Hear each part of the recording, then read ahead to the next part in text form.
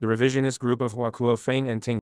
Forward to the first Albanian table of contents. Forward to the first Albanian edition. The strategy of imperialism and modern. Forward to the first Albanian edition. From the time the Manifesto of the Communist Party of Marx and Engels was published in 1848 to this day, the struggle between revolutionary Marxism and opportunism, in both the political and the ideological fields, has centered around one problem: is the revolution necessary for the transformation of society to a socialist basis or not? Do the conditions exist to carry out the revolution or not? Can it be carried out in the peaceful way, or is revolutionary violence indispensable? With all their theories, of which there are scores if not hundreds, the bourgeoisie and the opportunists have always tried to negate the incontrovertible truth that the fundamental contradiction of capitalist society is that between the exploiters and the exploited, to deny the place and role of the working class in history, and to negate the class struggle itself as the determining factor of the development and progress of human society. Their aim has always been to disorientate the proletariat ideologically, to hinder the revolution, perpetuate capitalist exploitation, and to destroy Marxism-Leninism, the triumphant science of the revolution and the construction of socialism.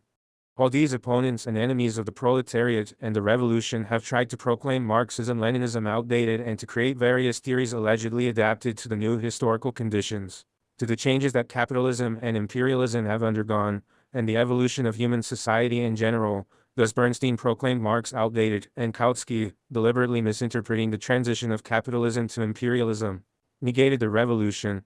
Their example and methods have been followed by all the modern revisionists, too, ranging from Browder and Tito, Khrushchev and the Euro-communists to the Chinese theoreticians of three worlds under the false pretext that they are implementing and developing Marxism, Leninism in a creative manner, adapting it to the new conditions existing in the world today. All these anti-Marxists are trying to negate the scientific ideology of the working class and to replace it with bourgeois opportunism, the proletariat. The revolutionaries and their genuine Marxist-Leninist parties have always waged an unrelenting stern struggle against modern revisionism and its various trends, and this struggle will never cease. The revisionists, the reactionary bourgeoisie and its parties tried to label our theory, Marxism-Leninism, dogma, something rigid, petrified, which allegedly cannot adapt itself to the contemporary realities of the time, which are full of dynamism and life. But speaking of dynamism and vitality, Marxism-Leninism is the only theory with these qualities, because it is the theory of the working class, the most advanced class of society, the most revolutionary class, which thinks correctly, which produces the material blessings, and is always in activity. The efforts of the bourgeoisie and its ideologists, who are trying to convince mankind that Marxism-Leninism is allegedly outdated and out of step with modern times, are intended to combat the scientific ideology of the proletariat and to replace it with theories which preach a degenerate life, the life of a lumpen, a society of unrestrained degeneration, a so-called consumer society. The theories which claim that the forms of a new society in continuous movement and advance have now allegedly been found, are also intended to deal a blow at the progressive revolutionary thinking of the proletariat, at the ideology guiding it, as well as to propitiate capitalist oppression and exploitation. Our theory, as Lenin teaches us, judges or defines the forms and methods of class struggle correctly. It remains closely linked with the practical problems arising from life, from the epoch. This weapon helps us to analyze and understand correctly the course of development of human society at every moment, to analyze and understand correctly every historic turning point of society, and to carry out the revolutionary transformation of society. At its 7th Congress, our party exposed all the different revisionist currents, including the Chinese theory of three worlds, stressing the vital importance of Marxism-Leninism for the triumph of the revolution, socialism, and the liberation of the peoples. It resolutely rejected the bourgeois, opportunist theses and views on the present stage of the world historical process, which repudiate the revolution and defend capitalist exploitation, and emphasized strongly that no change in the evolution of capitalism and imperialism justifies the revisionist inventions and fabrications. Principled criticism and ceaseless exposure of the anti-revolutionary and anti-communist theories are absolutely necessary to defend Marxism-Leninism, to carry forward the cause of the revolution and the peoples, to demonstrate that the theory of Marx, Engels, Lenin and Stalin is always young, and remains the unerring guide to future victories. April 1978. The strategy of imperialism and modern revisionism, in analyzing the present international situation and the situation of the world revolutionary movement. The 7th Congress of the Party of Labor of Albania pointed out the dangers imperialism and modern revisionism represent for the revolution and the liberation of the peoples, stressed the need for a merciless fight against them and the active support that must be given to the Marxist-Leninist movement in the world.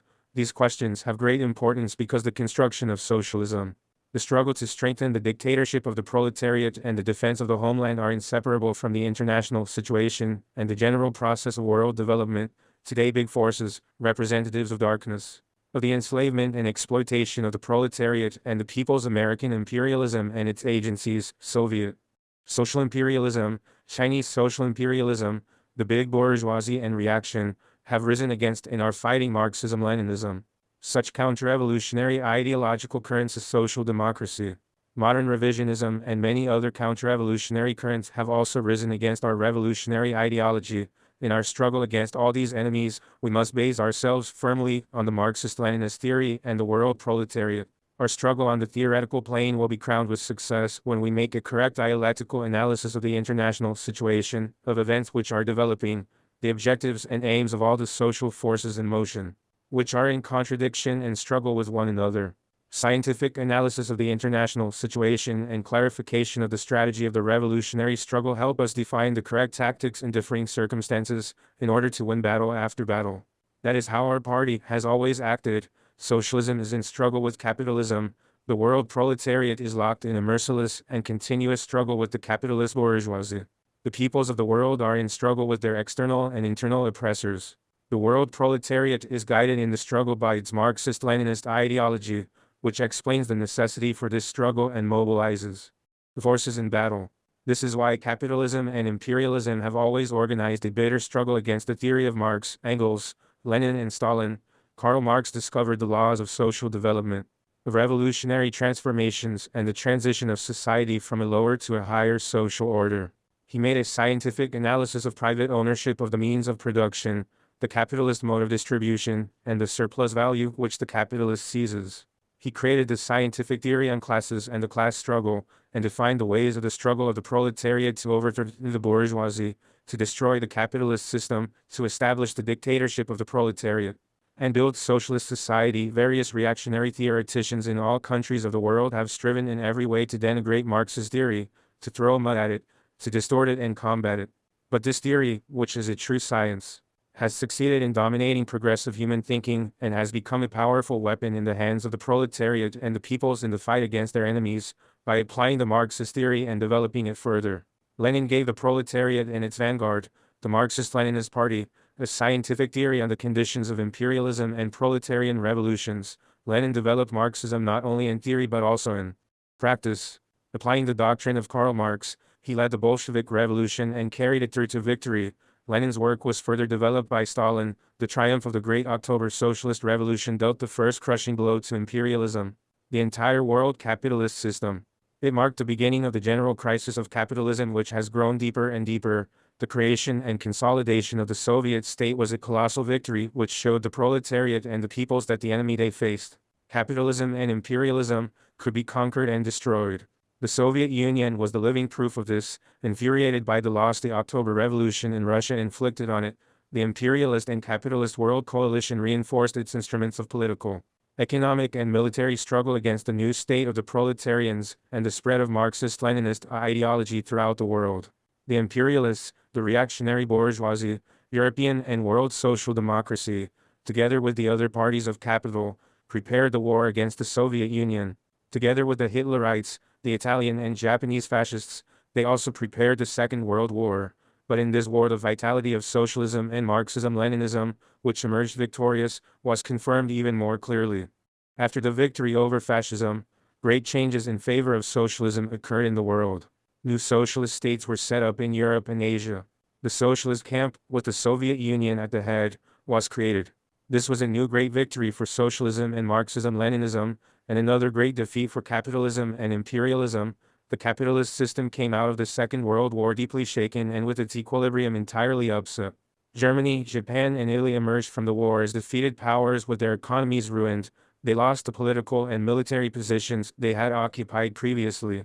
Although they emerged victorious from the war, other imperialist states, such as Great Britain and France, had been so greatly weakened, economically and militarily, that their role as great powers had declined drastically. The general crisis of capitalism was further deepened with the collapse of the colonial system. As a result of this collapse, a series of new national states emerged, while in those countries which still remained colonies or semi-colonies, the liberation movement against the imperialist yoke grew. These changes created most favorable conditions for the triumph of socialism on a world scale. Because of the deep economic and political crisis and the growing discontent of the masses, many capitalist states were on the verge of revolutionary outbreaks. In these extremely grave and critical circumstances, American imperialism came to their aid. Unlike the other imperialist powers, the United States of America emerged stronger from the war. Not only had it suffered no damage, but it had accumulated colossal wealth and had immensely increased its economic and military potential, and its technical scientific base. Fattened on the blood shed by the peoples, this imperialism became the sole leadership of the entire capitalist world. American imperialism mobilized all the reactionary forces of the capitalist world to rescue the old capitalist order and crush any revolutionary and national liberation movement which endangered it.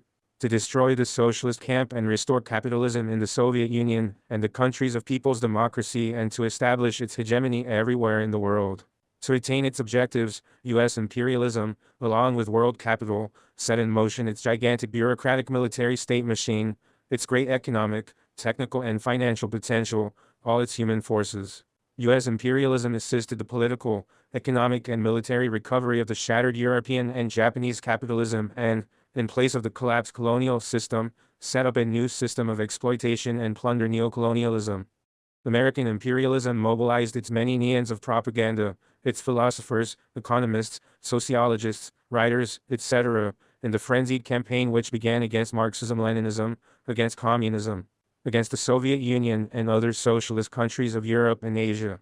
At the same time, American imperialism implemented in an openly aggressive policy every field of life: the economy, politics, ideology, the army and science. In the United States of America was swept by war fever, militarization and anti-communism, to conquer socialism, to put down the revolutionary liberation movements, to combat the great influence of the Marxist-Leninist theory and establish its hegemony in the world.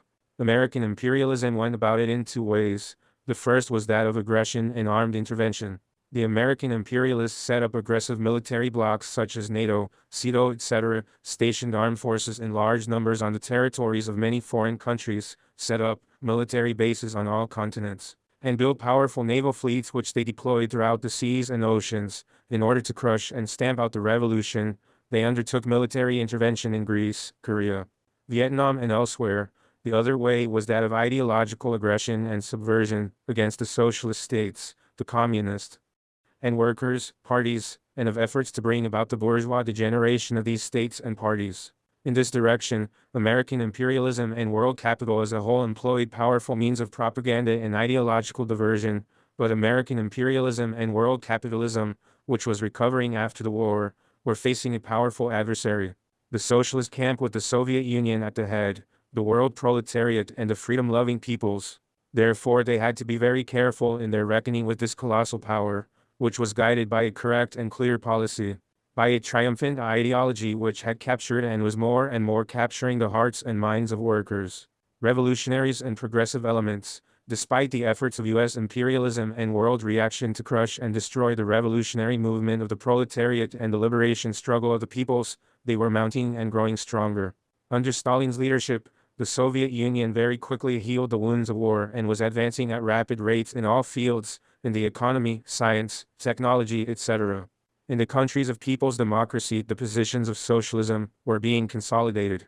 The communist parties and the anti-imperialist democratic movement were extending their influence among the masses. In these conditions, world imperialism and capitalism utilized the modern revisionists, and the Yugoslav ones among the first, in their fight against socialism and the liberation movements of the peoples. It was a stroke of good luck for world capitalism that Yugoslavia, a country called a people's democracy, came out in opposition to, and entered into open ideological and political conflict with, the Soviet Union, because within the ranks of the socialist camp one member country had rebelled.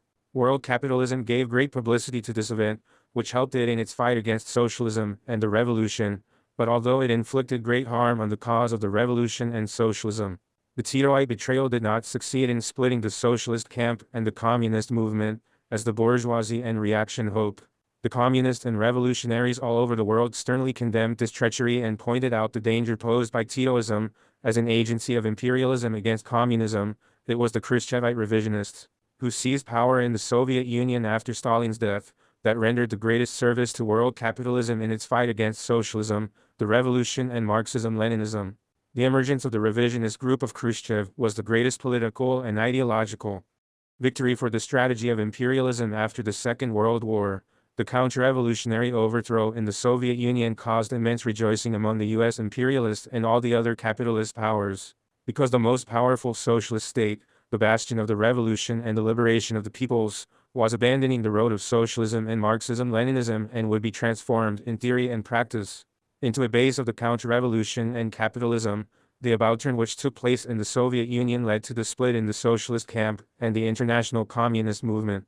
It was one of the main factors which influenced the spread of modern revisionism in many communist parties and created favorable conditions for this. The Khrushchevite revisionist trend gravely damaged the cause of the revolution and socialism throughout the world. A stern struggle began between the genuine Marxist-Leninist and revolutionary forces, on the one hand, and Khrushchevite revisionism, on the other. Right from the start, the Party of Labor of Albania raised high the banner of implacable and principled struggle against Soviet revisionism, and its followers courageously defended Marxism-Leninism, the cause of socialism and the liberation of the peoples, just as it had. Fayan was fighting resolutely against Yugoslav revisionism all over the world. The genuine Marxist-Leninists and revolutionaries also rose against the Khrushchevite betrayal. From the ranks of the revolutionary proletariat of different countries emerged new Marxist-Leninist parties, which shouldered the heavy burden of leading the struggle of the working class and the peoples against the bourgeoisie. Imperialism and modern revisionism, the hopes of imperialism and revisionism of finally destroying socialism, extinguishing the genuine international communist movement and crushing the people's struggle were not realized. The Khrushchevite revisionists soon revealed their anti-Marxist and counter-revolutionary features. The peoples saw that the Soviet Union had been transformed into an imperialist superpower, which was contending with the United States of America for world domination, that, along with US imperialism, it had become another great enemy of the revolution, socialism, and the peoples of the world. On the other hand, the grave economic, financial, ideological, and political crisis which swept the entire capitalist and revisionist world not only showed the further decay of the capitalist system and its unalterable oppressive and exploiting nature clearly, but also exposed the demagogy and hypocrisy of all modern revisionists, who were predefying the capitalist order, but at the time when the revolutionary movement was growing and becoming consolidated throughout the world, when capitalism was being squeezed ever more tightly in the grip of the crisis, and when Khrushchevite revisionism and the other trends of modern revisionism were becoming exposed in the eyes of the proletariat and the peoples, Chinese revisionism came out openly on the world scene. It became the close ally of US imperialism and the big international bourgeoisie to smother and sabotage the revolutionary struggles of the proletariat and the peoples. A very complex situation has been created in the world at present. Operating in the international arena today are various imperialist and social imperialist forces which, on the one hand, are fighting in unison against the revolution and the freedom of the peoples, and on the other hand, are contesting and clashing with one another over markets, spheres of influence and hegemony. Now, in addition to the Soviet-American rivalry for world domination, there are the expansionist claims of Chinese social imperialism, the predatory ambitions of Japanese militarism, the strivings of Western imperialism for vital space, the fierce competition of the European common market, which has turned its eyes towards the old colonies. All these factors have further exacerbated the many contradictions of the capitalist and revisionist world. At the same time, the prospect of the revolution and the people's liberation has not been eliminated as a result of the betrayal of the Titoite, Soviet, Chinese and other revisionists, but on the contrary, after a temporary setback, the revolution is now on the verge of a fresh leap forward. It will certainly forge ahead on the course history has set for it and will triumph on a world scale. Nothing can save imperialism, capitalism, and revisionism from the remorseless vengeance of the proletariat and the peoples. Nothing can rescue them from deep antagonistic contradictions and never-ending crises, revolutions, their inevitable demise. It is precisely this situation which is driving imperialism to seek new roads and paths, to build new strategies and tactics, in order to escape the catastrophe awaiting it. The strategy of world imperialism, US imperialism, and the other capitalist states have fought and are fighting to maintain their hegemony in the world, to defend the capitalist and neocolonialist system, to emerge from the great crisis which has them in its grip, with the fewest possible losses. They have striven and are striving to prevent the peoples and the proletariat from fulfilling their revolutionary aspirations for liberation. Thus imperialism, which dominates its partners politically, economically and militarily, has the main role in the struggle to achieve these aims. The enemies of the revolution and the peoples want to create the impression that, because of the changes that have occurred in the world and the losses that socialism has suffered, circumstances entirely different from those of the past have been created. Therefore, outalgic, they have fierce contradictions with one another: U.S. imperialism and the world capitalist bourgeoisie, Soviet social imperialism and Chinese social imperialism, modern revisionism and social democracy are seeking a modus vivendi, a tribrid new society, in order to keep the bourgeois capitalist system on its feet, to avert revolutions and to continue their oppression and exploitation of the peoples in new forms and by new methods. Imperialism and capitalism have come to understand that now they can no longer exploit the peoples of the world with the previous methods. Therefore, provided their cistern is not threatened, they have to concede something which will cause them no harm, in order to keep the masses in bondage. This they want to do with the investments and credits they distribute to those states and cliques in which they have established their influence, or by means of arms, that is, local wars. Either by taking a direct part them or by inciting one state against another. Local wars serve to make those countries which fall into its trap more deeply subject to the hegemony of world capital. All the theoreticians in the service of world capital, in the West and in the East, are trying to find the formulae for this new society. At present they have this new form in the capitalist revisionist society of the Soviet Union, which is nothing but a degenerate society. They have found it in the capitalist system of Yugoslav self-administration, and in some so-called socialist-oriented regimes of the Third World. They are trying to find a capitalist new society of this type also in the Chinese variant, which is now crystallizing from the programmatic statements which President Carter made on May 22, 1977, in which he presented the outlines of an allegedly new policy of the United States of America. It is clear that the general and fundamental characteristic of this new policy in the present conditions is the fight of this superpower to cope with the proletarian revolution and the national liberation wars of peoples who aspire to liberate themselves from the yoke of big world capital, especially from U.S. imperialism and Soviet social imperialism. As we pointed out in the foregoing, the capitalist world is searching for a way out of the abyss, even if only for the time being. Naturally, U.S. imperialism is striving to find this way out and, possibly, to coordinate it with Soviet social imperialism, with its NATO allies, with China, as well as with other industrialized capitalist countries. Carter appealed to the Eastern, Western and the OPEC member countries and demanded that they work together and effectively help the poorer countries. U.S. imperialism tries to present this collaboration as the only alternative to wars, the only way to stop wars. In his speech, the U.S. president said, "Today we have been freed from that constant fear of communism, which at one time led us to embrace every dictator who was obsessed by the same fear." Of course, when Carter, this faithful representative of the bloodiest imperialism of our time, speaks of being freed from the fear of communism, he means communism, a la Yugoslav, a la Khrushchev, a la Chinese, whose masks only are communist. But the capitalist bourgeoisie has not been, and will never be, freed from the fear of genuine communism. On the contrary, imperialism and social imperialism have always been terrified of genuine communism, and they will be even more terrified of it. It is this fear and dread that are driving the imperialists and the revisionists into each other's arms, to coordinate their plans and seek the most appropriate forms in order to prolong the existence of their rule of oppression and exploitation. In these moments of deep economic, political and military crisis, the imperialists of the United States of America are trying to consolidate the victories of imperialism, attained through the betrayal by modern revisionism in the Soviet Union, the former countries of people's democracy and in China, and to use them as a barrier against the revolution and the revolutionary liberation struggle of the proletariat and the peoples. The U.S. president also admits that, out of fear of communism, in the past the capitalists and the imperialists embraced and supported the fascist dictators like Mussolini, Hitler, Hirohito, Franco, etc. The fascist dictatorships in the respective countries were the ultimate weapon of the capitalist bourgeoisie and world imperialism against the Soviet Union of the time of Lenin and Stalin and against the world proletarian revolution. The U.S. president declares with an air of confidence that the communist revisionist states have altered their appearance, and he is not mistaken in this. He says, this system could not last forever unchanged. Of course, he is confusing the revisionist treachery with the genuine socialist system with communism.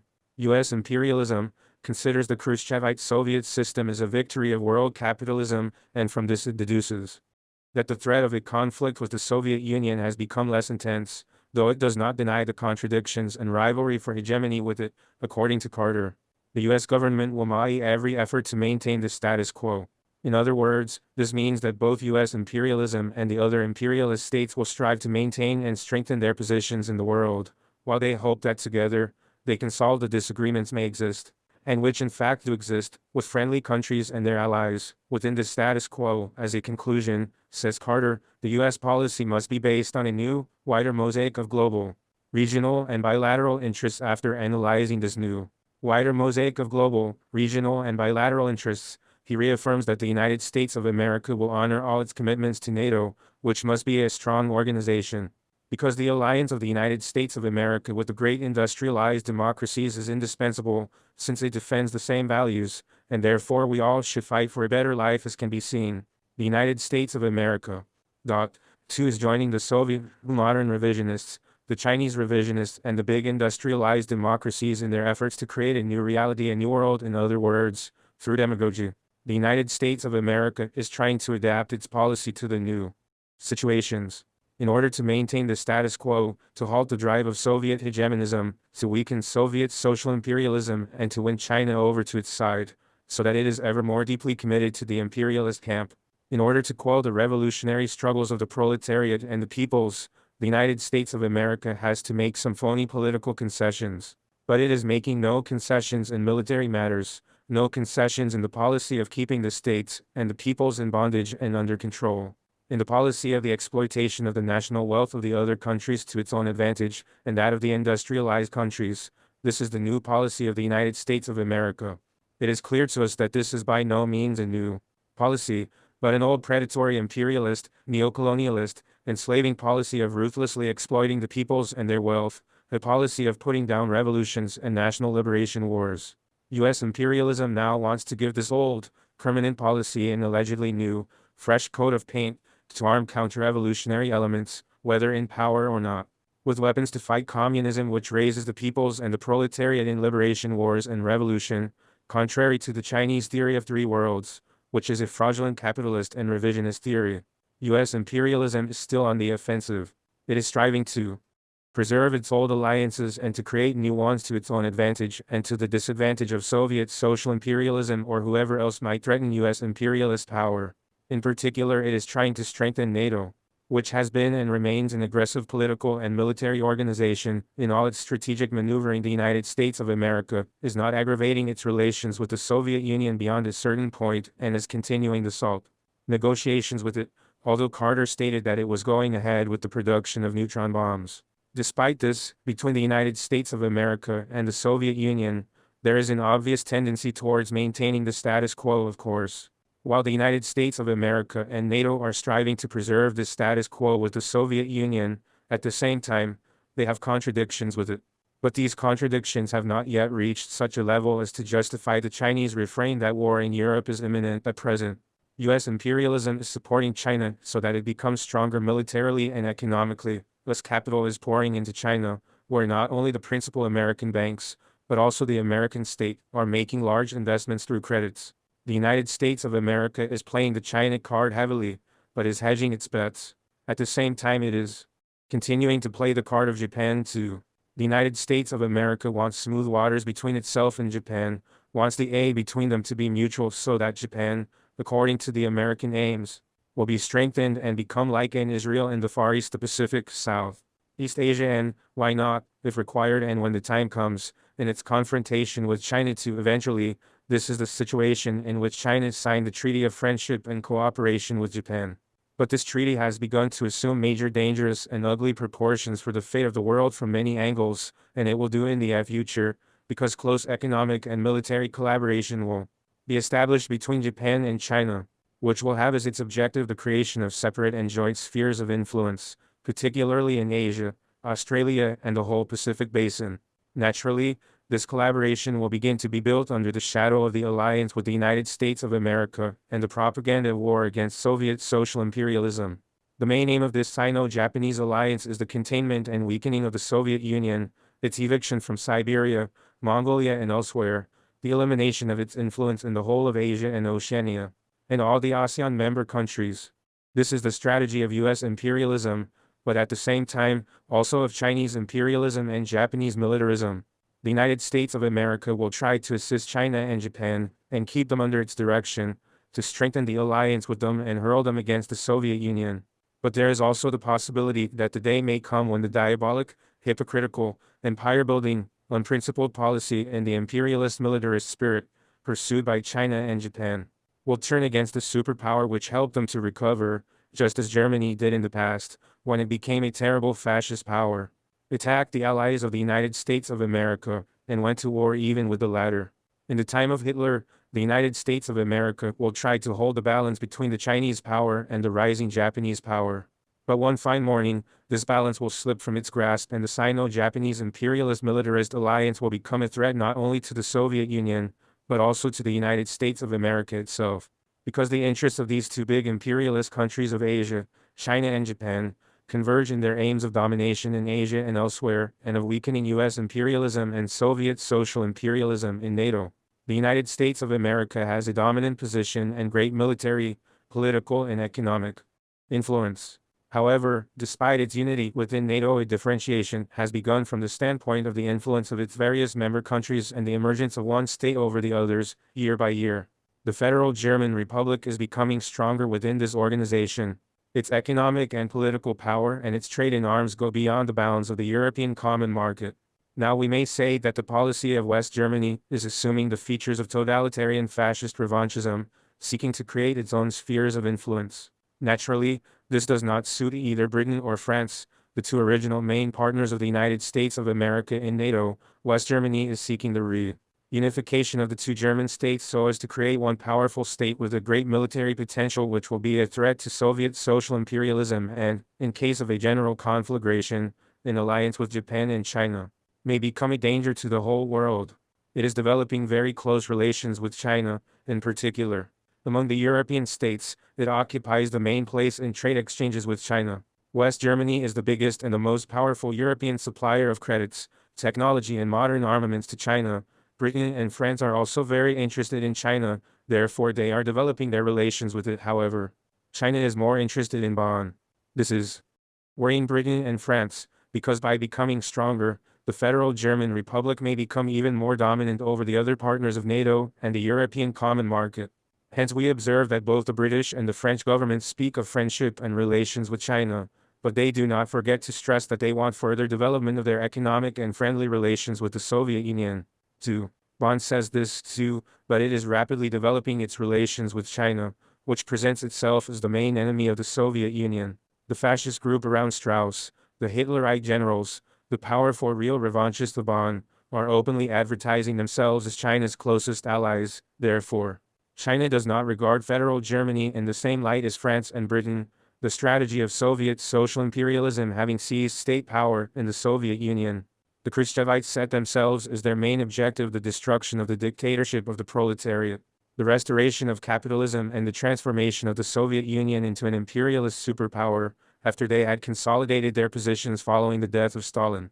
Khrushchev and the group around him first of all launched their attack on the Marxist-Leninist ideology and began their struggle to dethrone Leninism by attacking Stalin and leveling against him all the slanders the filthy propaganda of the world capitalist bourgeoisie had long been fabricating.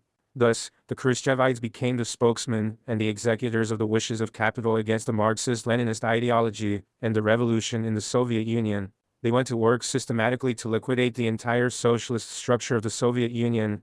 They fought to liberalize the Soviet system, to transform the state of the dictatorship of the proletariat into a bourgeois state, and to transform the socialist economy and culture into a capitalist economy and culture. The Soviet Union, which had turned into a revisionist country, into a social imperialist state, built up its own strategy and tactics. The Khrushchevites worked out such a policy as to enable them to disguise all their activity with Leninist phraseology.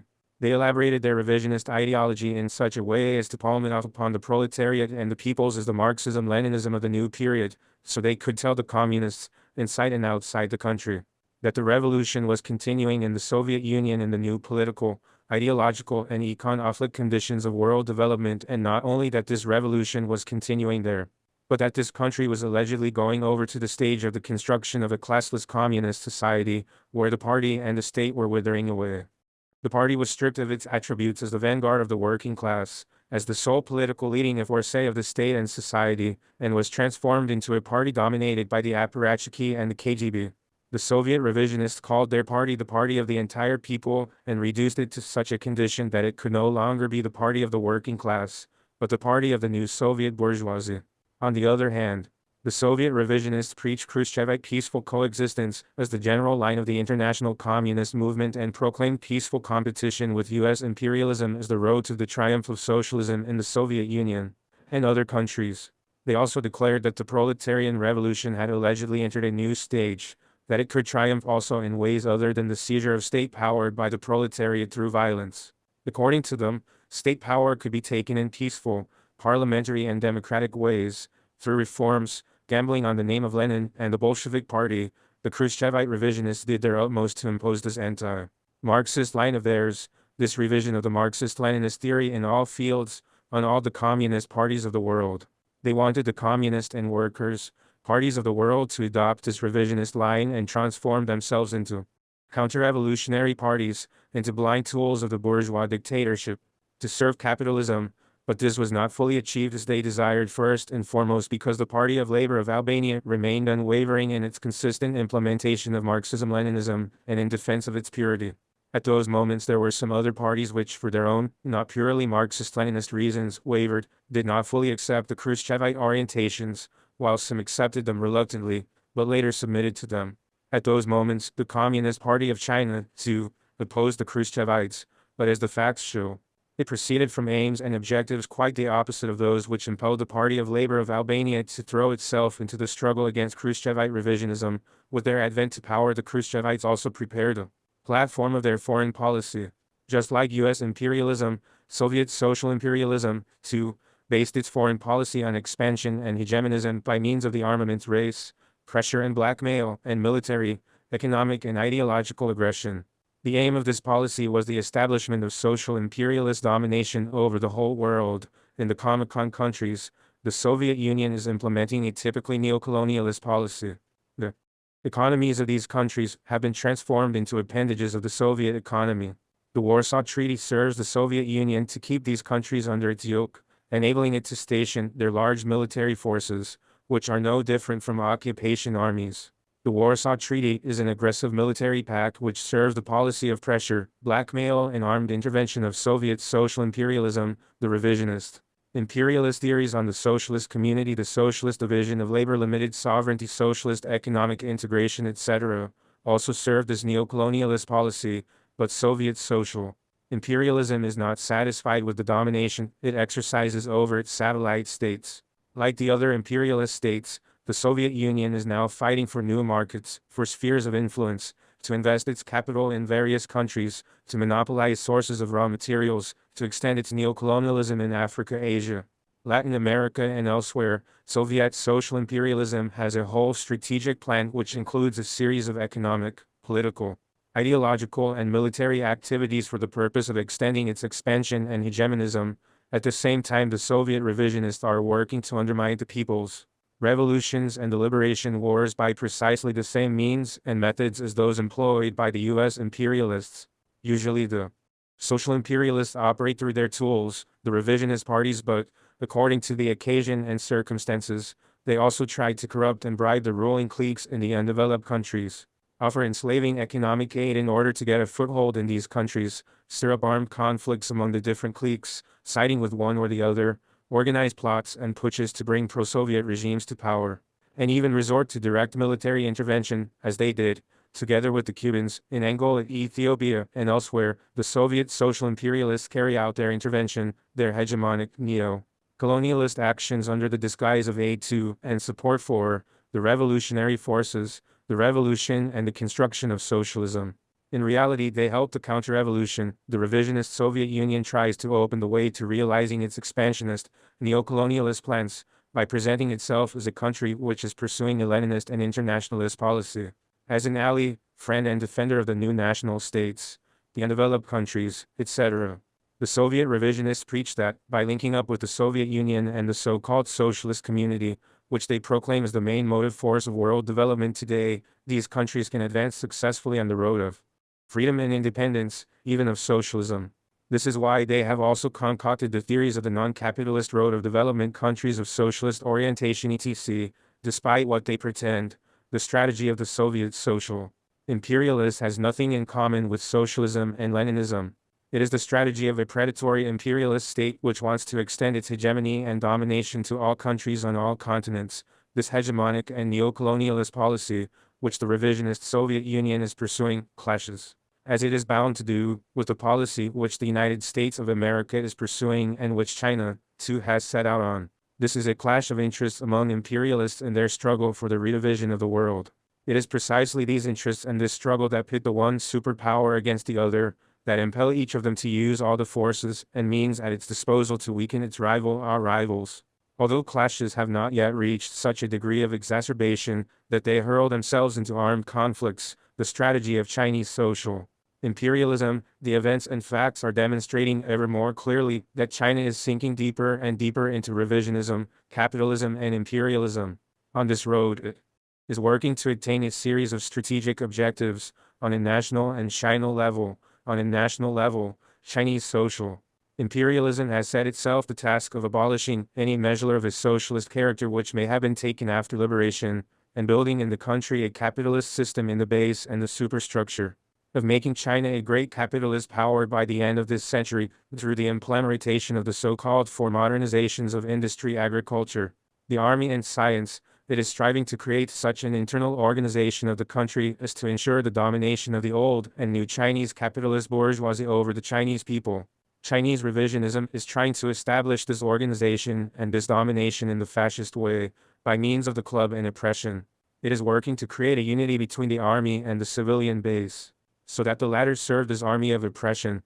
The forms and methods which have attracted the attention of the Chinese leadership most and which may be implemented in China are those of the Titoites, especially the system of Yugoslav self-administration. Many Chinese commissions and delegations of all sectors and profiles have been charged with studying this system and the experience of Yugoslav capitalist socialism in general on the spot. Already, a start has been made on putting this system and experience into practice in China. On the other hand, however, it is impossible for the revisionist leaders of China not to see the failures of Titoite self-administration, not to bear in mind the conditions of their country, which are entirely different from those of Yugoslavia. Besides this, they consider it necessary also to borrow many of the capitalist forms and methods, which, according to them, have proved their effectiveness in the United States of America, West Germany, Japan and other bourgeois countries. Apparently, the capitalist system which is being built and developed in China will be a hybrid of various revisionist, capitalist and traditional Chinese forms and methods to become a big capitalist power. Chinese revisionism needs a period of peace. The slogan of the Great Order, issued by the 11th Congress of the Chinese Party, is linked with this necessity.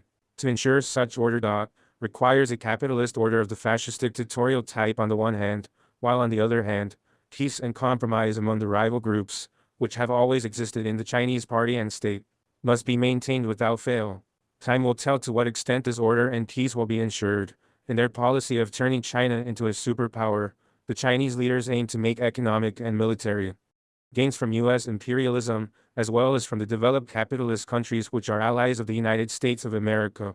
This policy pursued by China has aroused keen interest in the capitalist world, especially on the part of U.S. imperialism, which sees in this policy of China a great support for its strategy of maintaining capitalism and imperialism, strengthening neocolonialism, putting down revolutions and strangling socialism, as well as of weakening its rival, the Soviet Union. As Carter has declared, U.S. imperialism wants to collaborate closely with the Chinese. He has stressed, we consider the U.S.-Chinese relations a central element of our global policy, and we look upon China as a key force for peace. China is for the closest possible peaceful coexistence with the United States of America. With these views and stands, China is lining itself up with those bourgeois capitalist states which base their existence as states on U.S. imperialism. This turn of China towards imperialism, like that of the Soviet Union and others before it, is becoming more and more a reality with each passing day. This is seen even by the imperialists themselves, who, rejoicing at this new reality, declared that the ideological conflicts which divided the United States of America, the Soviet Union and China in the 50s are less apparent today, and there is an ever-increasing need for collaboration among the superpowers. The U.S. imperialists, together with President Carter, are ready to provide China with assistance to strengthen its economy and army, of course, to the degree that interests them. They are patting the backs of the Chinese revisionist leaders because the strategy of China constitutes an important aid for the hegemonic aims of U.S. imperialism. China applauds the American views and actions against the revisionist Soviet Union because it wants to show that they allegedly serve the revolution and the weakening of the most dangerous great power in the world, Soviet social imperialism. For its part, U.S. imperialism applauds China's views and actions against the revisionist Soviet Union, because, as one of Carter's closest collaborators has put it, the Sino-Soviet conflict creates a more pluralist kind of global structure which U.S. imperialism prefers and considers compatible with its notion of how the world should be organized, or, in other words, how the others should be incited to bump each other off in order to make it easier for the United States of America to dominate the world. China's pragmatic and venal policy has led it to become an ally of U.S. imperialism and proclaim Soviet social imperialism as the main enemy and threat. Tomorrow, when China sees that it has achieved its objective of weakening Soviet social imperialism, when, in its logic, it sees that U.S. imperialism is becoming stronger, since it relies on one imperialism to fight the other, it may continue the fight on the other flank.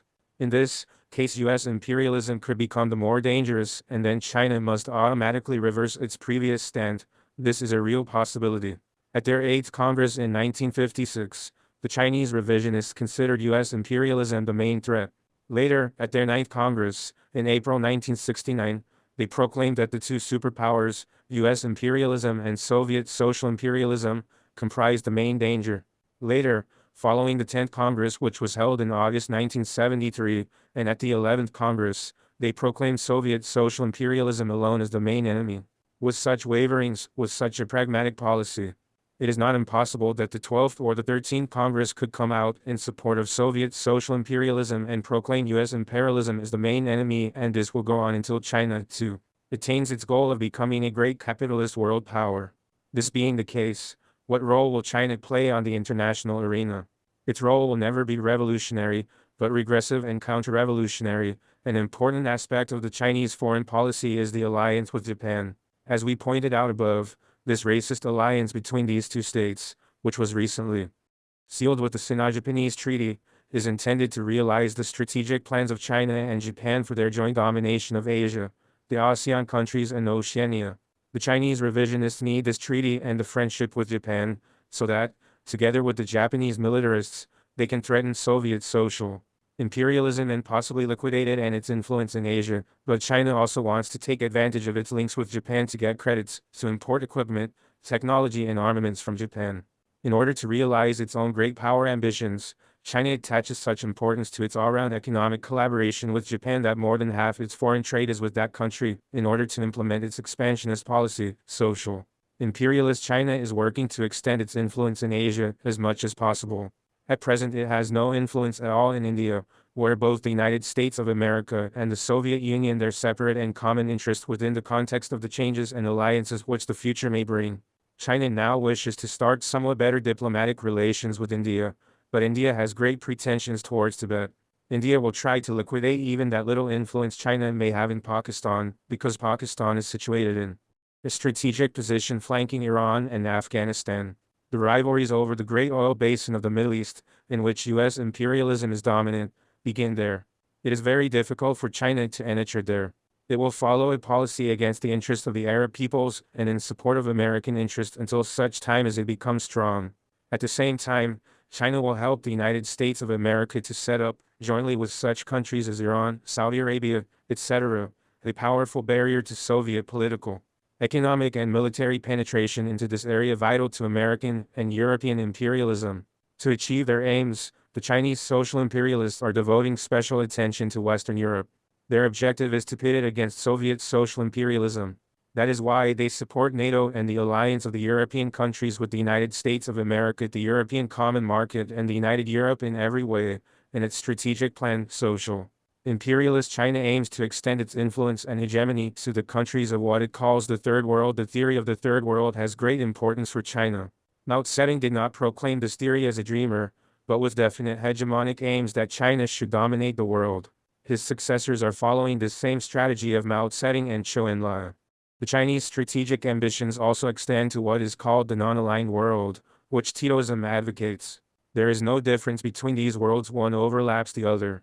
It is hard to distinguish which states belong to the third world, and what distinguishes them from the non-aligned countries, which states belong to the non-aligned and what distinguishes them from those of the third world thus. Whatever they are called, they are the same states. This is one of the reasons why the Chinese leadership gives so much importance to maintaining very friendly state and party relations with Tito and Yugoslavia in all fields, ideological, political, economic or military. The community of views of the Chinese revisionists and the Yugoslav revisionist does not prevent either of them from exploiting this cordial friendship for their own particular purposes. Tito is trying to exploit Hua Kuofeng's declarations about his and the Yugoslav parties loyal to Marxism, Leninism, about the socialist character of self-administration and the Marxist-Leninist internal and external policy, which the Titoites are allegedly pursuing, in order to show that Tito's exposure for his anti-Marxist deviations, his revisionism, is nothing but a slander by the Stalinists, and, on this basis, he is seeking to build up his own reputation on the international level. For his part, Hua Kuofeng is exploiting relations with Yugoslavia for what is called China. Opening to Europe, the Chinese revisionists are also trying to exploit their friendship with the Titoites, who pose as champions of non-alignment, as an important channel through which to penetrate into the non-aligned countries and establish their domination there. It was not without an ulterior motive that during his visit to Yugoslavia, Hua Kuofeng praised the non-aligned movement to the skies as a very important force in the struggle of the peoples of the world against imperialism, colonialism and hegemonism. He sang the praises of this movement and Tito because he dreams of taking control of this movement and making Peking its center in all its aspects. The policy of Chinese social imperialism is the policy of a great imperialist power, counter-revolutionary and warmongering policy, and therefore the peoples will come to hate it, oppose it, and fight it more and more fiercely. The imperialist superpowers of which we spoke above will remain imperialist and warmongering, and if not today, tomorrow they will plunge the world into a great nuclear war. American imperialism is striving to get its hooks ever more deeply implanted into the economies of other peoples, while Soviet social imperialism, which has just begun to spread its claws, is trying to drive them into various countries of the world in order to create and to consolidate its own neocolonialist and imperialist positions. But there is also the United Europe linked with the United States of America through NATO, which has individual, not concentrated imperialist tendencies. On the other hand, China, too, has joined in the dance in its endeavors to become a superpower, as well as Japanese militarism, which has risen to its feet. These two imperialisms are linking themselves in an alliance in order to form an imperialist power opposed to the others. In these conditions, the great danger of world war is increased. The present alliances exist but will tend to shift in the sense that they will change their directions, but not their content. The beautiful words poured out about disarmament at the UNO and the various international conferences organized by the imperialists are demagogy. They have created and are guarding their monopoly of strategic weapons and are trafficking in arms on a large scale, not to guarantee the peace and security of nations, but to draw super profits and to suppress the revolution and the peoples, to unleash aggressive wars. Stalin has said, the bourgeois states are arming and rearming themselves with a vengeance. What for? Of course, not for talks, but for war. And the imperialists need war, because it is the only means for the redivision of the world, for the redivision of markets, sources of primary materials and spheres for the investment of capital, in their rivalry, which is driving them towards war. The superpowers will certainly cause many partial wars which they will incite between various states of the third world, the non-aligned or the developing countries. President Carter has expressed the opinion that war can occur at only 2 points of the globe, in the Middle East and in Africa. And it is obvious why. Because it is precisely in these 2 regions of the world that the United States of America has greatest interest at the present time. There is the oil in the Middle East, and in rich Africa there is a clash of great neo-colonialist economic and strategic interests over the division of markets and spheres of influence among the superpowers, which are trying to preserve and strengthen their positions and to gain new ones. However, there are other such areas, apart from the Middle East and Africa, where the interests of the superpowers clash. As for example in Southeast Asia, the United States of America and the Soviet Union, plus China, are striving to establish their spheres of influence and divide the markets. This also gives rise to conflicts, which from time to time turn into local wars, which are in no way intended to liberate the peoples, but to set up or replace ruling cliques representing local capital, cliques which are sometimes with one superpower and sometimes with the other. Soviet social imperialism and US imperialism are two monsters which the peoples do not trust. Likewise, the peoples do not trust China, either, when the superpowers fail to achieve their predatory interests through economic, ideological, and diplomatic means, when the contradictions become exacerbated to the most acute level, when the agreements and reforms prove unable to resolve these contradictions, then the war between them begins. Therefore, the peoples, whose blood will be shed in this war, must strive with might and main not to be caught unawares, to sabotage the predatory inter-imperialist war so that it does not assume worldwide proportions. And if they are unable to achieve this, to turn it into a liberation war and win.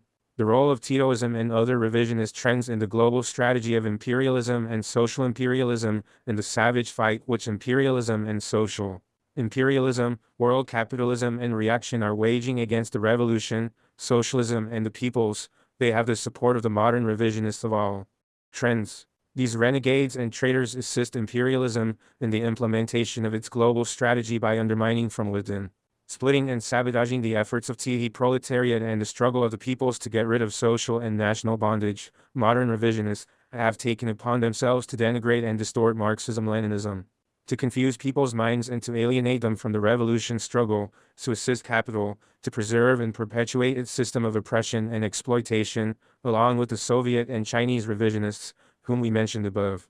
The Yugoslav Titoite revisionists play a role of first-rate importance in this great and dangerous counter-revolutionary game. Titoism is an old agency of capital, the favorite weapon of the imperialist bourgeoisie in its fight against socialism and the liberation movements. The peoples of Yugoslavia fought self-sacrificingly against the Nazi-fascist occupiers for freedom, democracy, and socialism. They succeeded in liberating their country, but were not allowed to continue the revolution on the road to socialism.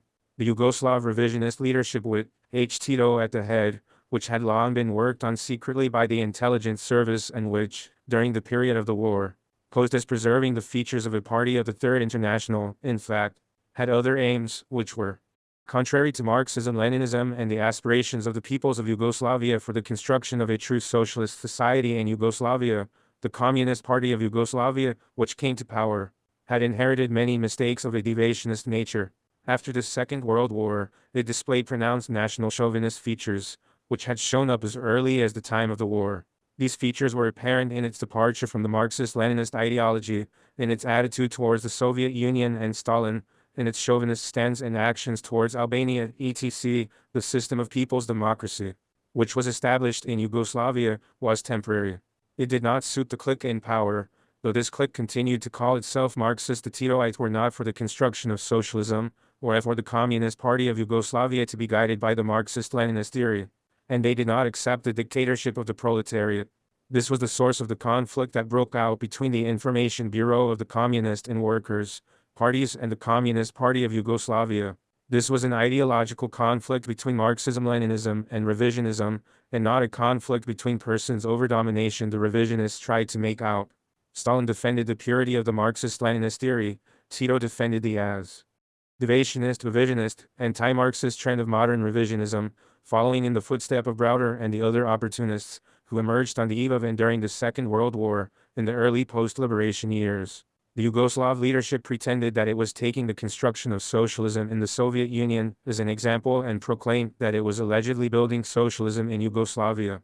This was done to deceive the peoples of Yugoslavia who had shed their blood and aspired to genuine socialism. In fact, the Titoites were not, and could not be, for the socialist social order or the form of organization of the Soviet state, because Tito was for the capitalist system and for an essentially bourgeois democratic state, in which his clique would hold power. This state was to serve to create the idea that socialism was being built in Yugoslavia, a specific socialism of a more humane type, that is, precisely the kind of socialism which would serve as a fifth column in the other socialist countries. Everything was well calculated and coordinated by the Anglo-American imperialists and the group around Tito. Thus, by playing the game of imperialism and world capitalism, and coming to terms with them, the Yugoslav revisionists placed themselves in opposition to the Soviet Union. From the time of the anti-fascist National Liberation War, in pursuit of their old plans, British and, subsequently, U.S. imperialism helped Tito not only to break away from the Soviet Union, but also to carry out acts of sabotage against it, and especially to work to detach other countries of people's democracy from the socialist camp, in order to isolate the Soviet Union from all these countries and unite them with the West. This was the policy of world capitalism and its agency. Titoism, the rabid anti-communist, Churchill, took a direct and personal part in ensuring that Tito and his group were placed in the service of capitalism. During the war he sent his most trusted friends, as the British leader put it, and later his own son, to Tito's staff. Eventually, he himself met Tito in Naples of Italy in May 1944, in order to make quite sure that Tito would play no tricks. In his memoirs, Churchill wrote that in his talks with Tito, the latter expressed his readiness to make a public statement later that communism would not be established in Yugoslavia after the war. Tito worked with such great energy to serve his masters that Churchill, appraising his great services, told him, "Now I'll understand that you were right, therefore I am with you. I like you even more than I did previously." A lover could make no warmer declarations to his love.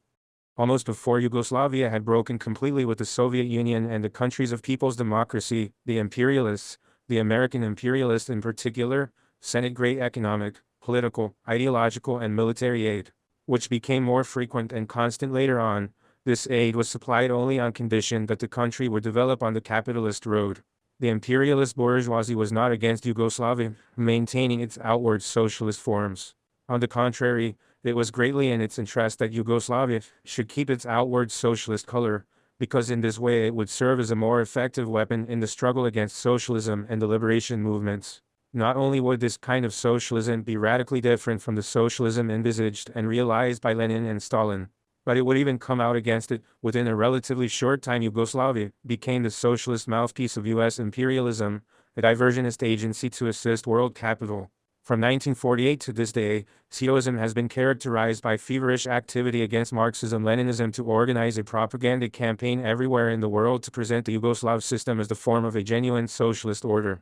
A new society, a non-aligned socialism which is no longer like the socialism Lenin and Stalin built in the Soviet Union, but a socialist order with a human face which is being tried for the first time in the world and which is yielding brilliant results. The aim of this propaganda has always been to lead the peoples and progressive forces fighting for freedom and independence everywhere in the world up a blind alley. The Yugoslav revisionists adopted those forms of running their country that the Trotskyites and the other anarchist elements, encouraged by the capitalist bourgeoisie, tried to adopt in the Soviet Union in the time of Lenin, in order to sabotage the construction of socialism there. While he talked about building socialism, by adopting these forms, Tito completely distorted the Marxist-Leninist principles on building up industry, agriculture, etc. The republics of Yugoslavia assumed such features of administration and organizational political leadership that democratic centralism was liquidated and the role of the Communist Party of Yugoslavia faded into insignificance. The Communist Party of Yugoslavia changed its name. It was transformed into the League of Communists of Yugoslavia, which looks like a Marxist name, while in its content, norms, competences, and aims it is anti-Marxist. The League became a spineless front, was stripped of the distinguishing features of a Marxist-Leninist party, preserved the old form, but no longer played the role of the vanguard of the working class, was no longer the political force which led the Federative Republic of Yugoslavia, but, according to the Titoite revisionists, allegedly performed only general educational functions. The Titoite leadership placed the party under the control of the UDB, to which it was subordinated, and turned it into a fascist organization, and the state into a fascist. We know full well the great danger of these activities, for Hoxha, the agent in the pay of the Titoites, tried to achieve the same thing in Albania. Tito, Rankovic and their agency entirely liquidated anything which might have had the true color of socialism.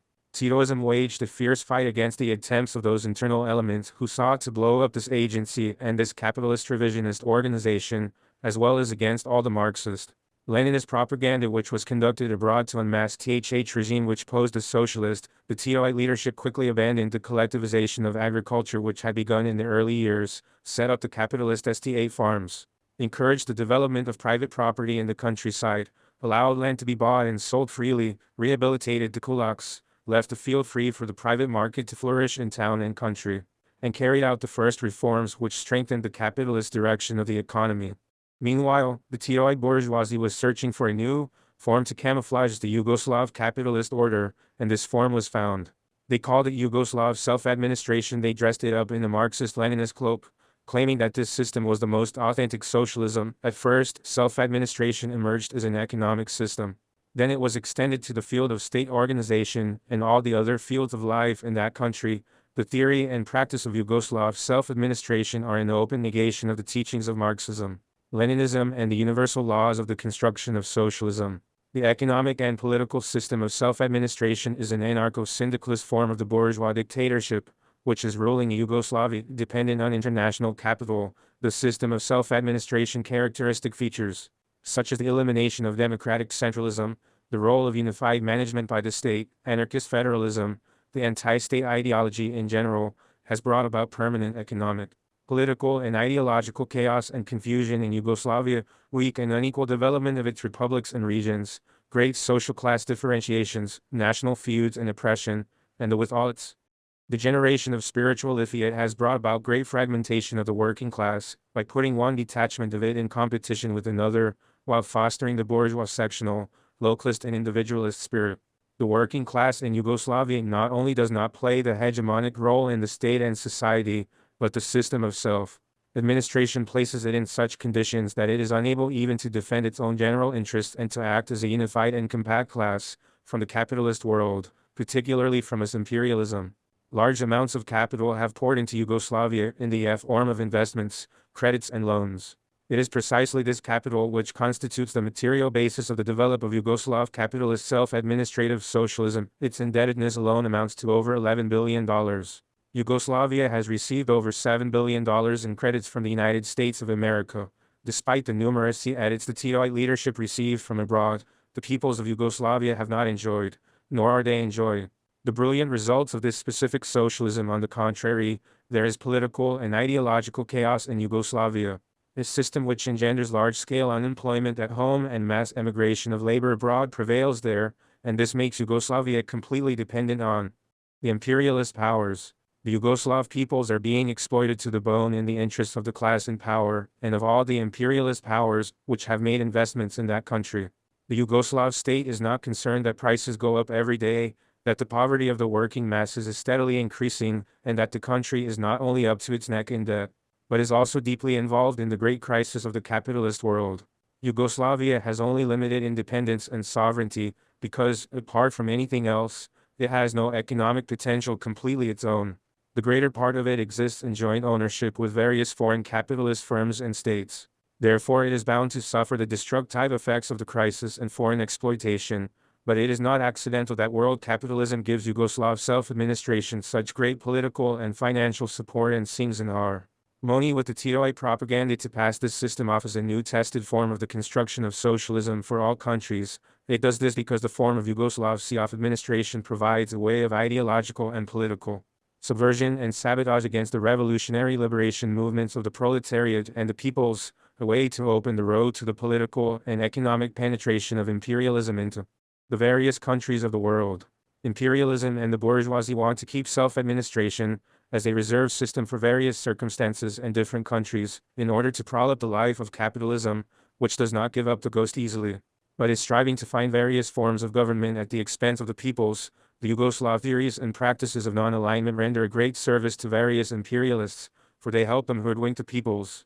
This is in the interest of the imperialists and social imperialists alike, because it helps them to establish and strengthen their influence in the non-aligned countries to divert the freedom-loving peoples from the road of national liberation and proletarian revolution. Therefore, both Kardashev and Brezhnev, as well as Hoxha, lavish praise on the Titoite policy of non-alignment and try to exploit it for their own purposes. Titoism has always been a weapon of the imperialist bourgeoisie, a fire extinguisher to quell the flames of the revolution. It is of the same line and has the same aims as modern revisionism, in general, and its different variants, with which it is in ideological unity, the ways, forms and tactics they use in the struggle against Marxism-Leninism. The revolution and socialism may be different, but their counter-revolutionary aims are identical. In the efforts which the bourgeoisie and reaction are making to put down the revolutionary struggle of the proletariat and the peoples, the revisionist parties of Europe, in the first place, and those of all countries on the other continents render them a great service. The revisionist parties of the countries of Western Europe are making efforts to concoct a theory about new society allegedly socialist, which will be achieved through structural reforms and in close coalition with the social democratic parties, and even with the right-wing parties. This society, according to them, will be built on new foundations, through social reforms, social peace, the parliamentary road and the historic compromise with the bourgeois parties, the revisionist parties of Europe, such as those of Italy, France and Spain, and following them all the other revisionist parties of the West, deny Leninism, the class struggle, the revolution and the dictatorship of the proletariat. All of them have embarked on the road of compromise with the capitalist bourgeoisie. They have named this anti-Marxist line Eurocommunism. Eurocommunism is a new pseudo-communist trend, which is and is not in opposition to the Soviet revisionist bloc. This wavering stand is explained by their aim to have a coexistence of ideas with European social democracy, and the whole welter of views settling in the cauldron of Europe. The Eurocommunists can unite with anybody at all except those who fight for the triumph of the revolution and the purity of the Marxist-Leninist ideology. All the revisionist, opportunist and social democratic trends are going the whole length to assist the superpowers in their diabolical active to suppress the revolution and the peoples. The support of all these trends for the allegedly new organisms of the bourgeoisie has a single aim: to smother the revolution by raising 1,001 material, political and ideological obstacles to it. They are working to disorientate and split the proletariat and its allies, because they know that, divided and split by factional struggles, the latter will be unable to create, either at home or on an international plane, that ideological, political, and militant unity which is essential to cope with the attacks of world capitalism in decay. The coalition of modern revisionism with social democracy is afraid of the advent of fascism, especially in certain countries which are threatened by the extreme right. To avoid the fascist dictatorship, the revisionists and social democrats make efforts to mitigate the contradictions and tone down the class struggle between the masses of the people and the proletariat, on the one hand, and the capitalist bourgeoisie, on the other. Thus, in order to secure social peace, these subjects of the coalition have to make concessions to one another and to reach a compromise with the capitalist bourgeoisie, come to agreement with it over some sort of regime suitable to both sides. Thus, while the capitalist bourgeoisie and its parties openly continue their fight against communism, the revisionist parties endeavor to distort Marxism-Leninism, the guiding ideology of the revolution. The trade unions, which are reformist and are especially educated and trained in compromises with the owning class and only for economic claims, and not for strikes with political demands and aims of the seizure of state power by the proletariat, have become the mainstay of the revisionist parties of Europe. Naturally, their bargaining is aimed at striking a balance between the demand and the offer. One side begs alms and the other side determines the size of this alms. The two sides, both the reformist trade unions and the revisionist parties, and the owning class with its parties, state power and trade unions, are threatened by the revolution, by the proletariat and its genuine Marxist-Leninist parties. Therefore, they are in search of a reactionary compromise, a solution that cannot be the same in all the capitalist countries, because of the differences in the strength of capital, the depth of the crisis, and the extent of the contradictions eroding them from within. The revolution, the only weapon to defeat the strategy of the enemies of the proletariat and the peoples, all the enemies, the imperialists, social imperialists and various revisionists, together or separately, are fighting to mislead progressive people, to discredit Marxism-Leninism, and especially to distort the Leninist theory of the revolution, to suppress the revolution and any kind of popular resistance and national liberation struggle. The arsenal of the enemies of Marxism-Leninism is large, but the forces of the revolution are also colossal. These are the forces which are stirring, clashing and fighting with the enemies of the revolution, and which have ruined the peace of mind of the capitalist world and world reaction and are making life impossible for them. A specter is haunting Europe, the specter of communism. All the powers of old Europe have entered into a holy alliance to exorcise this specter. This observation of Marx and Engels is still valid today. Imperialism, social imperialism and modern revisionism think that the danger to them from communism has been eliminated, because, thinking that the heavy blow which the revolution has suffered from the revisionist betrayal is irreparable, they are underestimating the strength of Marxism-Leninism, and overestimating the material, suppressive military, and economic potential they have at their disposal. This is only an illusion of theirs. The world proletariat is gathering its forces. From their own experience, the proletariat and the freedom-loving peoples are gaining a clearer understanding day by day of the treachery of the Titoite, Khrushchevite, Chinese, Eurocommunist and other modern revisionists. Time is working for the revolution, for socialism, and not for the bourgeoisie and imperialism, not for modern revisionism and world reaction. The fire of the revolution is burning everywhere in the hearts of the oppressed peoples who want to gain their genuine freedom, democracy and sovereignty, to take power into their own hands and to set out on the road of socialism, destroying imperialism and its flunkies. That phenomenon of the time of Lenin, when the breakaway from the Second International was followed by the creation of new Marxist-Leninist parties, is taking place today. The revisionist betrayal has brought about the setting up and strengthening of genuine communist parties, as it is bound to do, everywhere, and these parties have taken up and raised high the banner of Marxism-Leninism and the revolution, which the revisionists have rejected and trampled in the mud. On them devolves the burden of opposing the glorious Leninist strategy of the revolution, the great theory of Marxism-Leninism to the global strategy of world imperialism and revisionism. On them devolves the burden of making the masses fully conscious of the objectives and the right road of the struggle and the sacrifices it demands of uniting, organizing, guiding and leading them to victory. We Marxist-Leninists, who are in the forefront of the titanic struggle which is being waged today between the proletariat and the oppressed peoples who aspire to freedom, on the one hand, and the savage rapacious imperialists on the other, must thoroughly understand the aims, tactics, methods and forms which the common enemies and the individual enemies of each country employ in the fight. We cannot see this thing properly if we do not base ourselves firmly on the Marxist-Leninist theory of the revolution. If we do not see that in the present situation, there are a series of weak links in the capitalist world chain, as there will be in the future, at which the revolutionaries and the peoples must carry out ceaseless activity, an unrelenting and courageous organized struggle to break these links one after another. This, of course, requires work, struggle, sacrifices, and self-denial. Led by the interests of the revolution, the courageous peoples and individuals can and will face up to the large forces of imperialism, social imperialism, and reaction, which are linking up with one another, setting up new alliances and seeking a way out of the difficult situations created for them. It is the revolutionaries, the Marxist-Leninists, the struggle of the peoples on all continents and all countries, that create these difficult situations for the regressive forces. The communists everywhere in the world have no reason to fear the baseless myths which have predominated in revolutionary thought for some time. The communists must fight to win over those who make mistakes, in order to help them mend their ways, making great efforts to this end without, of course, falling into opportunism themselves.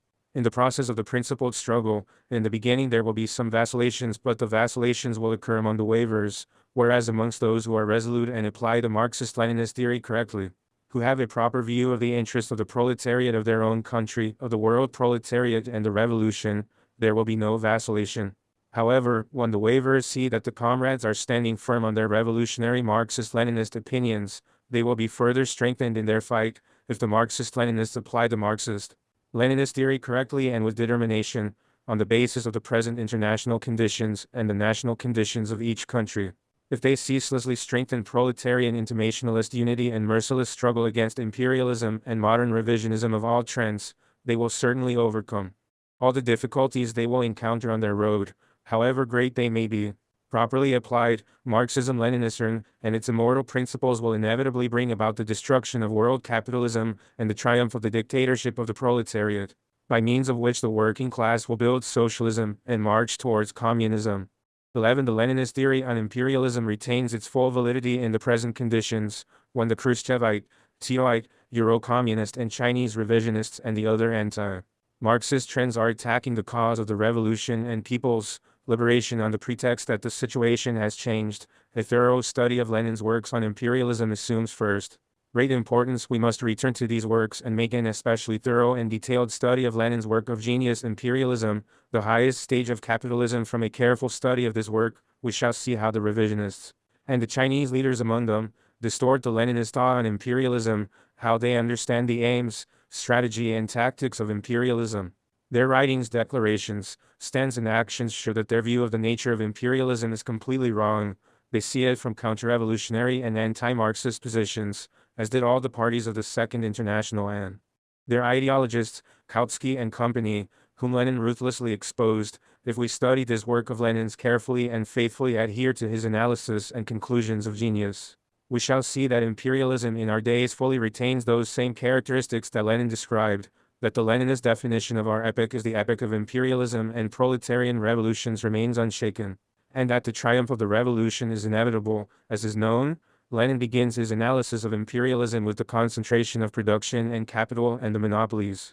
Today, too, the phenomena of the concentration and centralization of production and capital can be analyzed correctly and scientifically only on the basis of the Leninist analysis of imperialism. A characteristic of present-day capitalism is the ever-increasing concentration of production and capital, which has led to the merging or absorption of small enterprises by the powerful ones. The consequence of this is the mass concentration of the workforce in big trusts and concerns. These enterprises have also concentrated in their hands huge productive capacities and resources of energy and raw materials of incalculable proportions. At present, the big capitalist enterprises are also utilizing nuclear energy and the newest technology, which belong to these enterprises exclusively. Such gigantic organisms have a national and an international character. Within their own country, they have ruined most of the small proprietors or industrialists, while on the international plane, they have grown into colossal concerns, which include whole branches of the industry, agriculture, construction, transport, etc. of many countries. Wherever these concerns have extended their tentacles, wherever the concentration of production has been achieved by a tiny handful of multimillionaire capitalists, the tendency to the liquidation of the small owners and industrialists is becoming more widespread and pronounced. This has led to the further strengthening of monopolies. This transformation of competition into monopoly, said Lenin, is one of the most important phenomena, if not the most important, in the economy of present-day capitalism. Speaking of this feature of imperialism, he adds that the rise of monopolies is the result of concentration of production in general, is a universal and fundamental law of the present stage of development of capitalism. The development of capitalism in today's conditions fully confirms the above conclusion of Lenin's. Nowadays, the monopolies have become the most typical and common phenomenon, which determines the physiognomy of imperialism, its economic essence. In the imperialist countries, like the United States of America, the Federal German Republic, Britain, Japan, France, etc., the concentration of production has assumed unprecedented proportions. For example, in 1976, there were nearly 17 million people, representing over 20% of the employed workforce, employed in the 500 biggest U.S. corporations. 66% of all the goods sold came from these corporations. At the time when Lenin wrote his book Imperialism, the highest stage of capitalism, there was only one big American company in the capitalist world, the United States Steel Corporation, with share capital of over $1 billion. Whereas in 1976 the number of billionaire companies was about 350. In 1975, the General Motors Corporation Automobile TL, this supermonopoly, had a total capital in excess of $20 billion and exploited an army of nearly 800,000 workers.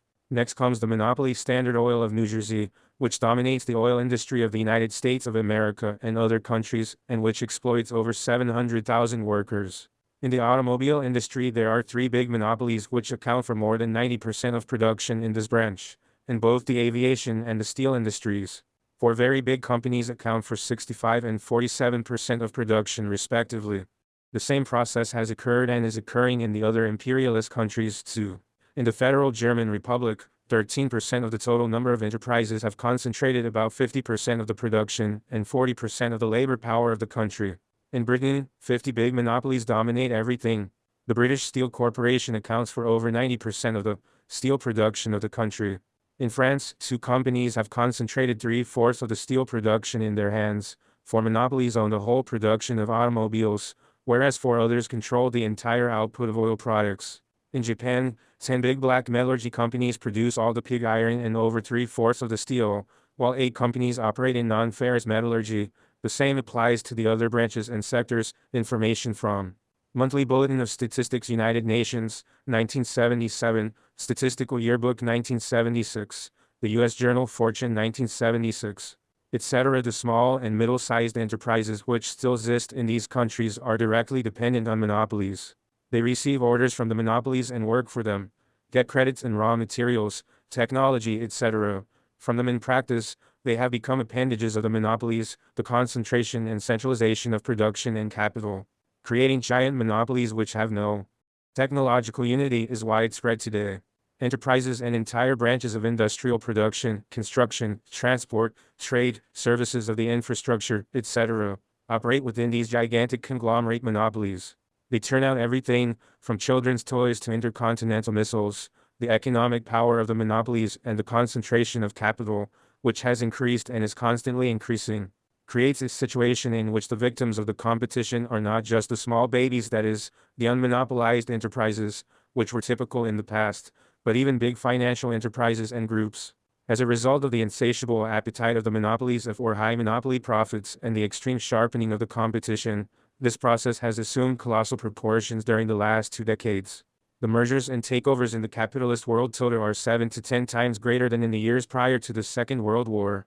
The mergers and combinations of industrial, trading, farming and banking enterprises have led to the creation of new forms of monopolies, to the creation of big industrial, commercial, or indus corporations, forms which are finding wide application not only in the capitalist countries of the West, but also in the Soviet Union, Czechoslovakia, Yugoslavia, and other revisionist countries. In the past, the monopoly combines carry on the transport and selling of goods with the help of other independent firms, whereas today, the monopolies control production, transport, and marketing. The monopolies not only try to eliminate competition between the enterprises under their control, but have also extended their clutches to monopolize all the resources of raw materials, all the regions rich in important minerals, like iron, coal, copper, uranium, etc. This process is going on the national and the international plane. The concentration of production and capital assumed colossal proportions, especially after the Second World War. With the expansion and development of the sector of state monopoly capitalism means the subordination of the state apparatus to monopolies, the establishment of their complete domination in the economic, political, and social life of the country.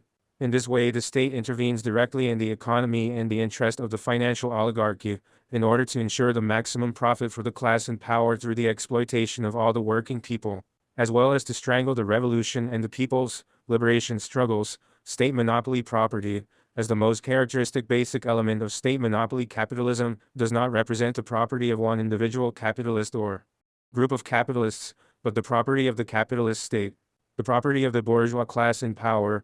In various imperialist countries, the state monopoly capitalist sector accounts for 20 to 30% of the total production.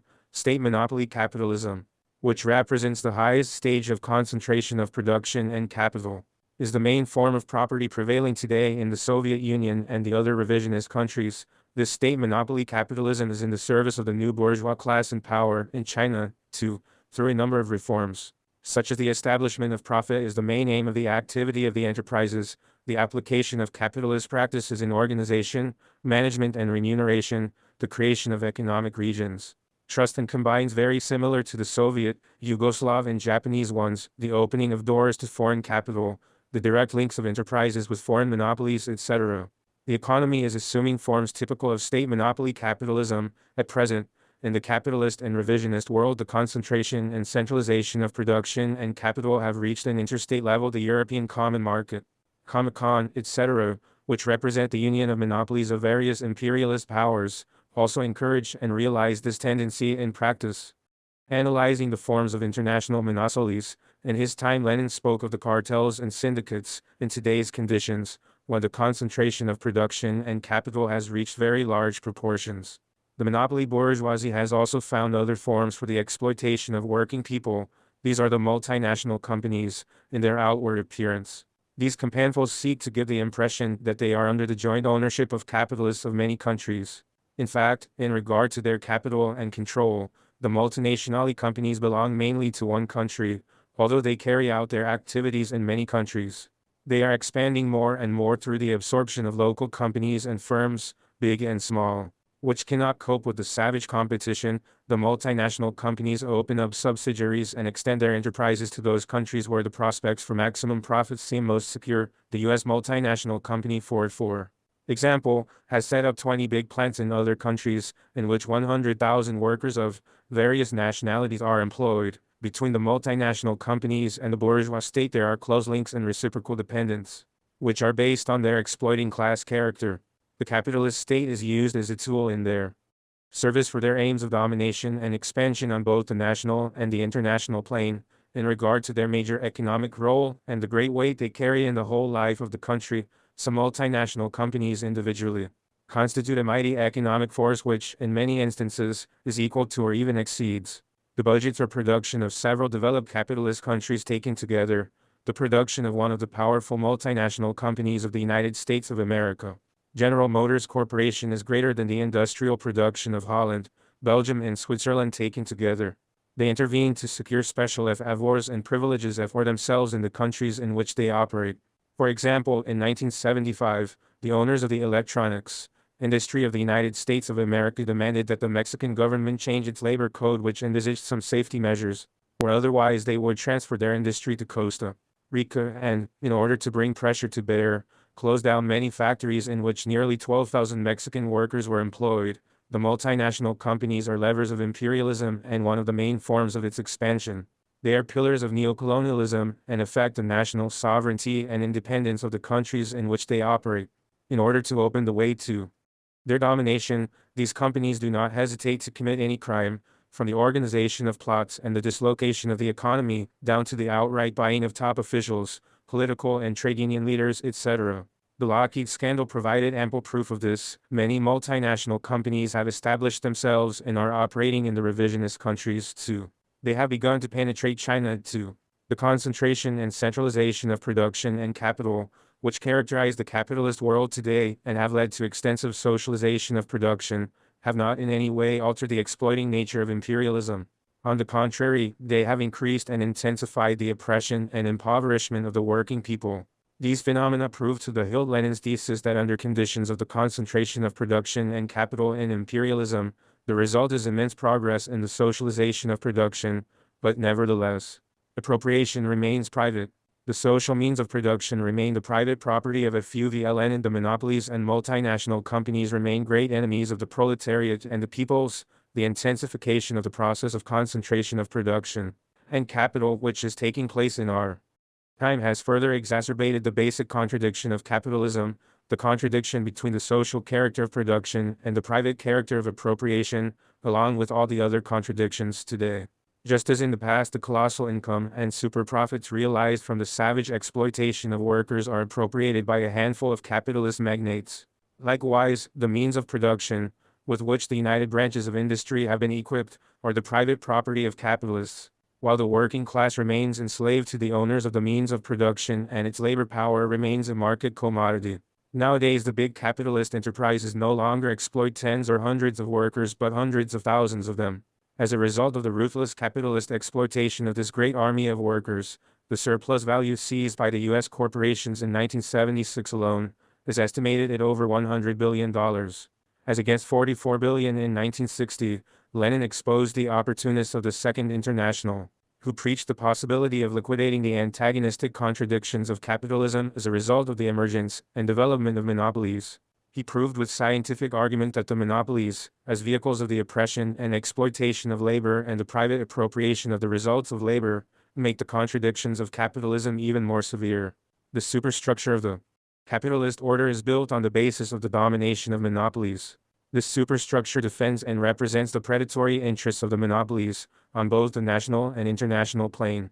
The monopolies dictate the internal and external policy, the economic, social, military, and other policies. The present-day reality of the concentration of production and capital also exposes the preachings of the reactionary chiefs of social democracy, the modern revisionist and opportunist of every hue, that the trusts, the property of state monopoly capitalism, etc., can allegedly be transformed in a peaceful way into socialist economies, that allegedly present-day monopoly capitalism will be integrated gradually into socialism.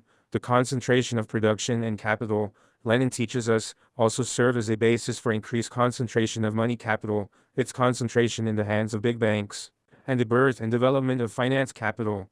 In the course of the development of capitalism, together with the monopolies, the banks too assume great development, absorbing the money capital of the monopolies and concerns as well as of small producers and investors. In this way, the banks, which are in the hands of the capitalists and serve them, become the owners of the main financial means. The same process, which was carried out for the elimination of the small enterprises by the big ones, by the cartels and monopolies, has also taken place in the liquidation, one after the other, of small banks. Thus, just as the big enterprises created the monopolies, the big banks, too, created their banking concerns. In the last 2 decades this phenomenon has assumed colossal proportions, and it is still going on, very rapidly today. A distinctive feature of today's mergers and takeovers is the fact that not only the small banks, but also the middle-sized and the relatively big ones are involved. This phenomenon is accounted for by the increasing severity of the contradictions of capitalist reproduction, the extension of the struggle of competition, and the grave crisis of the financial and monetary system of the capitalist world. 26 big financial groups dominate in the United States of America. The biggest of them is the Morgan Group, with 20 big banks, insurance companies, etc., and with share capital of $90 billion. The level of the concentration and centralization of banking capital is also very high in the other main capitalist countries. In West Germany, 3 out of 70 big banks own over 58% of all banking assets. In Britain, all banking activity is controlled by four banks known as the Big Four. The level of concentration of banking capital is also high in Japan and France, too. Lenin has proved that banking capital is interlocked with industrial capital. At first, the banks are interested in the fate of the credits they advance to the industrialists. They mediate to ensure that the industrialists who receive the credits reach agreement among themselves to avoid competition with one another, because the banks themselves would also suffer from this. This was the first step of the banks in their interlocking with industrial capital. With the development of the concentration of production and money capital, the banks become direct investors in the production enterprises, setting up joint stock companies. In this way, banking capital penetrates into industry, construction, agriculture, transport, the sphere of circulation, and all other fields. For their part, the enterprises buy large holdings of shares and become participants in banks. Today, the directors of banks and monopoly enterprises are members of one another's boards of management, thus creating what Lenin called their personal union. The finance capital which emerges from this process includes all forms of capital: industrial capital, money capital, and commodity capital. Characterizing this process, Lenin said, "The concentration of production, the monopolies arising therefrom, the merging or coalescence of banks with industry. Such is the history of the rise of finance capital, and such is the content of that concept, although since the Second World War finance capital has increased and undergone structural changes. It still has precisely those same aims it has always had: the making of maximum profits through the exploitation of the broad masses of working people inside and outside the country. The insurance companies, which have greatly increased over recent years in the main capitalist countries and have become competitors of the banks, have the same role. In the United States of America, for example, in 1970 as against 1950, banking assets had increased 3.5-fold, whereas those of insurance companies had increased 6.5-fold. Over the same period, with the capital they accumulate through plundering the people, these companies have been able to advance the monopolies large sums amounting to hundreds of millions of dollars. In this way, the insurance companies are merged and interlocked with the industrial and banking monopolies, becoming an organic constituent part of finance capital, driven by its insatiable thirst for profits. The monopoly bourgeoisie turns every source of temporarily available monetary means, such as the workers' pension funds, the people's savings, etc., into capital. Concentrated finance capital draws exceptionally large amounts of income, not only from the profit accruing to it from the money absorbed from the concerns, small industrialists, etc., but also from the issue of securities and provision of loans. Just as in the case of savings deposits, in the latter, too, only a small share of the profit goes to the lenders, while the bank itself makes colossal profits from these activities, through which it increases its own capital and investments, which, of course, create a continuous flow of additional profits for finance capital. Finance capital invests mostly in industry, but it has extended its network of speculation to other assets, too, such as land, railways, and other branches and sectors. The banks have real possibilities of providing considerable sums in credits, which are required by the high level of concentration of production and the domination of monopolies. In this manner, favorable conditions are created for the big monopoly combines to step up their savage exploitation of the working masses both at home and abroad.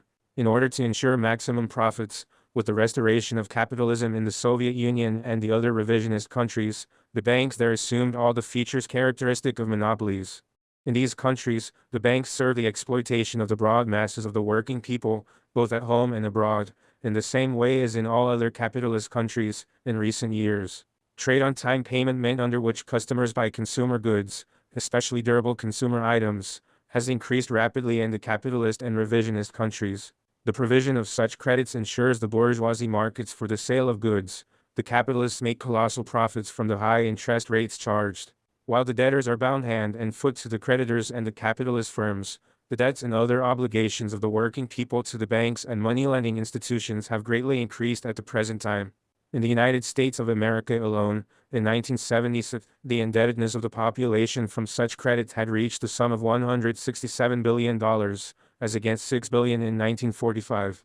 While in the Federal German Republic the indebtedness of the population had amounted to more than 46 billion marks, the increased concentration and centralization of banking capital has led to increased economic and political domination by the financial oligarchy and the use of a series of forms and methods to increase the economic bondage, the impoverishment and misery of the broad masses of working people. The development of finance capital enabled a small group of powerful industrial capitalists and bankers not only to accumulate great wealth but also to concentrate real economic and political power, which makes itself felt in the entire life of the country, in their hands. These all-powerful people are those who head the monopolies and banks and constitute what is called the financial oligarchy, proceeding from the fact that the large companies have now been transformed into shareholders' companies, in which even some worker may have a few token shares.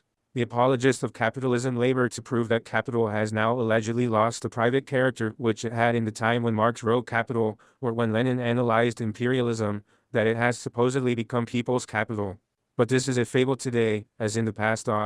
Powerful private industrial, financial groups dominate the imperialist countries. The Rockefellers, Morgans, DuPonts, Mellons, Fords, the Chicago, Texas, California and other groups in the United States of America, the financial groups of the Rothschilds, Barings, Samuels, etc., in Britain, Krupp, Siemens, Mannesmann, Thyssen, Gerling, etc., in West Germany, Fiat, Alfa Romeo, Montedison, Olivetti, etc., in Italy, the great families in France, and so on. As the possessor of industrial and finance capital, the financial oligarchy has established its economic and political domination over the entire life of the country. It has even subordinated the state apparatus, which has been transformed into a tool in the hands of the financial plutocracy, to its own interests. The financial oligarchy dismisses and appoints governments, dictates the internal and foreign policy. In internal life, it is linked with the reactionary forces, with all those political, ideological, educational and cultural institutions which defend its political and economic power, while in foreign policy it defends and backs up all the conservative and reactionary forces which support and open the road for its monopoly expansion, and fight for the preservation and consolidation of capitalism. The financial oligarch does not hesitate to use any means to secure its own domination, establishing political reaction in all fields. Finance capital, said Lenin, strives for domination, not for freedom. The situation today proves that oppression by the monopoly bourgeoisie has been intensified everywhere. On this basis, the contradiction between the proletariat and the bourgeoisie is becoming deeper. At the same time, the economic and financial expansion, accompanied with political and military expansion, has further exacerbated the contradictions between the peoples and imperialism, as well as the contradictions among the imperialist powers themselves. The present-day propaganda of the Chinese revisionists ignores this undeniable objective reality. The concentration and centralization of banking capital now takes place, not just in the context of one country, but in the context of several capitalist and revisionist countries. The joint banks of the European Common Market, or the International Bank for Economic Cooperation, as well as the Investment Bank of Comecon, are of this character. Similarly, the combinations of the Westerman-Polish or the Anglo-Romanian, Franco-Romanian or Anglo-Hungarian banks, or the American Yugoslav, Anglo-Yugoslav or other banking corporations are banking unions of the capitalist type. The Soviet Union has opened up many banks in a number of capitalist countries, and these have become competitors and partners of capitalist banks wherever they have been established, in Zurich, London, Paris, Africa, Latin America, and elsewhere. China, too, is being sucked deeper and deeper into the whirlpool of this process of the capitalist integration of banks. Apart from the banks it has in Hong Kong, Macau and Singapore, tomorrow China will be setting up banks in Japan, America, and elsewhere. At the same time, it is permitting the banks of imperialist powers to penetrate China. Lenin emphasized that present-day capitalism is characterized by the export of capital. Today, this economic feature of imperialism has been further developed and strengthened. The biggest exporters of capital in the world today are the United States of America, Japan, the Soviet Union, the Federal German Republic, Britain and France. For a certain period, capital was exported by the United States of America, Britain, France and Germany, countries with developed industry, which sucked from colonies the riches of the land and those that lay below its surface. Later, as a consequence of the war and crises, some imperialist powers such as Britain, France, Germany, were weakened economically, while American imperialism enriched itself and became a superpower. In the situation created after the Second World War, the torrent of exports of American capital was very detrimental to the other capitalist powers. Today, American capital is exported to all countries, even to the industrialized ones, in the form of investments, credits, loans, in the form of cooperation in joint companies or through the setting up of large industrial companies. American imperialism, monopoly capital, invest in the undeveloped and poor countries, because their production costs are low, while the level of exploitation of working people is high. It invests in order to secure raw materials, to monopolize markets. to sell its industrial products. It is known that the development of capitalist countries takes place unevenly. Therefore, the big monopolies and companies of the United States of America and the other countries export capital precisely to those countries in which economic development requires investments in technology. The capital invested brings fabulous profits to the financial concerns and monopolies, because in the poor, undeveloped countries, land is very cheap and large tracts of it, together with its trees, can be purchased with little money. Labor power is cheap too, because people on the verge of starvation are forced to work for very low pay. It has been calculated that for every dollar invested in these countries, the imperialist powers make a profit of $5, according to American official data, during the 1971 to 1975 period alone. Direct investments from the United States of America in the new states totaled $6.5 billion, while the profits it made in these countries over the same period amounted to nearly $30 billion. In order to disguise the export of capital, the imperialist powers also resort to the practice of according credits. Through these so-called credits or aid, the big capitalist concerns and the states to which they belong bring great pressure to bear on the recipient states and peoples, and keep them under control. The aid or credits to the undeveloped countries originate from the plunder of the wealth of these countries, as well as from the exploitation of the working masses of the developed countries, and are given to the wealthy of the undeveloped countries. In other words, this means that the big U.S. monopolies, for example, fatten on the sweat of both the American people and the other peoples, and when they export capital and accord credits, these represent, precisely, the sweat and blood of these peoples. On the other hand, these credits, which the big monopolies provide for the countries of the so-called Third World, in fact, serve the feudal, bourgeois classes which rule these countries. The credits the new states receive are links of the imperialist chain around the necks of their own peoples. As the statistical data show, the debts of these countries double every 5 years. From nearly $85 billion in 1955, the debts of the undeveloped countries to the imperialist powers had risen to over $150 billion in 1977. World capitalism has developed technology and expertise in its own interests. In order to multiply its profits from the discovery of underground resources, the intensification of agriculture, etc. All this technology, the technical scientific revolution itself, and the new methods of economic exploitation serve imperialism, the capitalist monopolies, but not the peoples. Capitalism never makes investments, provides loans, or exports capital to other countries without first calculating the profits it will realize for itself.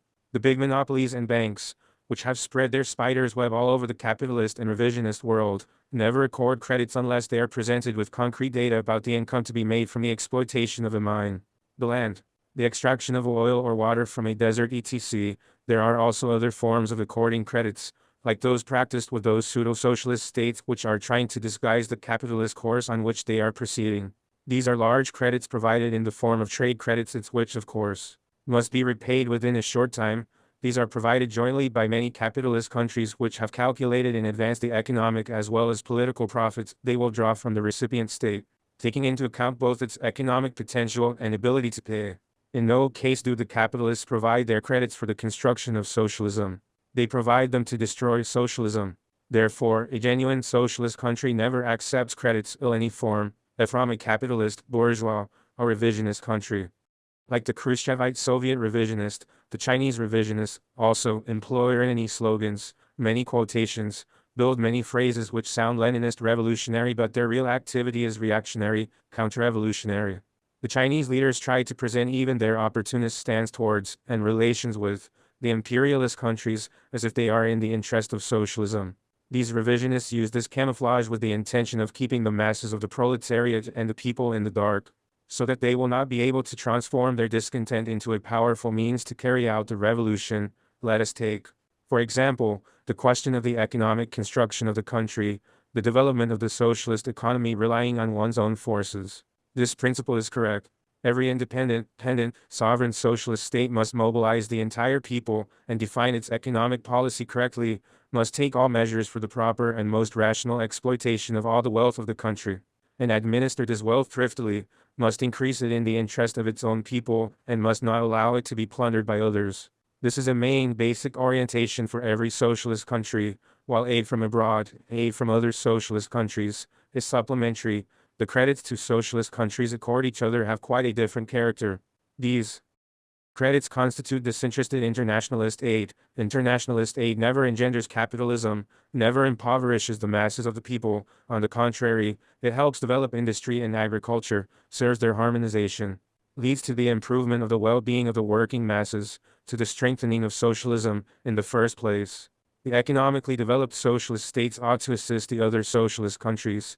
This does not mean that a socialist country should not develop relations also with the other non-socialist countries. But these must be economic relations on the basis of mutual interest and must not in any way make the economy of a socialist, or any other non-socialist country, dependent on the more powerful countries. If these relations among states are based on the exploitation of small, economically weak states by big and powerful states, then such aid must be rejected. For it is enslaving. Lenin says that finance capital has cast, in the literal meaning of the word, its nets over all the countries of the world. The capitalists' monopolies, cartels and syndicates work systematically.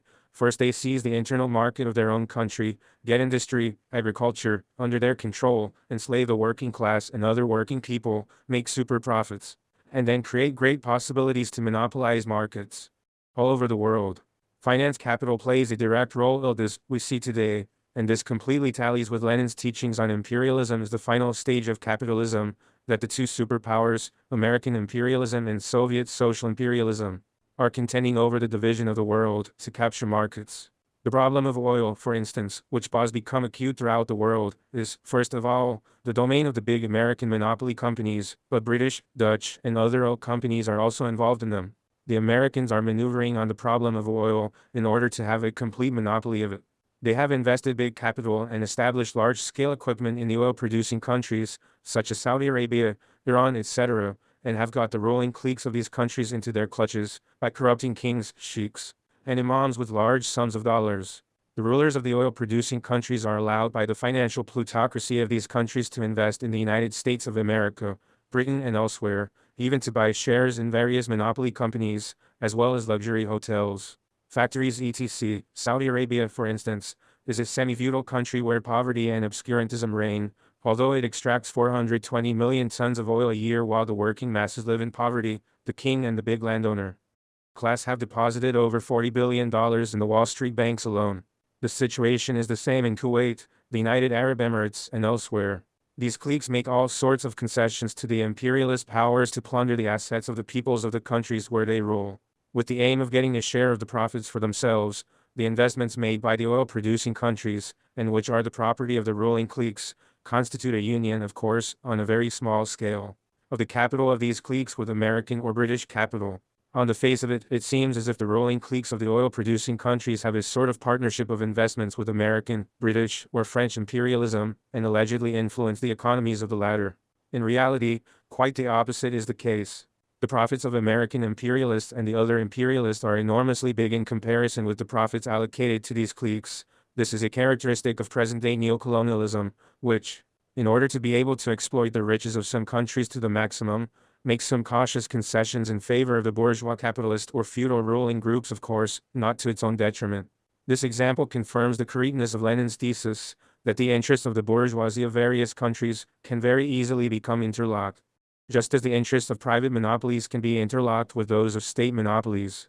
The big monopolies may also combine with the monopolies which are less powerful but which control great assets, especially underground resources, such as iron, chromium, copper, uranium, and other mines. Government loans, credits and aid have become one of the most widespread forms of the export of capital today.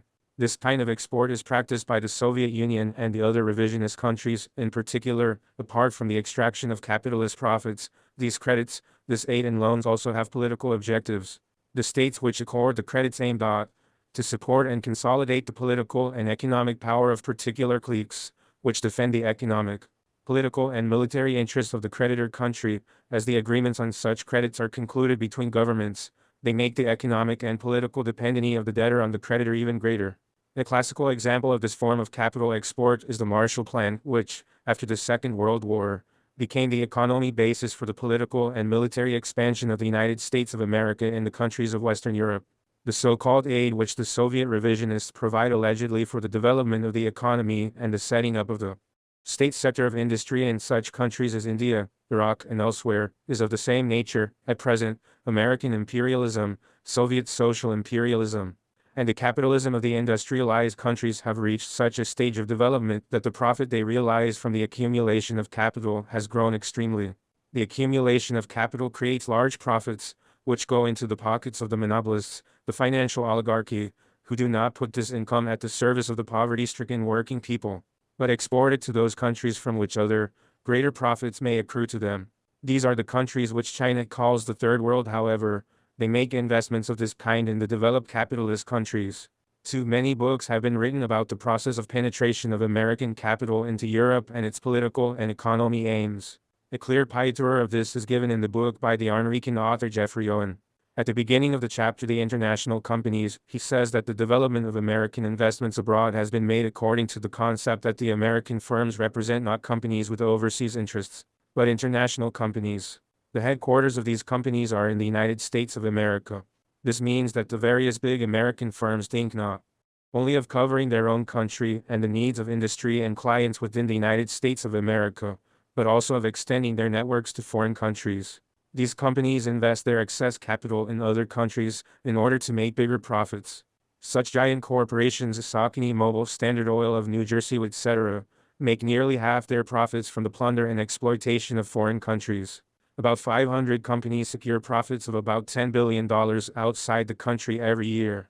There are more than 3,000 such enterprises with investments in foreign countries. This is how such formulas in terms as multinational companies or international capitalism, etc., have come into daily use in journalism and banking operations. Jeffrey Owen says that in 1929 over 1,300 European companies were owned or controlled by American firms. This was the first stage of the American offensive on European industry. Pressure of the Second World War, which was being prepared, temporarily halted the invasion of American capital. From 1929 up to 1946, the amount of direct investments by American companies in other countries of the world fell from $7.500 million to $7,200 million. However, after the Second World War in 1950, the amount of American investments abroad had risen to $11,200 million, half of it concentrated in the Latin American countries and Canada. The investments in Latin America were made to exploit the raw materials, oil, copper, iron ore, bauxites, as well as bananas and other agricultural products. In Canada they were mainly in mining and oil and developed on a wide scale because of its proximity and other conditions facilitating penetration. Europe, another important target for American investments on this continent were extended rapidly in communications, mass production goods and complex equipment. Together with investments, American goods and products poured in of the 1950s. Also became the author in question points out that the situation created after the Second World War in the capitalist market gave an even greater impulse to American investments. Here are the figures on the increase of these investments abroad.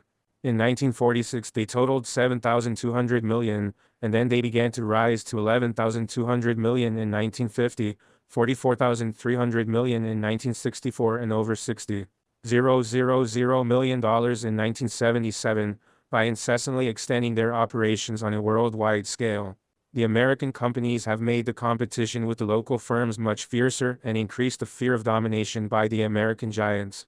This problem is even more acute in the undeveloped countries, where the American firms dominate the key branches of industry and exercise a preponderant influence in the national economy of these countries.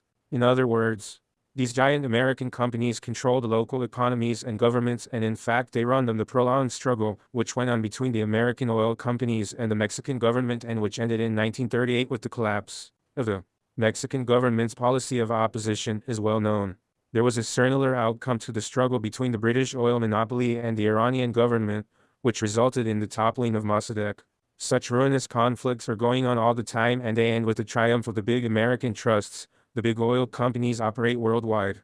For them it has become normal and necessary to completely control all the capital and production of this branch, to control governments, etc., in the countries where they have invested, because, if they lack these possibilities, then difficulties would arise in the coordination of their activity on a world scale.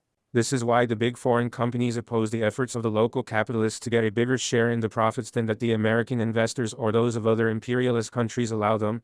The American companies in Europe, Canada, Asia, Africa, and elsewhere have created such a situation that in practice they control the economies of many countries. The governments of these countries stand in great fear of the United States of America, which has made itself the leadership of the European economy.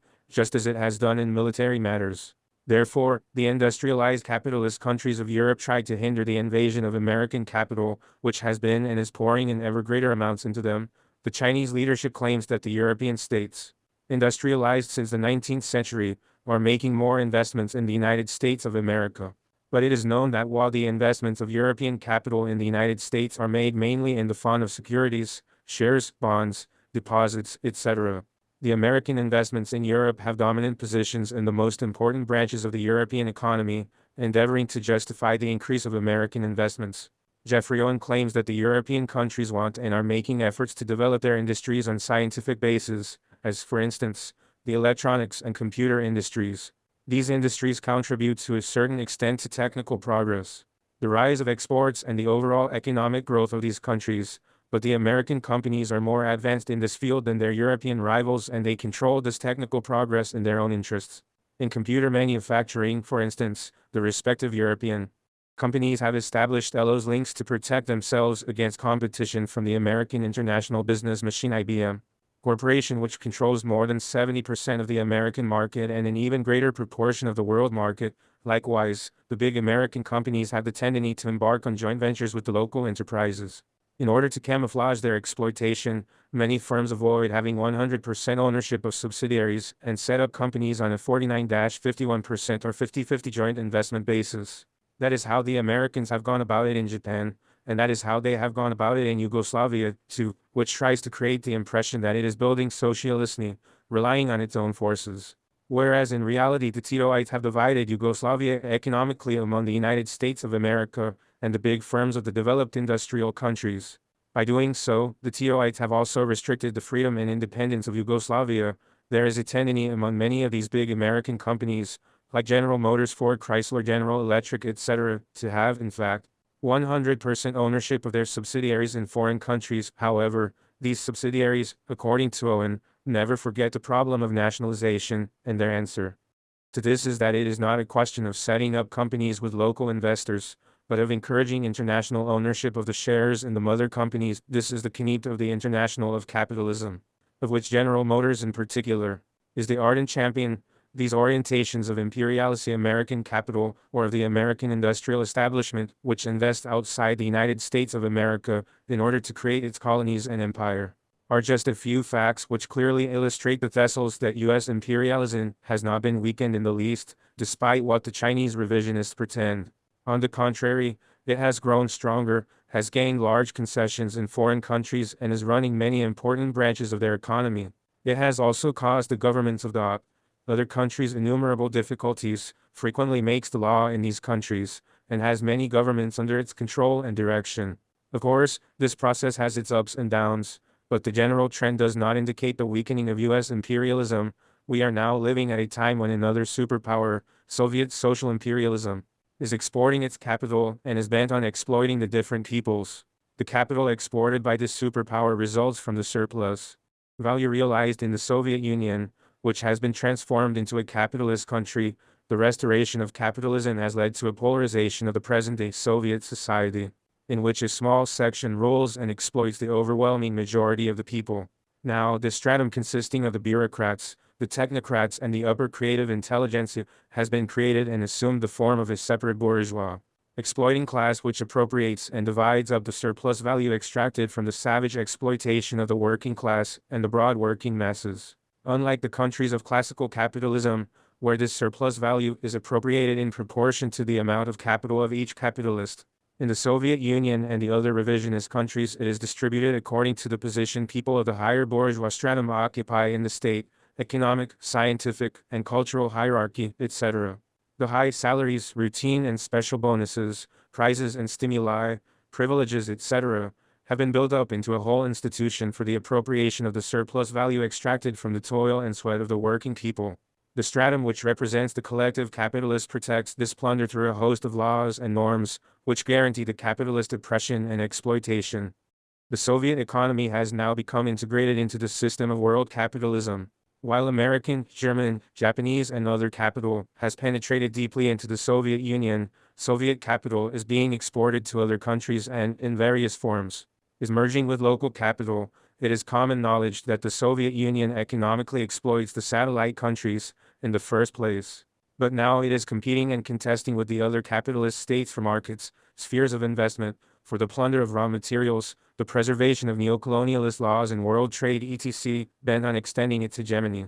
The new Soviet bourgeoisie exports capital, but here it comes up against competition not only from US imperialism, which is very powerful, but also from the other developed capitalist states, such as Japan, Britain, West Germany, France, etc.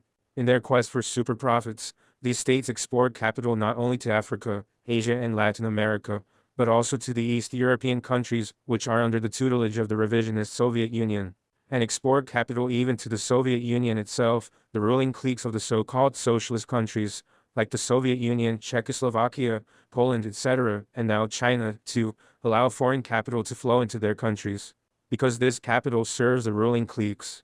While it is a heavy burden on the peoples, the Comecon countries are up to their necks in debt. They are in debt to the Western countries to the tune of $50 billion. Yugoslavia was one of the first revisionist countries to allow the penetration of foreign capital into its economy. First it received credits, then bought licenses, and later went over to setting up joint enterprises. In Yugoslavia, a law was adopted in 1967, which permitted the creation of joint enterprises, in which 49% of capital was owned by foreign companies. In 1977, there were 170 such enterprises in Yugoslavia. Yugoslavia has ensured the most favorable conditions for the capitalist firms to carry out their activity and ensure maximum profits. The Yugoslav phenomenon proves that the foreign capital invested in Yugoslavia is one of the decisive factors, which has turned it into a capitalist country. The United States of America and the other wealthy capitalist states have lost nothing by these investments. On the contrary, they have made huge profits, while increasing the misery of the working class and the peasantry of Yugoslavia. Lenin said that the exporting of capital is a solid basis for the exploitation of the majority of the nations and countries of the world, for the capitalist parasitism of a handful of very rich states. The capitalist states will make huge profits in China too. We see that US, Japanese, West German and other capital is now pouring in there in billions of dollars. Agreements have been signed with the Japanese for the joint exploitation of oil fields and the power resources of the Yangtze River. An agreement has been concluded with the Germans for the building of coal mines etc. The investments which are being and will be made in China will certainly bring the foreign capitalists handsome profits. But at the same time they will strengthen the basis of capitalism in China, the exporting of capital from one capitalist country to another capitalist or revisionist country, no matter whether the state which gives or receives it is big or small, is always one of the forms of exploitation of the peoples by capital. This exploitation brings about the economic and political dependence of the recipient country. Lenin pointed out that, after capturing the home market, the monopolies engage in economic struggle to redivide and capture the world market for industrialized goods and raw materials. Competition and their greed for profits impel the monopolists of different countries to reach temporary agreements, to enter into alliances and combinations with one another in order to divide the international markets for the sale of finished goods and the purchase of raw materials. Even when they possess reserves of raw materials and energy, the developed capitalist states turn their attack on other countries, since production costs in these countries are lower than in their own countries and workers' wages especially are several times lower. The struggle that has been waged and is still going on to capture oil resources and markets is notorious. As a result of this struggle, scores and hundreds of private enterprises and companies have been ruined, and the international oil cartel, which comprises 7 big monopolies, 5 American, 1 British and 1 British Dutch, the notorious Esso, Texaco, Shell, etc., have managed to gain control over 60% of the oil extraction and oil sales in the capitalist countries of the Western world, and about 54% of its processing. A similar division of resources and markets exists today for copper and tin minerals, for uranium and other valuable strategic minerals. Many of the old colonialist countries like Britain and France have concluded special, so-called preferential agreements of cooperation etc. with the former colonial countries, which ensure them almost exclusive economic and commercial privileges. The so-called dollar, sterling, franc, or ruble areas indicate an economic division of the world among the monopolies and various imperialist states. Thus imperialism, Soviet social imperialism, and the other imperialist powers ensure maximum profits in different ways, through the discriminatory and unequal trade they carry on with these countries. Today the developing countries alone, excluding the OPEC countries, have a debit balance which amounts to about $34 billion. in the present conditions, especially now in the conditions of the economic crisis. The monopolies conclude direct agreements also with the governments of capitalist countries on production quotas, prices, markets, etc. The existence of such organisms as the European Common Market, Comecon, etc., is also clear evidence of the economic division of the world which exists today. This economic division of the world, the domination of monopolies, their dictate over the life and economic development of other countries is making the contradiction between labor and capital, as well as the contradictions between the peoples and imperialism, and the inter-imperialist contradictions, much more severe. The Chinese theory of the three worlds, which seeks to reconcile the third world with the second world and with U.S. imperialism, is out of step with this reality. It does not want to see that the relentless offensive of American, British, German, Japanese, French and other monopolies towards what China calls the third world is increasing the resistance of the peoples to all imperialist and hegemony-seeking powers, and extending the objective conditions for the irreconcilable struggle among them. On the other hand, the unequal development of imperialist powers, which is an objective law of the development of capitalism, drives them to competition and abrasive frictions with one another. In their quest for economic expansion everywhere in the world, the Chinese theory of three worlds, which seeks to reconcile these contradictions and advocates precisely what social democracy and the revisionists of every hue have long been preaching, is in flagrant opposition to the Leninist strategy, which, far from denying these contradictions, aims to deepen them in order to prepare the proletariat for revolution and the peoples for liberation. In his analysis of imperialism, Lenin pointed out that, with the transition of pre-monopoly capitalism to its highest and last stage, the stage of imperialism, the territorial division of the world among the great imperialist powers is completed. The characteristic feature of the period under review is the final partition of the globe. Final not in the sense that repartition is impossible, on the contrary, repartitions are possible and inevitable, but in the sense that the colonial policy of the capitalist countries has completed the seizure of unoccupied territories on our planet. For the first time, the world is completely divided up, so that in the future only redivision is possible, that is, territories can only pass from one owner to another. Lenin since the Second World War, the old classical colonialism, which exploited most of the peoples of the world physically, economically, politically and ideologically, has been transformed into a new colonialism. This new colonialism comprises an entire system of economic, political, military and ideological measures, which imperialism has built up with the aim of maintaining its domination and ensuring political control and economic exploitation of the former colonies and many other countries, while adapting itself to the new conditions created after the war. What are these new conditions? After the war, the imperialist countries France, Britain, Italy, Germany, Japan and America were not in a position to maintain the situation which existed before the war by force. France, for instance, could no longer keep Morocco, Algeria, Tunisia, and other countries of Africa in a colonial status, as it did in the past. The same can be said also of British, Italian, and other imperialisms. The Second World War brought about a radical change in the ratio of forces in the world. It led to the defeat of the great fascist powers, but it also greatly weakened the old colonialist powers and shook them to their foundations. Everywhere, even in the countries which were not involved in the cyclone, the anti-fascist war gave rise to the problem of national liberation. Those peoples of the former colonial countries, which took part in the war together with the countries of the anti-fascist coalition in order to escape the fascist yoke, could not return to colonial bondage or tolerate it any longer. The victory of the Soviet Union over Nazism, the creation of the socialist camp, China's liberation, gave a very powerful impulse to the awakening of the people's national consciousness and their liberation struggle. The broad masses of the peoples in the colonies came to understand that the former situation had to be changed. Liberation wars broke out in Indochina, North Africa, and elsewhere, forced by this situation. Many colonialist countries realized that the old method of exploitation and administration of colonies without any sort of freedom and independence was outdated. The owning imperialist powers reached this conclusion not because of their democratic feelings or their desire to give the peoples freedom, but because of the pressure by the colonized peoples and because these powers were militarily, economically, politically, and ideologically too weak to maintain the old colonialism. But French, British, Italian, American, and other imperialisms did not want to give up the exploitation of these peoples and countries. In the existing circumstances, each imperialist power was obliged to grant autonomy to these peoples or to promise them freedom and independence after a certain time.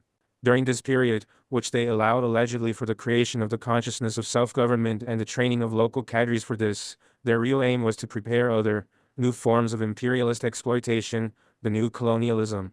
While creating the false impression among these countries and peoples that allegedly they had won their freedom, this was a stage after the war when world imperialism suffered a great defeat. When the crisis of the colonial system of imperialism became even more pronounced, at this period of the decay of capitalism, as a result of the weakening of imperialism by the Second World War, the United States of America seized the opportunity and saddled the colonial peoples, who were allegedly free and independent, with a new, more intensive exploitation.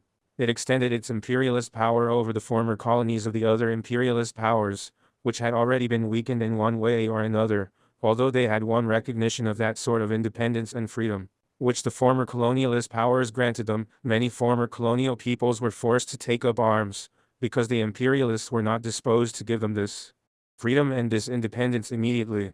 The French imperialists, in particular, even after the war, were still trying to preserve the power of France, or its grandeur. Thus, the peoples of Algeria, Vietnam, and many others started their protracted struggle for liberation and, in the end, they won it. Here we are not going into detail about how they achieved it, which were the social forces that fought, etc. The fact is that the old French and British imperialism was weakened. Thus Lenin's thesis that imperialism was in decay, that the old capitalist imperialist society was being eroded by the revolutionary movements and the freedom-loving aspirations of the peoples, who had been oppressed and enslaved up till that time, was confirmed. During this period American imperialism grew fat, expanded the dollar area, placed territories of the franc and sterling areas under its control, and, in order to protect its hegemonic imperialist power founded on the maximum exploitation of the peoples, it set up numerous military bases and established pro-American political cliques in many of those countries of the world, which had allegedly gained their freedom and independence. This exploitation was, of course, associated with a series of changes in the structure and superstructure as well. Finance capital has also created its own special ideology, which precedes it in its exploitation of the proletariat and the conquest of the world. It completes its domination of the peoples, and justifies this domination by various sugar-coated forms of bogus freedom, independence, as well as by creating some so-called democratic parties. DC, with the creation of banks and multinational companies, along with U.S. capital investments, the American way of life, with the degeneration inherent in it, is also exported. The export of capital by the big imperialist powers creates the colonies which, today, are the countries where neocolonialism reigns. These countries have an alleged independence, but it is only formal. In other words, now as in the past, the same process of the export of capital is going on, though in different forms, with honeyed explanations and propaganda. The ruthless exploitation of the peoples of these countries remains the same or becomes even more ferocious, and the plunder of natural assets continues. The biggest neocolonialist power of our time is the United States of America. In the 3 years, 1973 to 1975, the government and private capital investments of the United States of America in the former colonies, dependent or semi-dependent countries, represented about 36% of the total investments of the most developed capitalist and revisionist countries in these regions. The economic, political and military treaties and agreements between the imperialist powers and the former colonial countries are enslaving, are weapons in the hands of imperialism to keep these countries in bondage. The words of Lenin, who stressed the need constantly to explain and expose among the broadest working masses of all countries, and particularly of the backward countries, the deception systematically practiced by the imperialist powers which, under the guise of politically independent states, in fact, set up states that are wholly dependent upon them economically, financially and militarily. Lenin are just as valid today as in the past. In order to keep the peoples under their domination, American imperialism, Soviet social imperialism and the other imperialist powers, old or new, incite quarrels wherever they can among neighbor states, or among different social groups within a given country, and then, in the role of the judge or the supporter of one side or the other, interfere in the internal affairs of others, and justify their economic, political and military presence there. The facts show that whenever the superpowers have meddled in the internal affairs of other peoples, the problems have remained unsolved, or the result has been the consolidation of the positions of imperialism and social imperialism in these countries. The events in the Middle East, the conflict between Somalia and Ethiopia, the war between Cambodia and Vietnam, etc., bear witness to this. Together with their investments, the United States of America, the Soviet Union and all the other capitalist countries consolidate, also, their positions in the countries which accept these investments, as they struggle for markets and spheres of influence. This leads to frictions among different capitalist states, and among big concerns which are not linked with or interdependent on one another. These frictions kindle local wars and may even lead to a general war. As Leninism teaches us, the war that breaks out for these reasons, whether local or general, has a predatory and not a liberation character. Only when the peoples rise against foreign invaders, when they rise against the local capitalist bourgeoisie, which is closely linked up with imperialism, social imperialism and world capital, is this a just liberation war. The representatives of big world capital are indulging in a great deal of talk about the alleged need for amendments to the present system of international economic relations and the creation of a new world economic order, which the Chinese leaders too support. According to them, this new economic order will serve as a basis for global Sta 180 or Yarpa-Ov revisionists that speak about the creation of a so-called new structure of international economic relations. These are efforts and plans of imperialist and neo-colonialist powers, which want to keep neocolonialism alive, prolong its existence, and preserve their oppression and plunder of the peoples. But the laws of the development of capitalism and imperialism are subject neither to the wishes nor to the theoretical inventions of the bourgeoisie and the revisionists. As Lenin said, the consistent fight against colonialism and neocolonialism, the revolution, is the way out of these contradictions. In analyzing the fundamental economic features of imperialism, Lenin also defined its place in history. He stressed that imperialism is not only the highest stage, but also the final stage of capitalism, the eve of the proletarian revolution. Lenin pointed out, imperialism is a specific historical stage of capitalism, is 1. Monopoly capitalism, 2. Parasitic or decaying capitalism, 3. Moribund capitalism. Lenin, the reality of the present-day capitalist world fully confirms this conclusion. The economic basis of all the socio-economic ills of imperialism, as Lenin proved, is monopoly. Monopolies are contradictions of the capitalist economy. Lenin linked the parasitism and decay of imperialism organical lie with the tendency of monopoly to inhibit the development of the productive forces in general, to deepen the disproportional development between branches and of the national economy as a whole, to fail to utilize the human and material productive capacities, with the tendency to hinder the application of the new developments of science and technology to the benefit of the masses and the progress of the entire society, as to overcome the greed for profits, the competition, force the monopolies to invest in advanced technology in the process of production. But in the entire historical process of the development of imperialism, the dominant tendency is towards disproportional development and restraint on development, expenditure on research and the development of science in the field of industry, and especially the war industry. In the United States of America, for instance, has increased from $2 billion in 1950 to almost $11 billion in 1965, and about $30 billion in 1972. Frequently the big firms come up against difficulties in scientific research, but once something is discovered, they buy up the patents and hire qualified workers. However, they apply the research only when their own interests require this. Naturally, the most important sectors, which present more interest for investments in the field of development and the technical revolution, have priority, because they offer greater possibilities for profits. War industry tops the list, as it is here that the rate of profit is highest.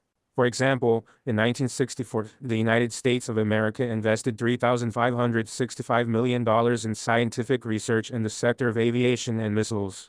In the same year, $1,537,000 were invested in the electrical and telecommunications industry, $196 million in the chemical industry, $136 million in the machine building industry, $174 million in the automobile industry, $172 million in scientific instruments, $38 million in the rubber industry, $8 million in the oil industry, $9 million in the methane industry, etc. In today's conditions, the militarization of the economy, as a manifestation of the decay of imperialism, has become a characteristic feature of all the capitalist and revisionist countries.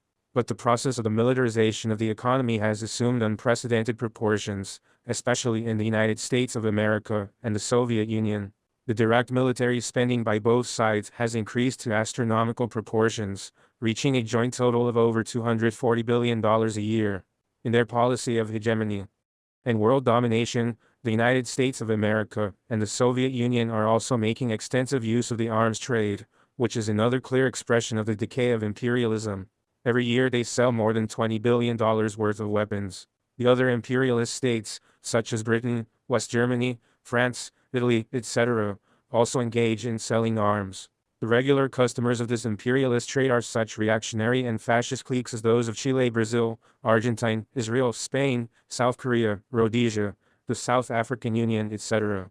Also numbered among these customers are the countries rich in strategic raw materials or oil, to which the imperialists offer their weapons as a bait to induce them to allow the plunder of their wealth. The ever more frequent outbreak of economic crises of overproduction is clear proof of the decay and parasitism of present-day monopoly capitalism. The outbreak of crises, which have now become very deep, confirms the correctness of the Marxist theory on anarchic, spontaneous and disproportional character of production and consumption, and refutes the bourgeois theories on the development of capitalism without crises or the transformation of capitalism into regulated capitalism, the general law of capitalist accumulation discovered by Marx.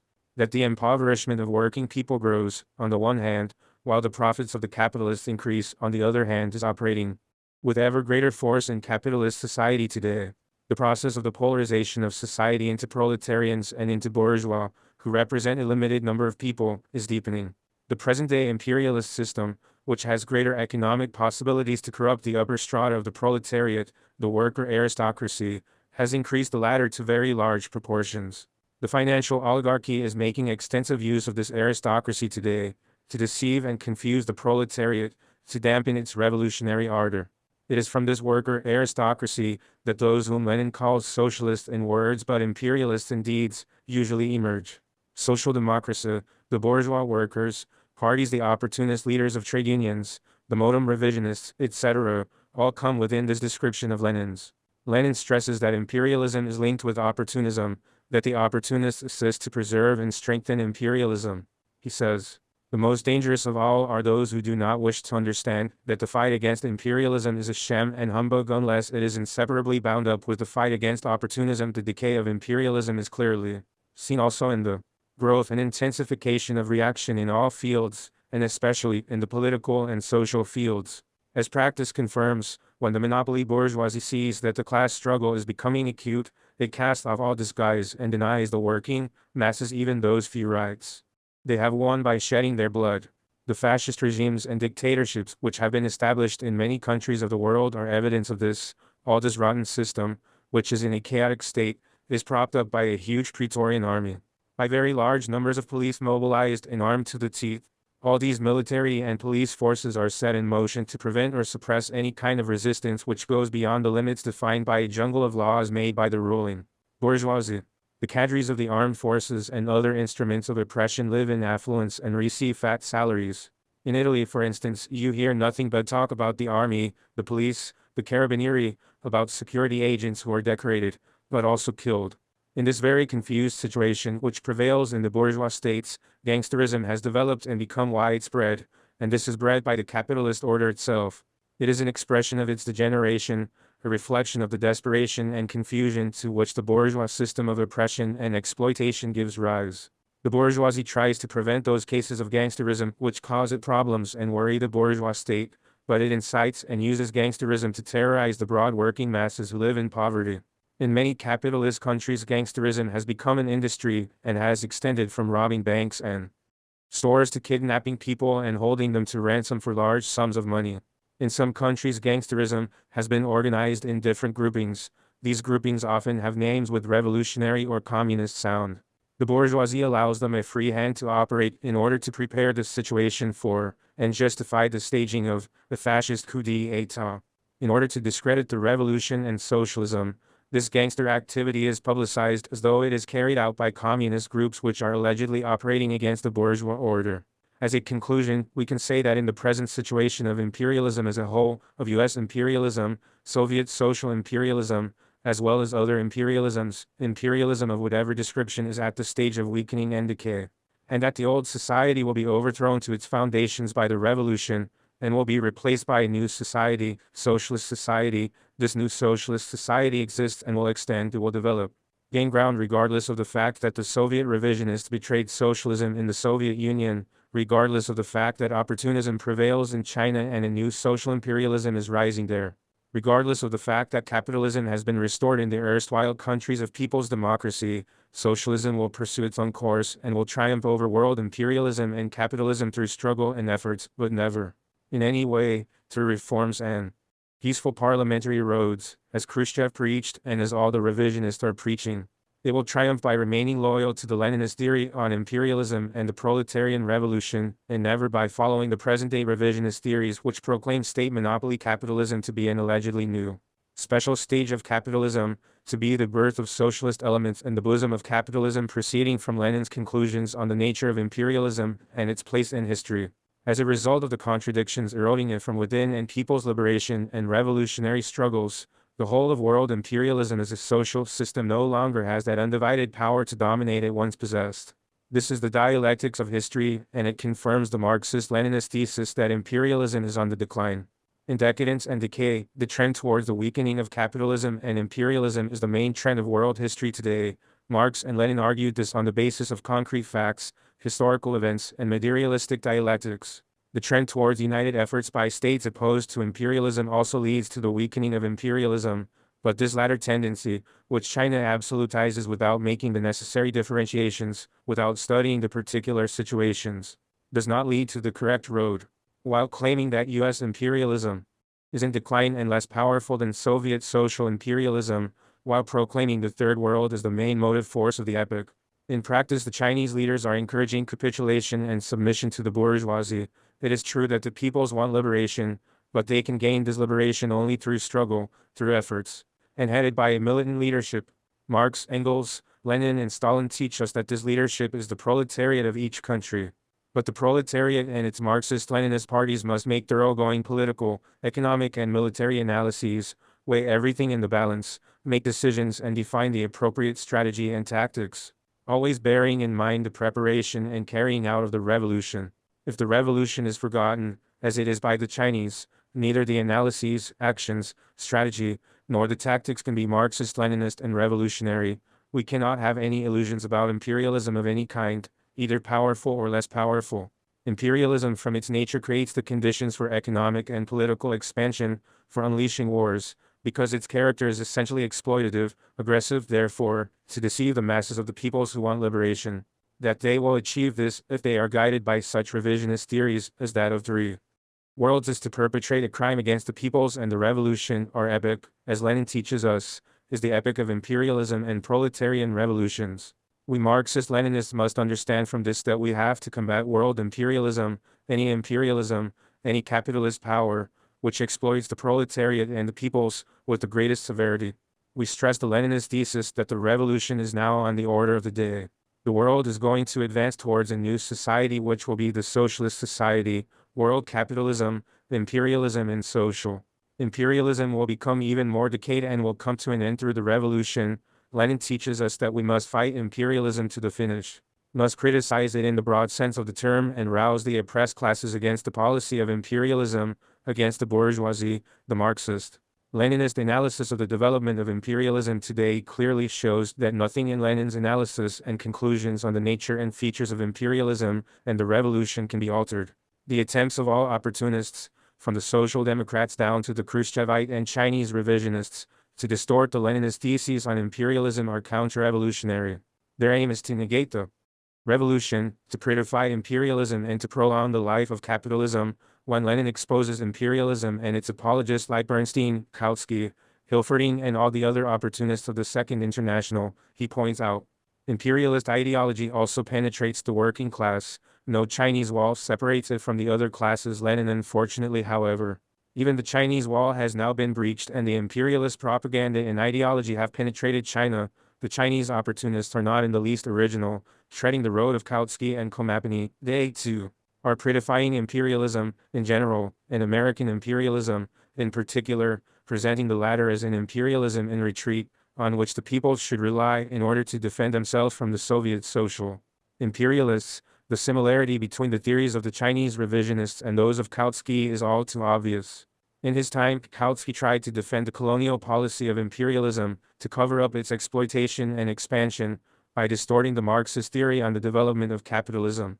This is also being done today by the Chinese leaders who, in an effort to support American imperialism and its neocolonialist policy, churn out absurd theories allegedly based on Marx or Lenin.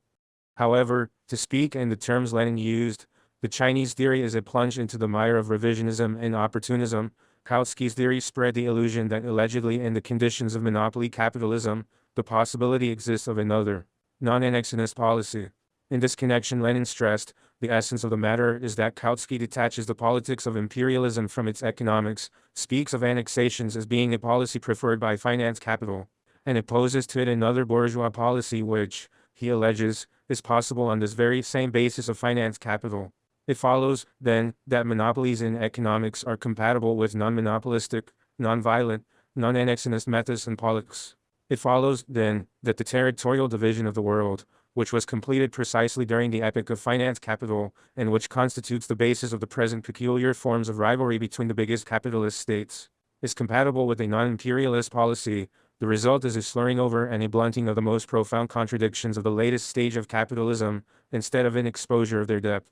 The result is bourgeois reformism instead of Marxism. Lenin ignoring the fact that the monopolies, finance capital, dominate the economic field in the United States of America, and that it is precisely they who dictate the home and foreign policy.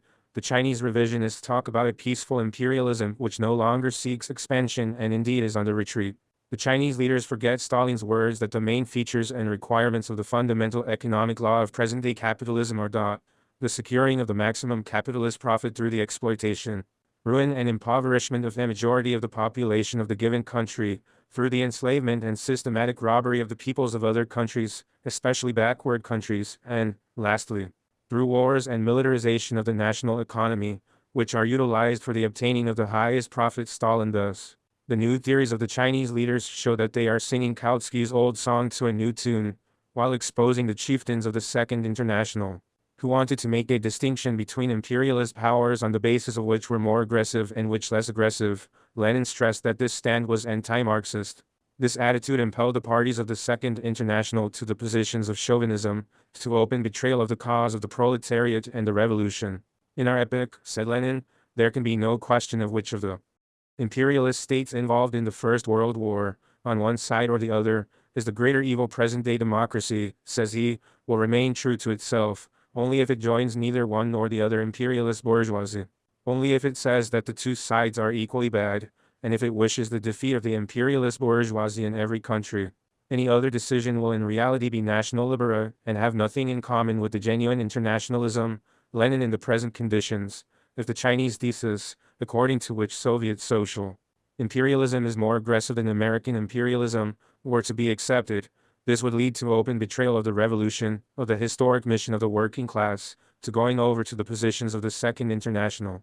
The two imperialist superpowers represent to the same degree the main enemy and danger to socialism, the freedom and independence of the peoples, and the sovereignty of nations. They are the main defenders of world capitalism in order to conceal their betrayal of the peoples. The Chinese leaders say that the relations of the big monopolies with some countries which possess great wealth create a situation in which even conflicts between the monopoly powers and the peoples can be avoided.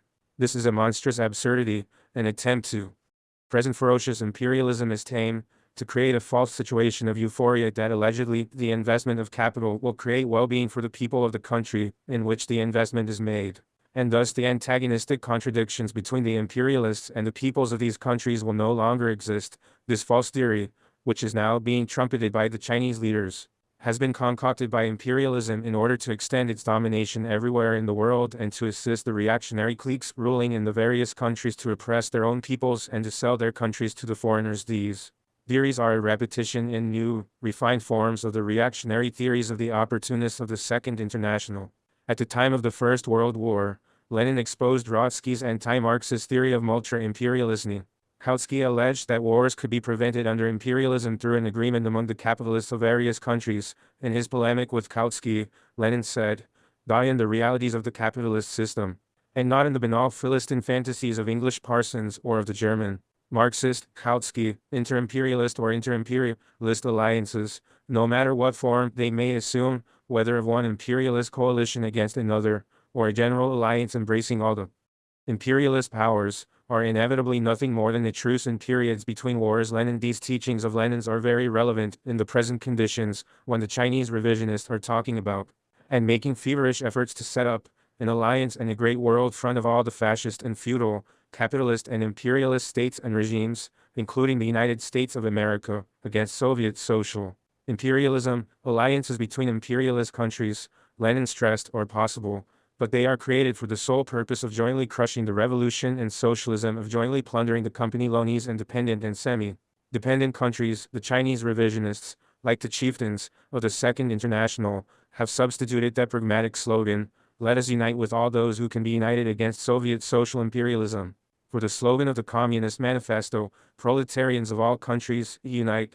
The theory of the three worlds, invented by the Chinese leaders, does not analyze the historical development of imperialism from the Marxist-Leninist class standpoint, but sees it in a distorted light, ignoring the contradictions of our time which Marx and Lenin define so clearly. Following this theory, socialist China unites with American imperialism and the Second World, that is, with other imperialists who exploit the peoples, and calls on the Third World the peoples who aspire to fight against world imperialism and capitalism, whether American imperialism or Soviet social imperialism, to unite against Soviet social imperialism only. The Titoid theory of non-aligned countries, too, is just as anti-Marxist as the theory of the three worlds. These two theories are the rails of the one railroad on which the train of American imperialism and Soviet social imperialism is running. A train loaded with the wealth plundered from the peoples of the world. The Titoids and the China revisionists are trying to open some holes in the trucks of this imperialist and social imperialist train, so that a little oil, sugar, a few dollars, pounds, francs or rubles may leak out. These rails, which have been laid over the backs of the oppressed peoples, and which are intended to keep these peoples in permanent bondage, are two theories just as reactionary as all the other anti-Marxist theories of the Trotskyites, anarchists, Bukharinites, Khrushchevites, of the supporters of Tolyatti, Kurio, Marquez, etc., etc. Life is constantly confirming Lenin's theses of genius on imperialism. Capitalism has entered the phase of its decay. This situation is arousing the revolt of the peoples and impelling them to revolution. The struggle of the peoples against imperialism and the bourgeois capitalist cliques is building up in various forms, with varying intensities.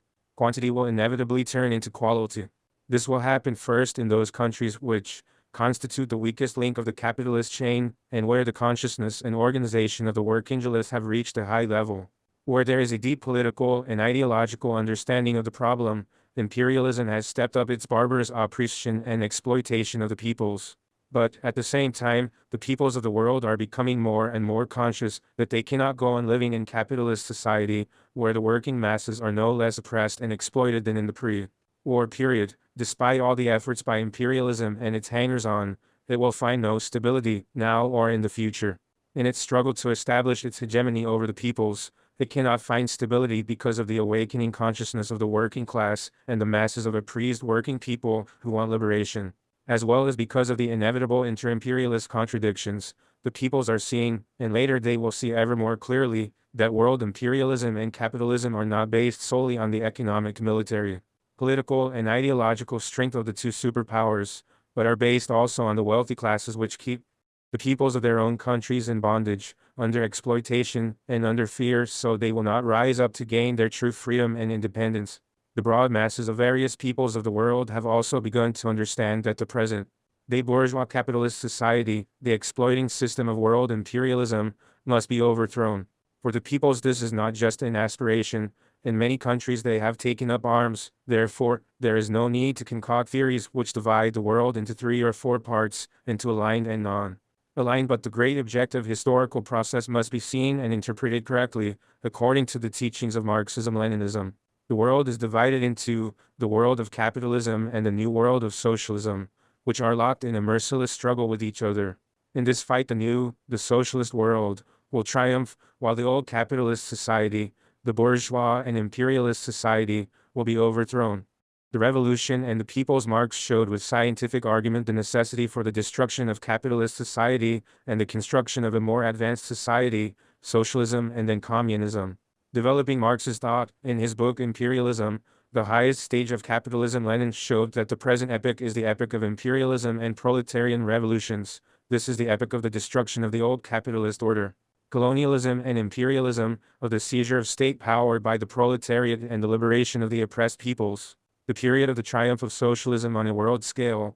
This means that today we are living in the epoch of the replacement of the old exploiting society, which is intolerable for the majority of mankind, for the oppressed and exploited, with a new society in which the exploitation of man by man is done away with once and for all. It was precisely from these fundamental teachings and its Marxist-Leninist analysis of the process of world development today that our party proceeded when, at its 7th Congress, it put forward the thesis that the world is at a stage in which the question of the revolution and liberation of the peoples is a problem demanding solution.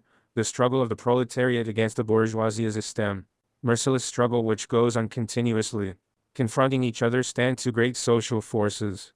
On the one side stands the capitalist imperialist bourgeoisie, which is the most ferocious, deceitful and bloodthirsty class known to history. On the other side stands the proletariat, the class totally dispossessed of means of production, ruthlessly oppressed and exploited by the bourgeoisie, which is at the same time the most advanced class of society, which thinks, creates, works and produces, but does not enjoy fruits of its toil. Each of these classes strives to rally forces around itself and prepare them for its own aims: proletariat, for social and national liberation, to carry out the revolution; the bourgeoisie, to preserve its domination and suppress the revolution. The bourgeoisie gathers around itself the most ominous, regressive and criminal forces, while the proletariat strives to win all the revolutionary, progressive forces over to its side. Marxism, Leninism teaches us that the struggle between the proletariat and the bourgeoisie builds up continuously, and will certainly be crowned with the victory of the proletariat and its allies. But for this struggle to be crowned with success, the proletariat must be organized, must have its own vanguard party, must make the broad masses of the people conscious of the necessity for revolution, and lead them in the fight to seize state power, to establish its own dictatorship, to build socialism and communism, the classless society. There are many hotheads in the world, with good or evil intentions, who think that the revolution can be carried out at any time, at any moment, at any place, but such people are mistaken. The revolution cannot be carried out at any time and at any place, according to one's wishes. The revolution breaks out and is carried through at that link of the capitalist chain which is the weakest. For the revolution to break out and triumph, the appropriate objective and subjective conditions must exist, and a favorable moment must be found for launching into revolution. The main thing is that, when they start the revolution, the broad masses of the people, with the proletariat at the head, must be determined and prepared to carry it through to the end. Lenin stresses that the revolution is carried out by the people of each country, that it is not exported. This does not mean that the Marxist-Leninists, wherever they are militating, should not feel themselves in solidarity, should not be linked with one another by the purest feelings of proletarian internationalism, and should not assist the struggle of the proletariat and peoples of other countries for their liberation.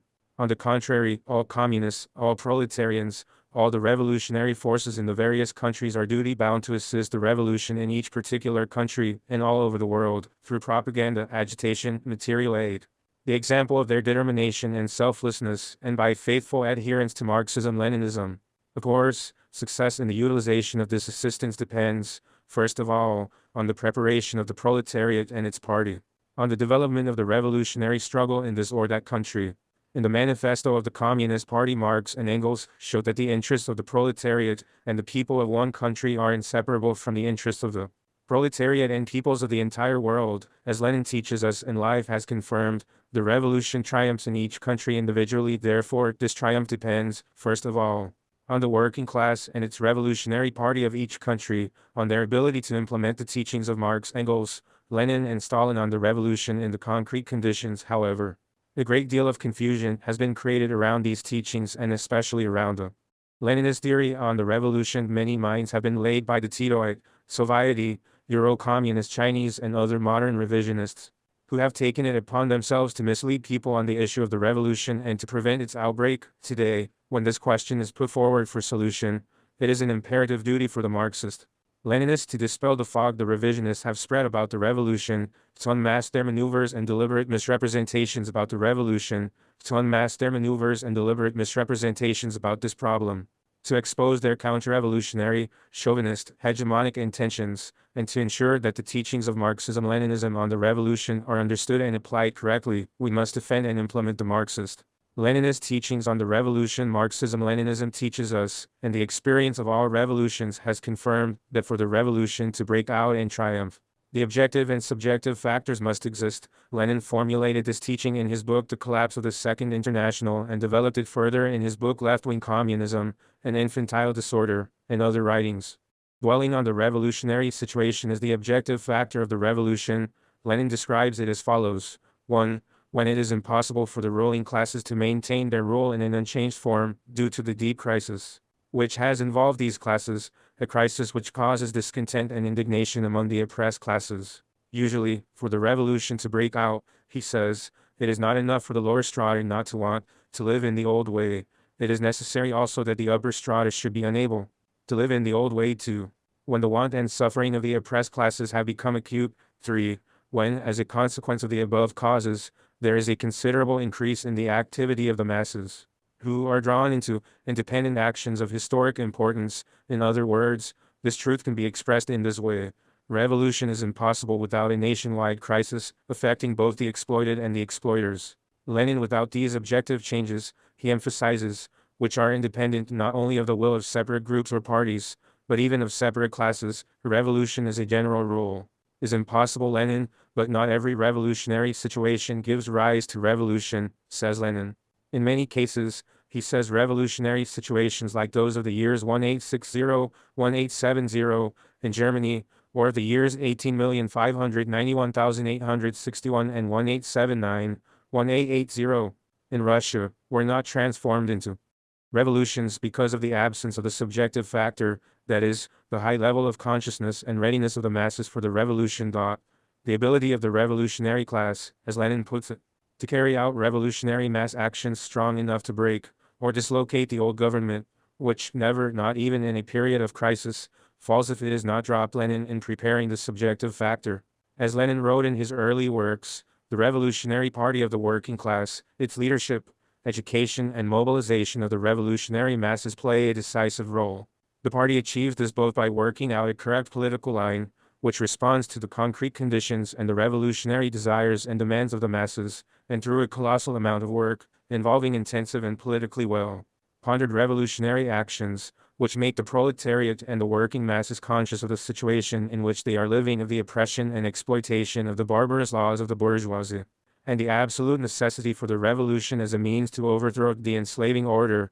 In this way, the poor strata will react with such intensity that even the wealthy, the bourgeoisie in power, shaken also by other internal and external contradictions, will have difficulty in continuing to rule as before. When these conditions are fulfilled, when the objective and subjective factors, which are linked with each other, exist, then it is possible for the revolution not only to break out but also to triumph. Revolutionaries always ponder deeply over these theses of genius of Lenin, and not only ponder over them, but also make concrete and all-round analyses of the situations. They act to ensure that they will never be taken by surprise by the revolutionary situations, so they will not find themselves disarmed at these decisive moments, but be able to utilize them for the preparation and launching of the revolution. What does the analysis of the current situation in the world show? Proceeding from the Leninist theory of the revolution, the Party of Labor of Albania draws the conclusion that the situation in the world today is revolutionary in general, that this situation has matured, or is rapidly maturing, in many countries, while in other countries this process is developing. When we say that the situation today is revolutionary, we mean that the world today is moving towards great outbursts. In general, the situation today is like a volcano in eruption, a scorching fire, a fire which will burn precisely the oppressing and exploiting ruling upper classes. The capitalist and revisionist world is in the grip of a grave economic and political, financial and military, ideological and moral crisis. The present crisis, which has shaken the entire structure and superstructure of the bourgeois and revisionist order, has made the general crisis of the capitalist system even deeper and more acute. The consequences of the crisis are clearly very grave and devastating, especially in the field of the economy. The deepening of the most severe economic crisis following the Second World War has been going on since 1974. It has brought about a decline of considerable proportions in industrial production, 20% in Japan, 15% in Great Britain, 14% in the United States of America, 18% in France and Italy, 10% in the Federal German Republic, etc. The crisis has caused a very deep depression in many capitalist countries. Unused productive capacities in some key branches of the economy have reached up to 25-40%, and this situation is dragging on for years on end. That is why industrial production continues to stagnate. Colossal stocks of surplus goods remain unsold. Yet, despite all these stocks of unsold goods and even though many productive capacities are not exploited, the monopolies' profits continue to increase because of rising prices. Prices are going up from day to day, while inflation has reached very high figures in certain countries. Price rises and, in particular, inflation, have become a very convenient means in the hands of the monopolies and the capitalist and revisionist state to saddle the working class and other working people with the heavy burden of the crisis, under the pretext of checking inflation. The capitalist and bourgeois revisionist states increase the taxes on the incomes of the working masses and freeze their wages, and at the same time reduce taxation on the profits of the monopolies, devalue the currency. etc. These measures are directed against the working class and all working people, step up their exploitation, and reduce their standard of living. The long drawn out economic crisis has worsened the living conditions of the working class and peasant masses and made life very much harder for them. Unemployment has increased to proportions seldom seen before, and has become chronic, the major ulcer of bourgeois and revisionist society. In the capitalist revisionist world, 110 million people have been thrown out in the streets. Only in the United States of America, not less than 7-8 millions are unemployed. Today, hundreds of millions of people are living on the verge of starvation or actually starving. Hundreds of millions of people are tortured with the anxiety over insecurity for the morrow. The poverty and insecurity for the broad masses of working people, as well as the reactionary, anti-popular internal and external policies followed by the capitalist and bourgeois revisionist regimes have added and are continuously adding to the discontent of broad strata of the population. This grave situation has aroused their incontainable anger, which is expressed in strikes, protests, demonstrations, and clashes with the repressive organs of the bourgeois and revisionist order, and in many cases, even in real revolts. The popular masses are growing ever more hostile to the regimes ruling them, striving, even in this situation of crisis, to safeguard their maximum profits. The governments of imperialist, capitalist and revisionist countries make all sorts of fraudulent promises and proposals to placate the discontent and anger of the masses and divert their minds from revolution. Meanwhile, the poor are becoming even poorer, the rich even richer, the gap between poor and rich even richer, the gap between poor and rich social strata between the developed capitalist countries and the undeveloped countries is growing deeper and deeper. The present crisis has also extended to political life, inciting contradictions among the ruling circles of the capitalist and revisionist states. Clear evidence of this is the great increase in government crises and the frequent replacement of teams in power.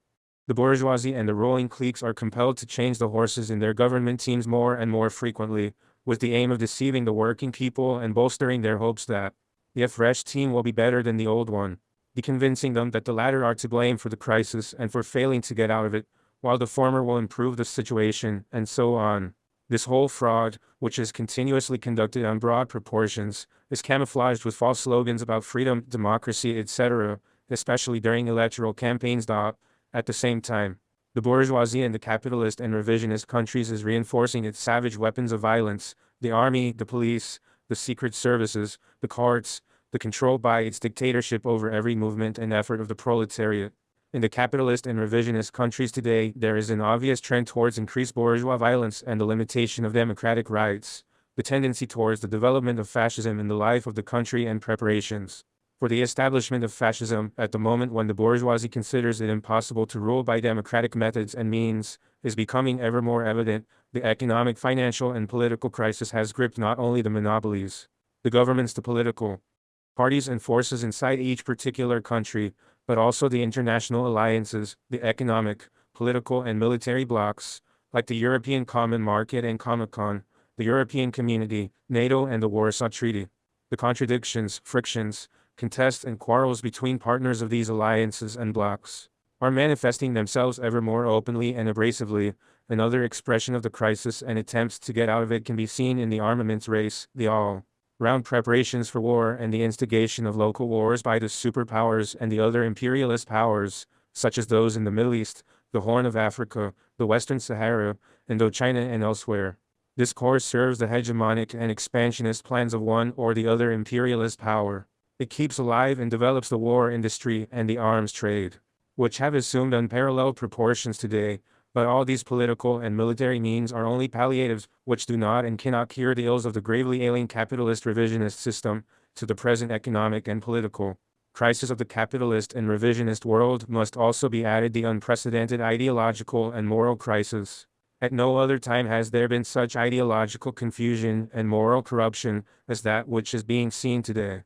At no other time have there been so many variants of bourgeois theories, right, middle or left, decked out in every kind of secular and religious, classical and modern, openly anti-communist and allegedly communist and Marxist cloaks. At no other time has such moral corruption, such a degenerate way of life, or such great spiritual depression been witnessed. The bourgeois and revisionist theories, built up with so much effort and trumpeted so boastfully as guides to salvation from the evils of the old society, such as the theories of the final stabilization of capitalism, people's capitalism, the consumer society, post-industrial society, averting crises, technical scientific revolution, crushed of it, peaceful world without armies, weapons and wars, socialism with a human face, etc., etc., have now been shaken to their foundations. The coexistence of these aspects of the general crisis are to be found not only in Yugoslavia, where the consequences of the crisis are more obvious, but also in the social, imperialist Soviet Union and the other revisionist countries. Oppression and exploitation have been stepped up everywhere in these countries. All of them are suffering from the ills of capitalism, from the quarrels and conflicts over power and privileges in the ranks of the leaders and the upper strata. Everywhere the popular masses are seething with dissatisfaction and anger. Thus, great possibilities for the revolution exist in these countries too. The law of the revolution operates there the same as in every other bourgeois country. It is precisely this situation of the present general crisis of capitalism, the trend of which is to become steadily deeper, that makes us draw the conclusion that the revolutionary situation has already enveloped or is in the process of enveloping the majority of capitalist and revisionist countries, and hence, that this situation has placed the revolution on the order of the day, under the ever greater pressure of the crisis and the defeat they have suffered in their predictions and their maneuvers to strangle the revolution. The bourgeoisie and the revisionists are trying to find new expedients and to fabricate other fraudulent theories. Today, the modern revisionists have unfurled the banner of defense of the capitalist system, oppression and exploitation of the peoples, of splitting the revolutionary and liberation movement, and in general, of the deception of the masses.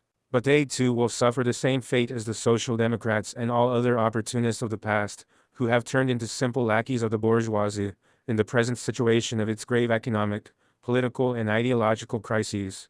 The bourgeoisie is demanding that its revisionist servants come out more openly in its support. This is forcing them more and more to drop their disguise, but also to become more thoroughly discredited. Lenin says, the opportunists are bourgeois enemies of the proletarian revolution, who in peaceful times carry on their bourgeois work in secret, concealing themselves within the workers' parties, while in times of crises they immediately prove to be open allies of the entire united bourgeoisie, from the conservative to the most radical and democratic part of the latter, from the freethinkers to the religious and clerical sections. This scientific conclusion of Lenin's is proved to the hilt by the service the modern revisionists are rendering the crisis-stricken capitalist system today. Take Italy, for instance, the typical country in which the decay of capitalism, in its base and superstructure, is reflected. From the end of the Second World War up till now, the Christian Democrats, the party of the big bourgeoisie, the party of the Vatican, which has gathered all the religious reactionary bourgeoisie and elements of the right around itself, have been in power in Italy. Their government is ruling a country which is in a state of bankruptcy. Right from 1945 to this day, the top strata of the bourgeoisie have been in the grip of such a grave crisis that, within that period, there has been a succession of about 40 governments, monocular, Christian Democrat, Socialist Christian Democrat, tripartite, Christian Democrat, Socialist, Social Democrat, centro-sinistra governments, centro-destra governments. DC, the deep government crisis in Italy reflects that situation of the internal general crisis from which no way out can be found. The quarrels, conflicts, political murders and scandals, such as the removal of President Leone, the murder of the head of the Christian Democrat Party, Moro, etc., which are becoming more and more frequent, are consequences of the crisis. Italy has become a bridgehead of the United States of America. Its bankrupt economy, which has fallen into the clutches of American imperialism, is also linked with the European common market, where it is the partner with the least weight. As a result of this situation, the broad working masses in Italy have been impoverished and are becoming more so. Italy has the highest level of unemployment among the countries of the European common market. Italy has the greatest emigration of the labor force, and its imports are greater than its exports. By restricting their buying of food products from Italy, the member countries of the European common market, especially West Germany and France, have created a difficult situation in Italian agriculture. The export prices of Italian butter, milk, and fruit have fallen sharply while the cost of living in that country has become extremely high. Italy has become a country of big strikes in which workers from heavy and light industry and transport, down to postmen, airline crews and even the police take part in such a situation of seething discontent.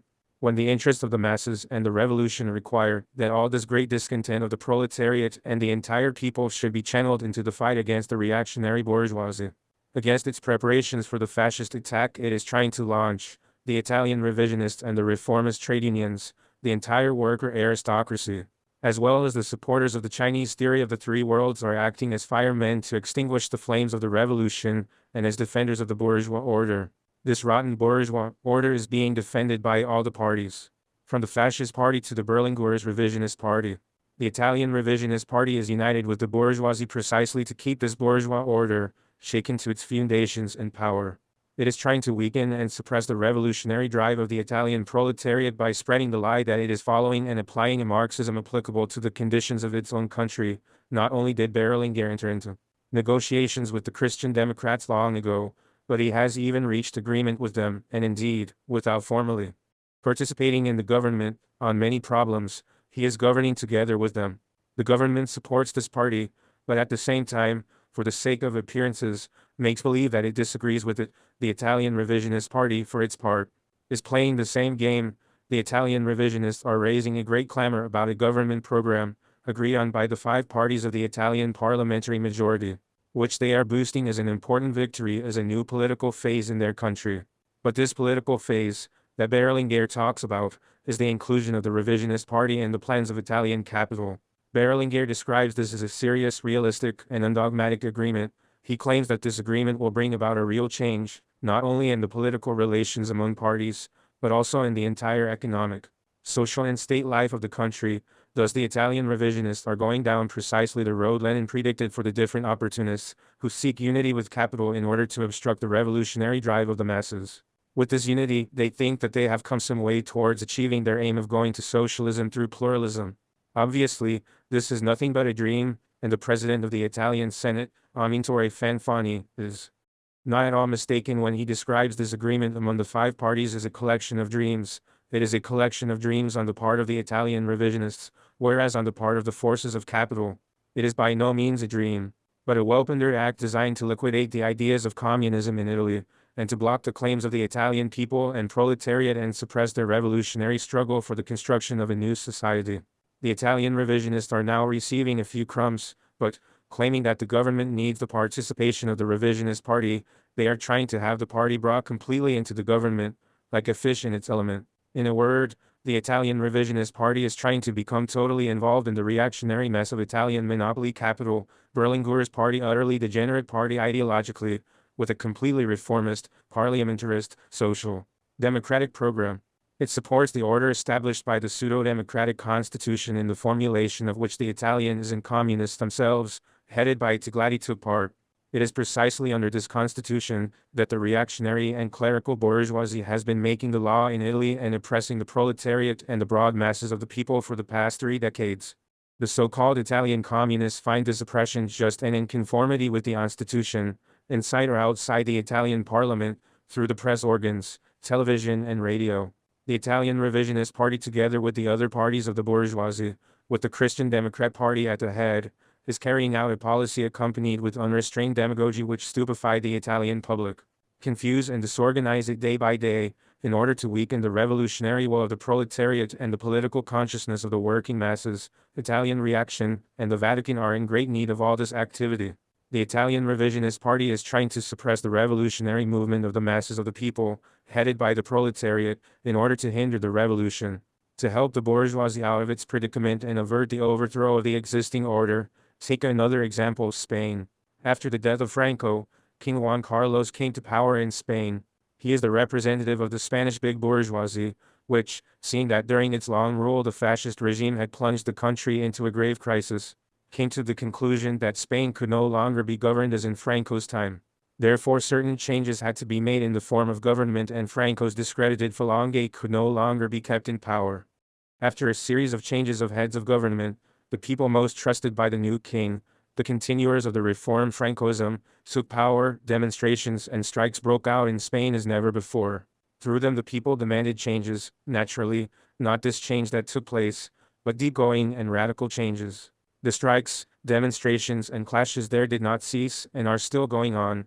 The masses are demanding freedoms and rights, and the different nationalities autonomy.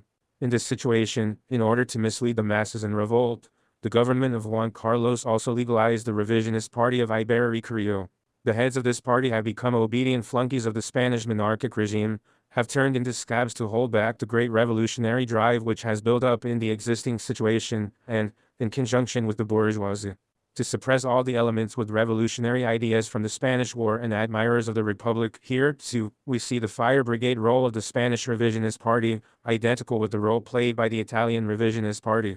Although it has less power than the latter, the revisionist parties in France, Japan, the United States of America, Britain, Portugal and all the other capitalist countries are playing a similar role in defending the bourgeois order, enabling it to overcome the crises and revolutionary situations, to befuddle and paralyze the proletariat and the other oppressed and exploited masses, who are understanding ever more clearly that it is no longer possible to live in the consumer society and other exploiting societies, and who are rising in revolt against the capitalist political and economic order.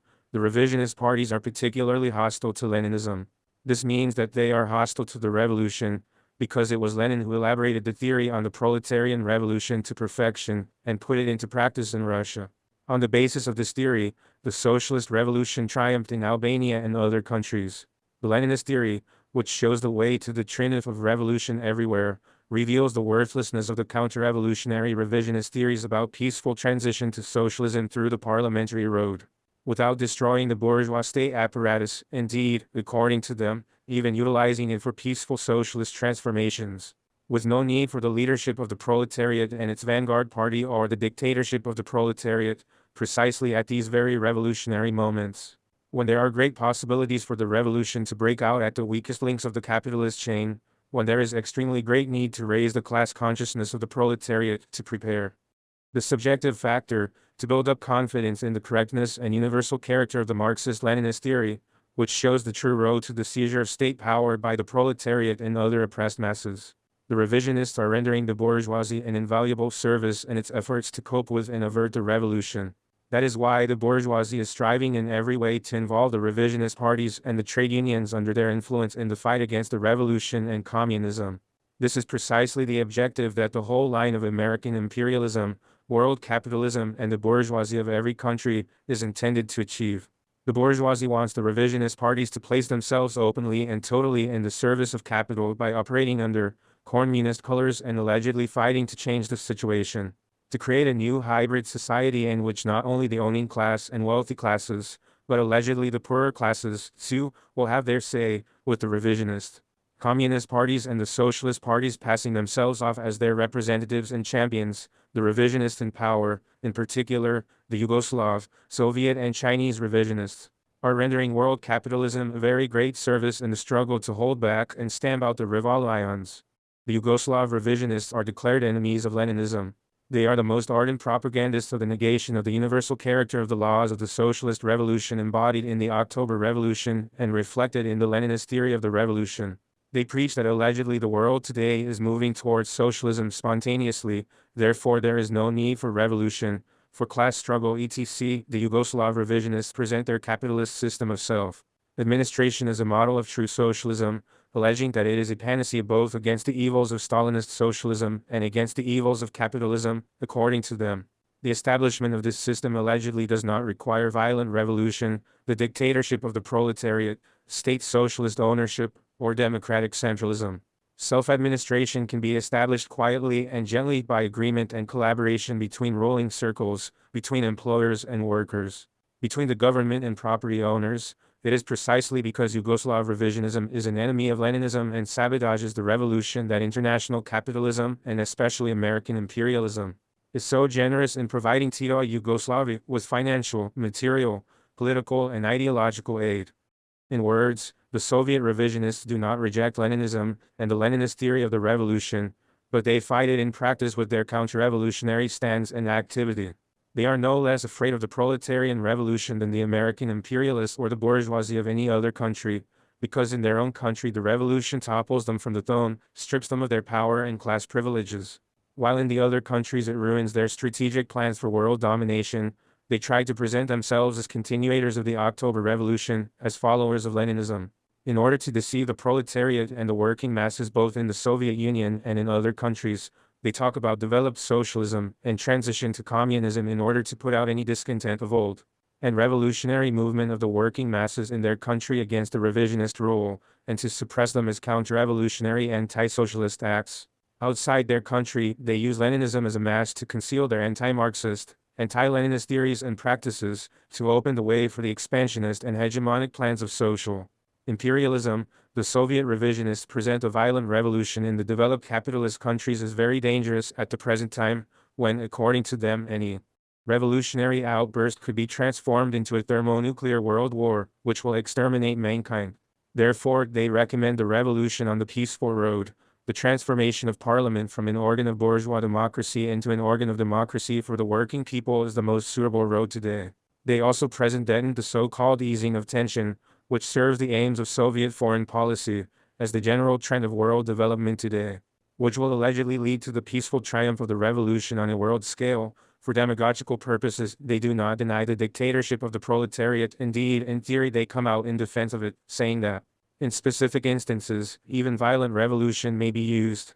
But they need these declarations especially to justify the plots and armed putsches which they organize in one country or another to establish pro-Soviet reactionary regimes and cliques there, to divert the national liberation movements from the right road, and to put them under their hegemony, etc. Now revisionist China, too, has become a zealous extinguisher of the revolution. The entire internal and external policy of the Chinese revisionists is directed against the revolution, because the revolution upsets their strategy of making China an imperialist superpower.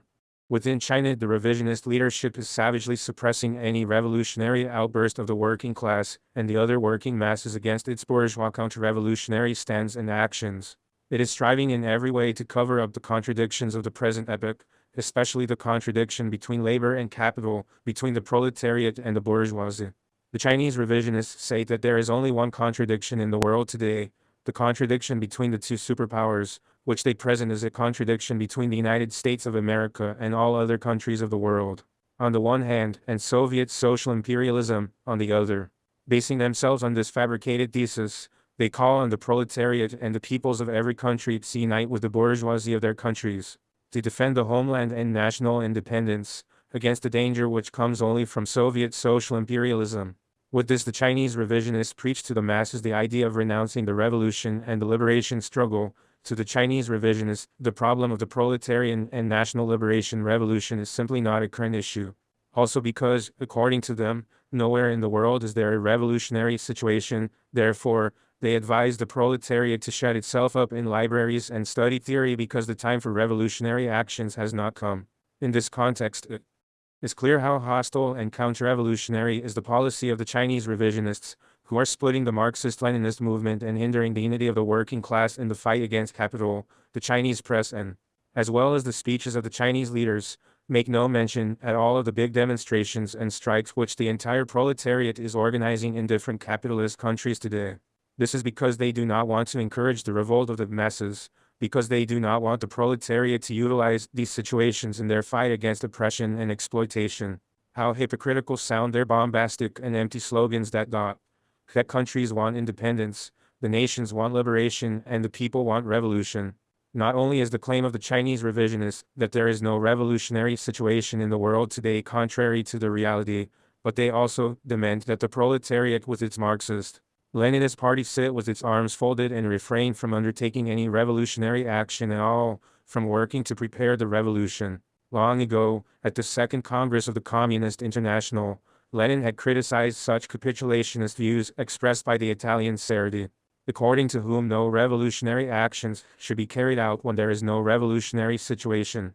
The difference between the socialists and communists, said Lenin, consists in the former refusing to act in the way we act in any situation that is, conduct revolutionary work. This criticism by Lenin is a heavy slap in the face also for the Chinese modern revisionists, and all the other revisionists, who, like the Social Democrats, are against revolutionary actions by the proletariat and the other working masses. Lenin called Kautsky a renegade, because he had completely distorted Marx's doctrine, tailoring it to suit opportunism, and that he had repudiated revolution in deeds, while accepting it in words. Lenin, the Chinese revisionist leaders go a little further than Kautsky.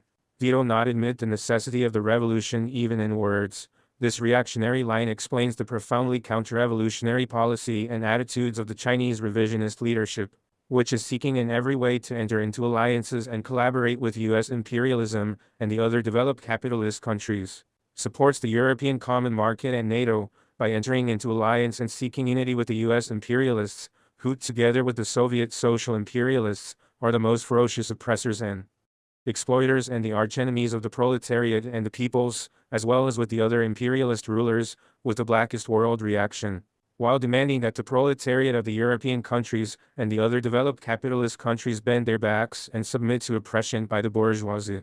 The Chinese revisionists themselves are also participating in this oppression and uniting with world capitalism in the fight against the revolution, against socialism, and against the people's liberation, as can be seen. World capitalism, with modern revisionism and all its other tools, is waging a fierce and many-sided fight on all fronts to stop revolutions from breaking out. They are striving with might and main to overcome the crises, to cool or defuse the revolutionary situations, in order to prevent them from being transformed into revolution.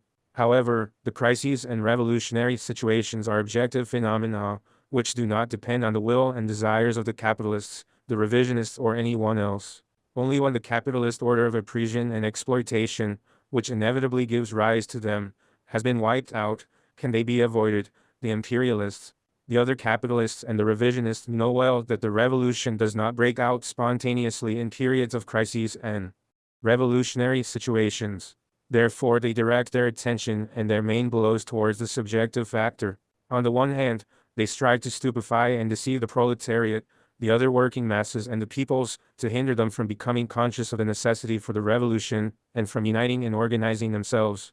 On the other hand, they fight to destroy the international Marxist-Leninist movement, to stop it from building up and gaining strength, so that it will not become a great leading political force of the revolution, so that the genuine Marxist Leninist parties of each country will not gain the political and ideological capacity to be able to unite, organize, mobilize, and lead the masses in revolution and to victory. But, however much the imperialists, the capitalists, the revisionists, and reactionaries strive and struggle, they cannot stop the wheel of history from rolling onwards. Their strivings and struggle will come up against the revolutionary strivings and struggle of the proletariat and the freedom-loving peoples, while the modern revisionists will suffer the same fate as the social democrats and all the opportunists of the past, all the lackeys of the bourgeoisie and imperialism. The people's liberation struggle, a component part of the world revolution. When we speak of the revolution, we do not mean only the socialist revolution.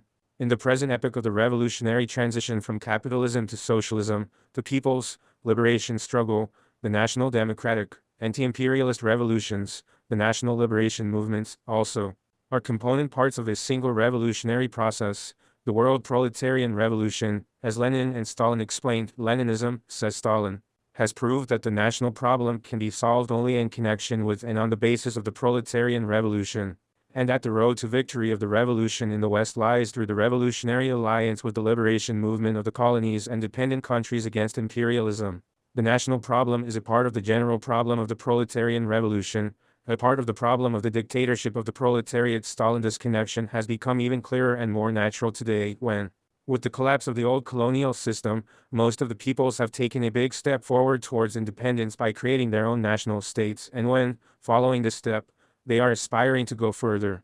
They want the liquidation of the neocolonialist system of any imperialist dependence and any exploitation by foreign capital. They want their complete sovereignty and economic and political independence. It has now been proved that such aspirations can be realized. Such objectives can be attained only through the elimination of any foreign domination by and dependence on foreigners and the liquidation of oppression and exploitation by local bourgeois and big landowner rulers. Hence, the linking and interlacing of the national democratic, anti-imperialist, national liberation revolution with the socialist revolution, because by striking at imperialism and reaction, which are common enemies of the proletariat and the peoples, these revolutions also pave the way for great social transformations, assist the victory of the socialist revolution, and vice versa. By striking at the imperialist bourgeoisie, by destroying its economic and political positions. The socialist revolution creates favorable conditions for and facilitates the triumph of liberation movements.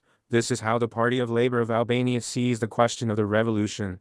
It sees it from Marxist-Leninist positions, and that is why it gives all support and backing to the just struggles of the freedom-loving peoples against U.S. imperialism, Soviet social imperialism, and the other imperialist powers against neo-colonialism, because these struggles assist the common cause of the destruction of imperialism, the capitalist system, and the triumph of socialism in each country and on a world scale. Therefore, when we draw the conclusion that the revolution is a question put forward for solution, that it is on the agenda, we have in mind not only the socialist revolution, but also the democratic anti-imperialist revolution, the level of maturity of the revolutionary situation.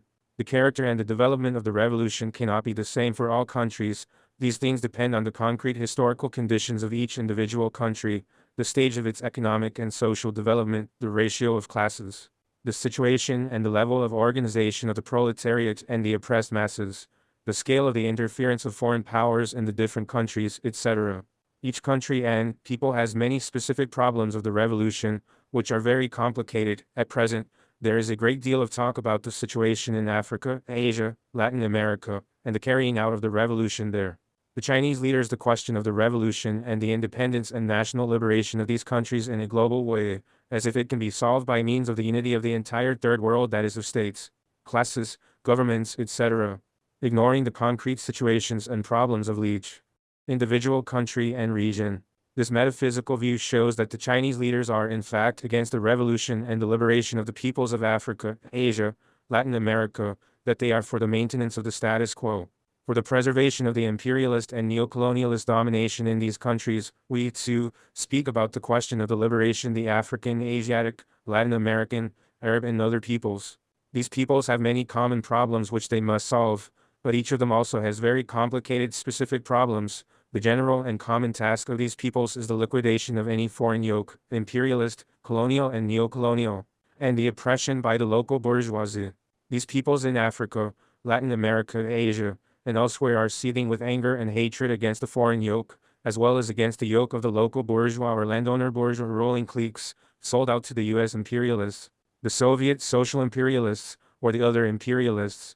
These peoples have now awakened and can no longer tolerate the plunder of their riches, their sweat and blood, can no longer reconcile themselves to the economic, social and cultural backwardness in which they live, arising from the struggle against U.S. imperialism and Soviet social imperialism, the main enemies of the revolution and the national and social liberation of the peoples, the struggle against the bourgeoisie and reaction. The peoples have many common interests, many common problems, and on this basis they must unite with one another. The fight against Israel, the most blood-thirsty tool of U.S. imperialism, which has become a great stumbling block to the advance of the Arab peoples, is a common problem for all these peoples. In practice, however, not all the Arab states are of one mind about the struggle they should wage jointly against Israel and about the character this struggle against their common enemy should have. Frequently, some of them see this struggle from a narrow nationalist angle. We cannot agree with such a stand. We stick to our stand that Israel must withdraw to its own lair and renounce its chauvinist, provocative, offensive and aggressive attitudes and actions against the Arab states. We demand that Israel give up the territories of the Arabs, that the Palestinians gain all their national rights. But we can never accept that the Israeli people should be wiped out. The efforts of the peoples of the Arab countries for complete liberation from the clutches of imperialism and social imperialism, for the strengthening of their freedom and sovereignty, are likewise the common problems of all these peoples. However, each of the Arab peoples has its own characteristics, has specific problems, which are different from those of the others, and which arise from its socio-economic development, its cultural level, its state organization, the level of freedom and sovereignty achieved, the unification of clans and tribes in many of them, etc. To lump all these separate elements together and to demand that the question of freedom, independence, democracy and socialism must be solved for all these countries in the same manner and at the same time, is an impossibility. In those Arab countries in which the interests of the bourgeoisie have been greatest, the various imperialists have invested considerable sums for the exploitation of natural assets and the peoples. To achieve this, certain working conditions had to be created, both for the colonizers and the colonized, wherever the natural assets have been most plentiful and the interest of the colonizers greatest. There the exploitation of the people and their wealth also have been more intensive. Naturally, the exploitation of assets has also brought about a certain development, but this cannot be considered as an overall harmonious development of the economy of this or that country. The colonizers financed and assisted the chieftains of the principal tribes, who sold their souls and the riches of the peoples to the imperialist occupiers. In return, they were given a small percentage from the colossal profits made by the colonizers, depending on the circumstances and the power of the state which had enslaved them. With these profits and the aid of their foreign patrons, the tribal chiefs created some sort of allegedly independent state, with the support and under the control of the colonizing country. In this way, with the aid of the colonizers, the tribal chiefs were turned into the wealthy bourgeois stratum of sheiks, who sold their territories, together with their peoples, for next to nothing, putting the peoples under a double bondage, that of the foreign colonizers and their own. Thus, the strata of the big bourgeoisie, the big landowners, medieval kings on the one hand, and the slaves, the proletariat working on the foreign concessions on the other, were created and confronted one another in the Arab countries. With the money and profits the foreign exploiters granted them, the upper strata adopted the mode of living of the European and American bourgeoisie. Their sons even attended the colonizers' schools, where they acquired some Western culture.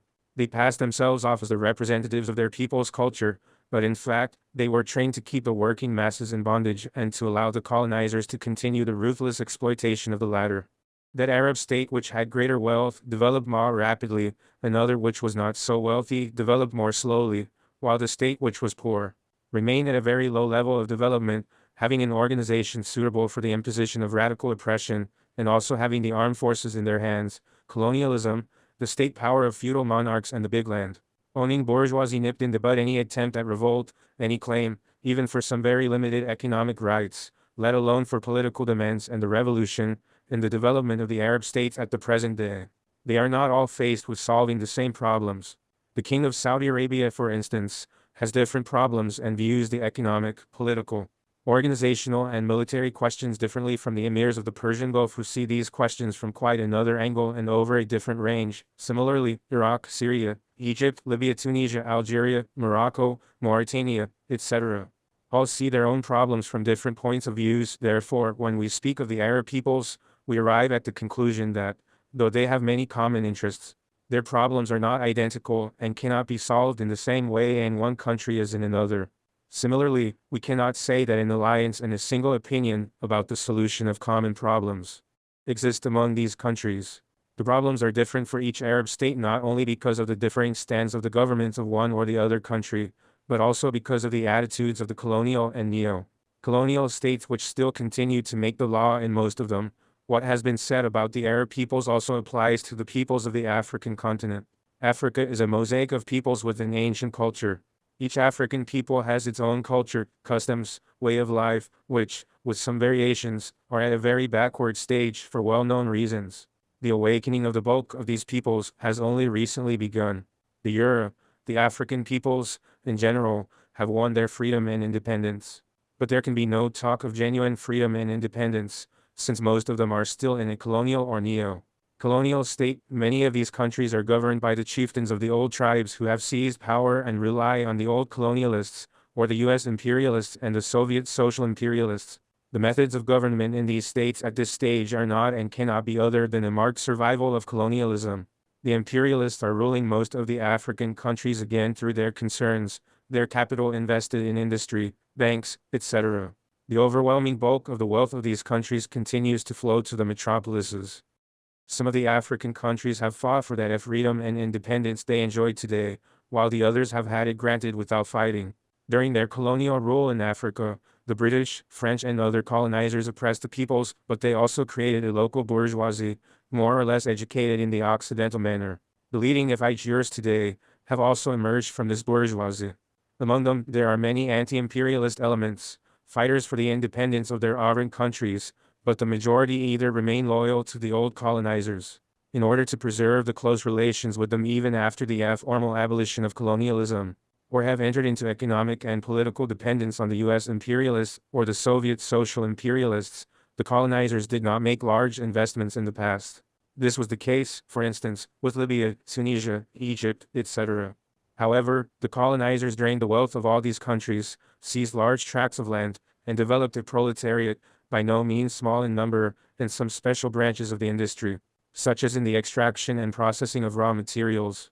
They also drew large numbers of workers to the metropolises, such as to France for instance, but also to Britain, as a cheap labor force which worked in the colonizers' mines and the factories. In the other parts of Africa, especially in Black Africa, industrial development remained more backward. All the countries of this region were divided up, especially between France, Britain, Belgium and Portugal. Great underground riches like diamonds, iron, copper, gold, tin etc. were discovered there long ago, and industry to mine and process minerals has been set up there. In many African countries, large, typically colonial cities were built, where the colonizers lived a fabulous life. Now, on the one hand, the local great bourgeoisie and its wealth is growing and developing there, while on the other hand, the impoverishment of the broad masses of working people is increasing still more. In these countries a certain degree of cultural development has been achieved, but it has more of a European character. The local culture has not developed. It has generally remained at the stage reached by the tribes, and is not represented outside them, in the centers with towering skyscrapers. This has come about because, outside the large centers, where the colonizers lived, stark misery and extreme poverty existed. Hunger, disease, ignorance and ruthless exploitation of the people in the full meaning of the term reigned supreme. The African population culturally and economically undeveloped and continuously diminished in numbers, declining because of colonial wars, the savage racial persecution, and the traffic in remained. African Negroes who were sent to the metropolises, the United States of America, and other countries to work like animals in the plantations of cotton and other crops, as well as in the heaviest jobs in industry and construction. For these reasons, the African people still have a great struggle ahead of them. This is and will be a very complicated struggle, differing from one country to another, because of the state of their economic, cultural and educational development, the degree of their political awakening, the great influence which the different religions, such as the Christian and Muslim religions, the old pagan beliefs, etc., exert on the masses of these peoples. This struggle becomes still more difficult since many of these countries are actually under the domination of neocolonialism, combined with that of local bourgeois capitalist cliques. The law there is made by those powerful capitalist and imperialist states which subsidize or control the ruling cliques, which they set up and remove whenever the interests of the neo-colonialists require or when the balance of these interests is upset. The policy pursued by the big landowners, the reactionary bourgeoisie, the imperialist and the neo-colonialist is intended to keep the African peoples in permanent bondage, in ignorance, to hinder their social, political and ideological development and to obstruct their struggle to gain these rights. At present we see that those same imperialists who used to lord it over these peoples in the past, as well as other new imperialists, are trying to penetrate into the African continent, by meddling in every way in the internal affairs of the peoples. As a result of this, the contradictions among imperialists, between the peoples and the bourgeois capitalist leaderships of most of these countries, and between the peoples and the new colonizers, are becoming more and more severe every day. These contradictions must be utilized by the peoples, both to deepen them and to benefit from them. But this can be achieved only through resolute struggle by the proletariat, the poor peasantry, by all the oppressed and the slaves, against imperialism and neocolonialism, against the local big bourgeoisie, the big landowners and their whole establishment. A special role in this struggle devolves upon progressives and democrats, the revolutionary youth and patriotic intellectuals, who aspire to see their own countries advancing free and independent, on the path of development and progress. Only through continuous and organized struggle by them will life be made difficult for the local and foreign oppressors and exploiters and government impossible. This situation will be prepared in the specific circumstances of each African state. British and U.S. imperialism have not given to the peoples of Africa any freedom. Everybody can see what is happening in South Africa, for instance.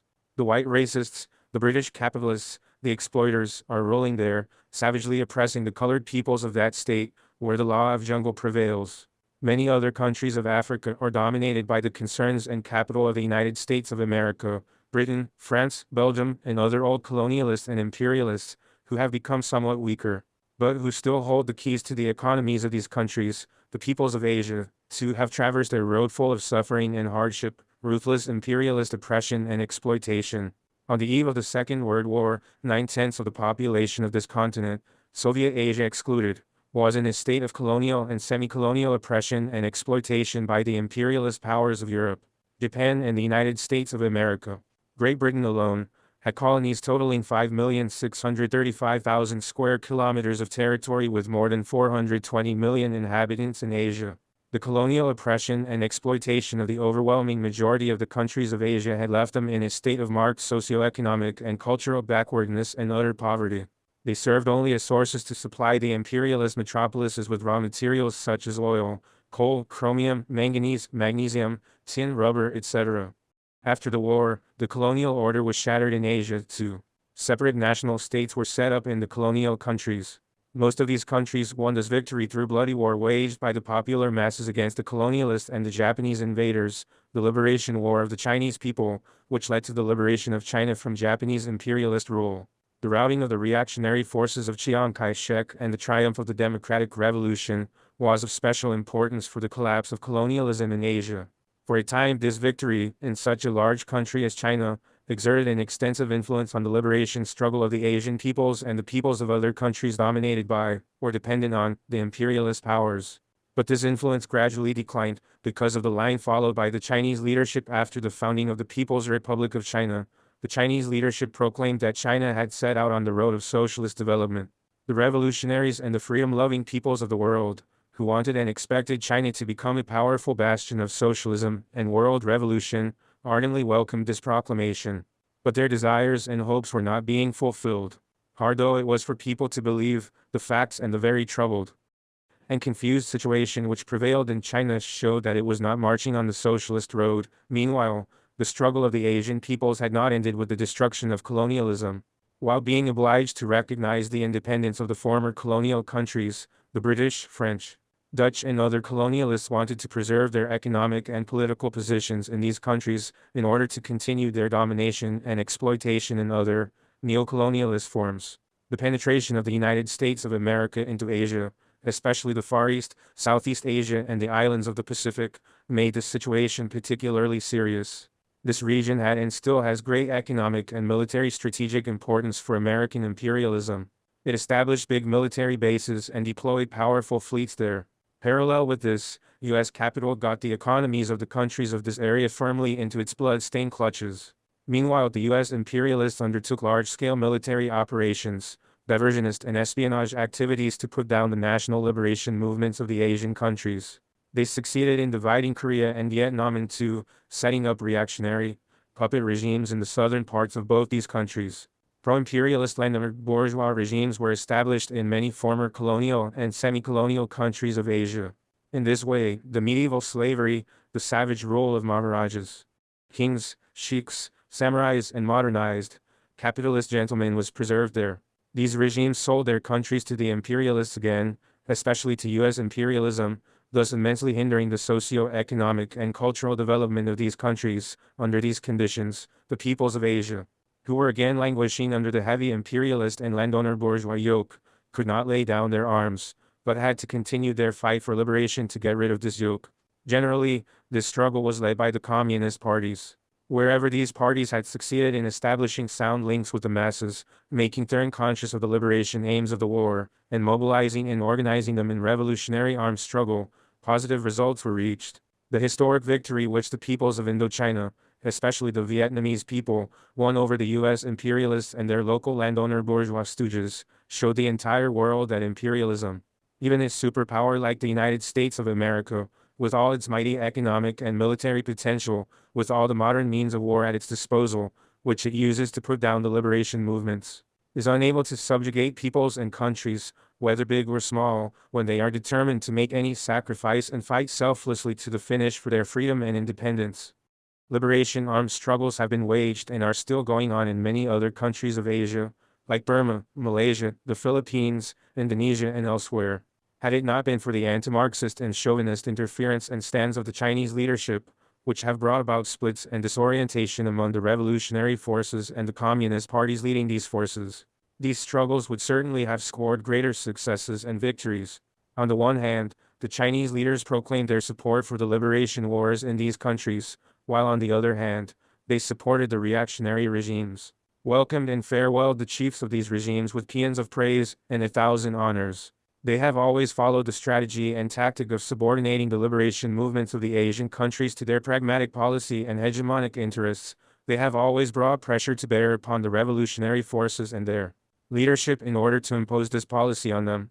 They have never been really concerned about the question of peoples, liberation and the revolution in the countries of Asia, but only about the realization of their chauvinist ambitions.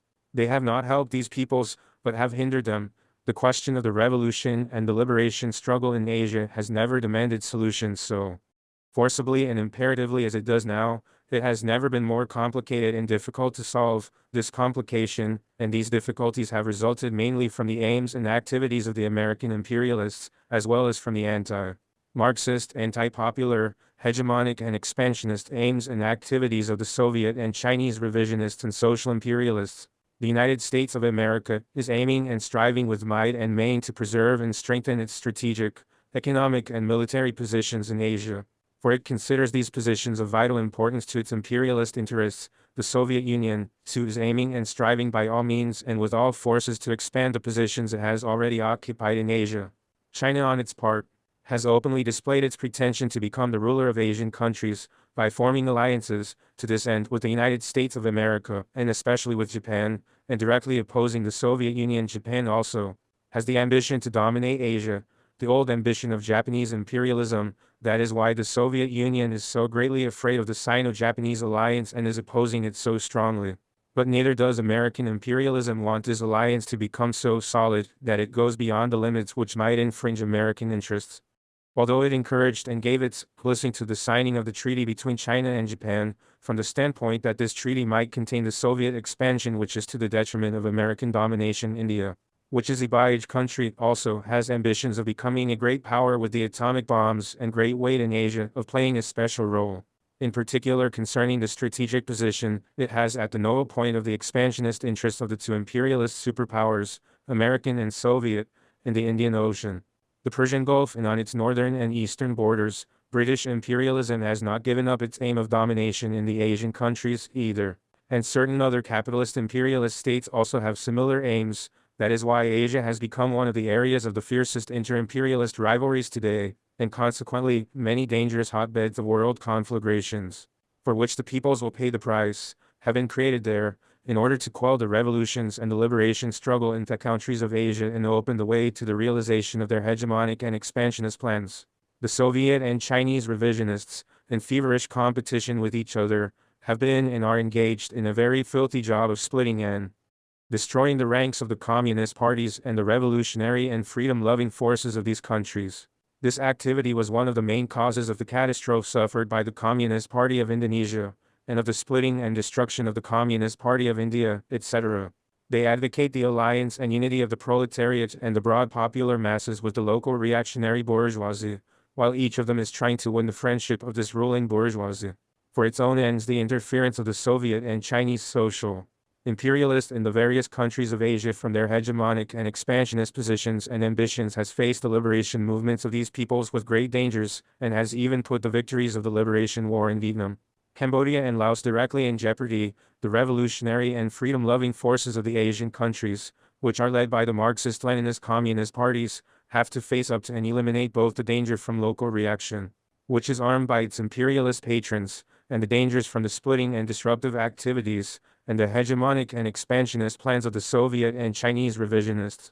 They also have to free themselves from a series of old reactionary, mystical, Buddhist, Brahmanic and other religious ideas and concepts, which hold back the liberation movement.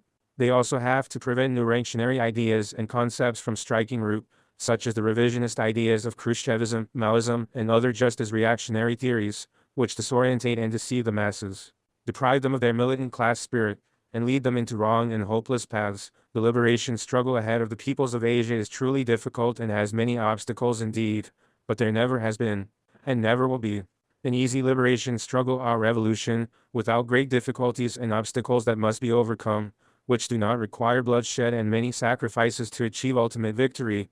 The countries of Latin America, in general, have a higher level of capitalist development than the countries of Africa and Asia, but the degree of dependence of the Latin American countries on foreign capital is not lower than that of the overwhelming majority of African and Asian countries. Unlike the African and Asian countries, most of the countries in Latin America proclaimed themselves independent states much earlier, since the first half of the 19th century, as a result of the liberation struggles of the peoples of that continent against the Spanish and Portuguese colonizers.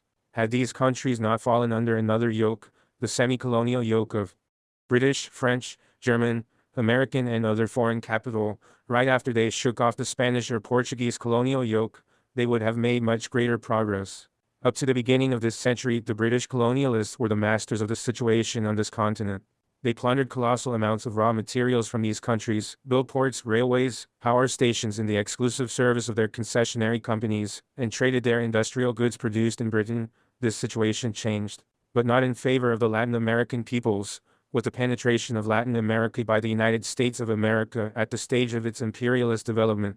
The imperialism of the United States of America used the slogan "America for Americans" embodied in the Monroe Doctrine in order to establish its undivided domination over the whole Western Hemisphere. The economic penetration of the United States of America into this hemisphere was carried out both by means of military force and political blackmail and by dollar diplomacy, by means of the stick and the carrot. Thus in 1930, investments of American and British capital in Latin America were equal, whereas after the Second World War, the United States of America became the real master of the economy of this region of the globe. Its big monopolies took control of the key branches of the economy in Latin America. The countries of that continent became part of the invisible empire of American imperialism, which began to make the law in all of them, to appoint and dismiss the heads of state and the governments, to dictate their internal and external economic and military policies. The monopoly companies of the United States of America drew fabulous profits from the exploitation of the rich natural resources and the toil, sweat and blood of the Latin American peoples. For each dollar invested in the various countries of this continent, they took $4-5 profit. This situation still prevails to this day.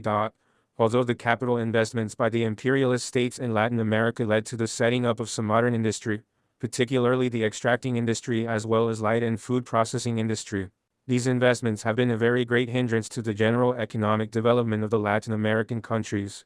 The foreign monopolies and the neo-colonialist policy of the imperialist states have given the economic development of these countries a distorted, one-sided form, a monocultural character, turning them simply into specialized suppliers of raw materials. Venezuela oil, Bolivia tin, Chile copper, coffee, Cuba, Haiti and the Dominican Republic, sugar, Uruguay and Argentina livestock products, Ecuador bananas, and so on, Brazil and Colombia.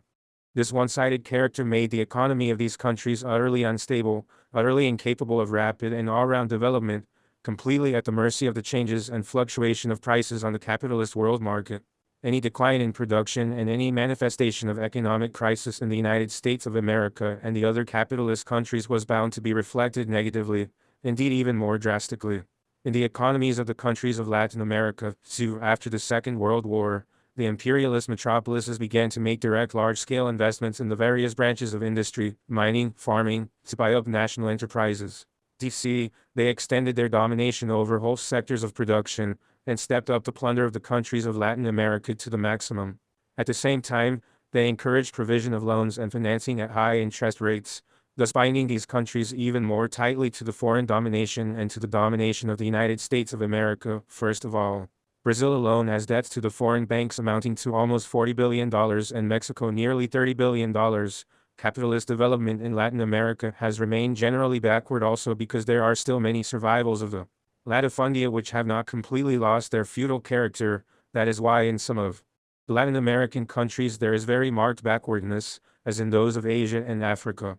In the countries of Latin America in oligarchy, a very powerful monopoly big bourgeoisie dependent on imperialist economic policy and direct imperialist interference has been created, which together with the big landowners has state power in its hands and, always with the support of American imperialism and together with it, ruthlessly oppresses and exploits the working class, the peasantry and the other strata of working people who live in abject poverty. This development has also created quite a large industrial proletariat which, together with the agricultural proletariat and the building and services workers, makes up nearly half the population, unlike Africa and Asia where, in most countries, the working class is very small. Besides this, in Latin America the peasantry and the working class, which has emerged from its ranks, have a rich militant revolutionary tradition gained in the ceaseless struggles for freedom, handiwork and bread, a tradition which has been developed further in the battles against the local oligarchy and foreign monopolies, against American imperialism. The peoples of Latin America rank among the peoples who have fought and shed their blood the most against their internal and external oppressors and exploiters. In these battles they have had more than a few victories, and not minor ones either, but the complete victory of democratic freedoms, the wiping out of exploitation, securing national independence and sovereignty, has still not been won in any Latin American country. The Latin American peoples cherished many hopes, had many illusions, about the victory of the Cuban people, which became an inspiration and encouragement to them in their struggle to shake off the yoke of the local capitalist and landowner rulers and American imperialists. However, these hopes and this inspiration soon faded when they saw that Castroid Cuba was not developing on the road of socialism but on that of revisionist-type capitalism, and faded even more quickly when Cuba became the vassal and mercenary of Soviet social imperialism. In Latin America today, as on all continents, the situation is complicated. In most of these countries the situation is revolutionary and puts the revolution for the overthrow of the bourgeois landowner order and the liquidation of imperialist dependence on the order of the day. Of course, these revolutions cannot have the same character, the same process of development and the same solution everywhere, for the known reasons of the particular conditions and problems of each country or group of countries, the different levels of their socio-economic development, their dependence on imperialism or social imperialism, the more or less moderate, or more or less fascist, bourgeois regimes, etc. But one thing is obviously essential: the interlinking, more closely than in many countries of Africa and Asia, of the anti-imperialist, democratic and socialist tasks of the revolution. Latin America also has many advantages in regard to the preparation of the subjective factor of the revolution, because of the relatively high level of consciousness and readiness of the broad popular masses to fight against the internal and foreign oppression and exploitation, for freedom, democracy and socialism. However, it is not just the imperialists, especially the Americans, together with local reaction, but also the local revisionists and the other opportunist stooges of capitalism, as well as the Soviet and Chinese revisionists, who are obstructing, confusing and fighting with all their strength against the full preparation of this factor, sticking to its policy of keeping Latin America as its exclusive domain, from which it extracts colossal super profits.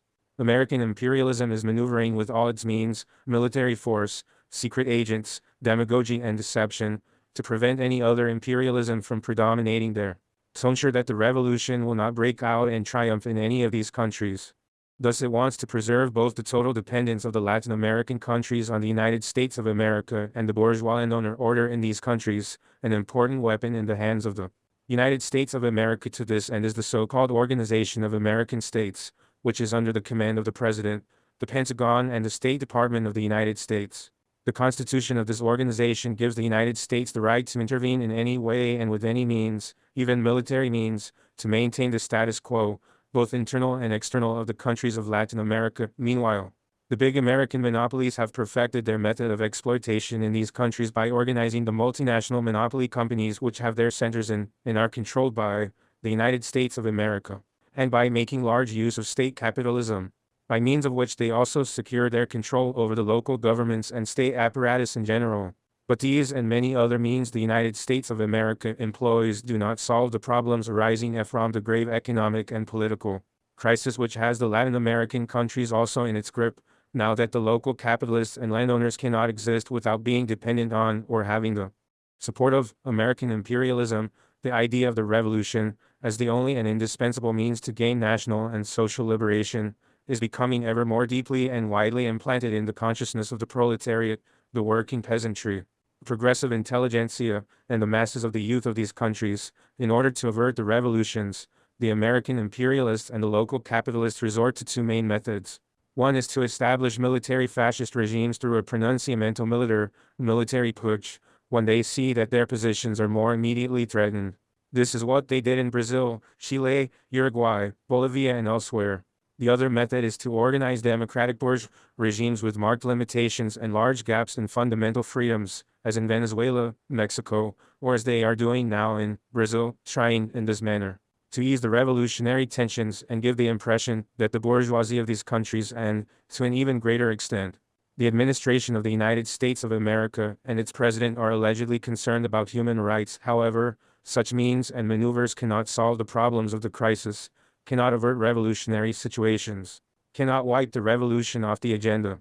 The proletariat and all the revolutionary forces in the Latin American countries are faced with very important revolutionary tasks. In order to perform such tasks, that is, to carry out the revolution, to win their complete national independence, to establish democratic freedoms and socialism, they have to fight in many directions. Against the local bourgeois and latifundist oligarchy, against U.S. imperialism, as well as against various lackeys of capital, imperialism and pseudo-imperialism, such as the pro-Soviet and Castroite revisionists, the pro-Chinese revisionists, the Trotskyites, etc. They must not only cope with the diversionist and splitting activity of various shades of opportunists and revisionists, but also free themselves from petty bourgeois influences such as expressed by a number of putschist, Foucaultist, adventurous concepts and practices which have become a kind of tradition, but which have nothing in common with the true revolution, and on the contrary, cause it great damage. However, this question requires careful handling. In regard to the militant tradition of the peoples of Latin America, the positive, revolutionary aspect is predominant. It constitutes a very important factor that must be used to the best advantage and as widely as possible in the preparation and development of the revolution, while giving the tradition a new content, free from the negative pistolero and Foucaultist elements. The Marxist-Leninist parties of the working class will play a decisive role in carrying out these great tasks. Now, not only have such parties been created in almost every country of Latin America, but most of them have taken important steps forward in the work of preparing the proletariat and the masses of the people for revolution, in a irreconcilable struggle against the revisionists and other opportunists, against all the lackeys of the bourgeoisie and imperialism, against Castroite, Khrushchevite, Trotskyite, Three Worlds and other such views and practices. They have worked out a correct political line and accumulated sufficient experience in the struggle to put this line into practice, becoming the bearers of all the revolutionary tradition of the past, in order to use it and develop it further to the advantage of the workers and liberation movement.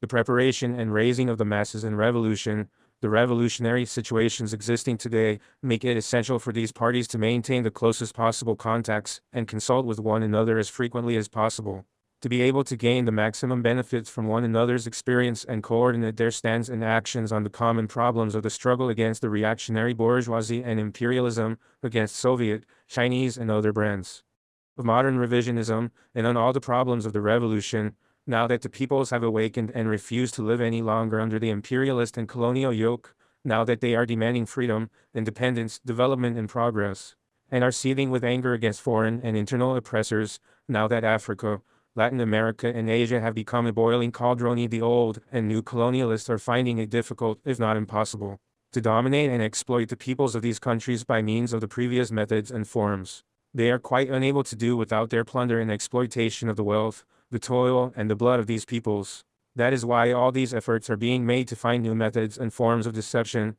plunder and exploitation, to dispense some alms which, again, do not benefit the masses, but the bourgeois, landowner ruling classes. Meanwhile, the question has been made even more complicated, because Soviet social imperialism long ago began to penetrate and entrench itself more and more deeply in the former colonies and semi-colonies, and because social imperialist China has begun to make feverish efforts to get in there, too, the revisionist Soviet Union carries out its expansionist interference under the guise of its allegedly Leninist policy of aid for the people's liberation struggle, posing as the natural ally of these countries and peoples, as a means to penetrate into Africa and elsewhere.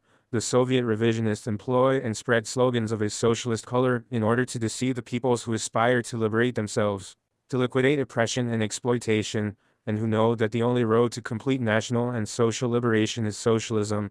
The Soviet Union also involves its allies, or better, its satellites and its interference.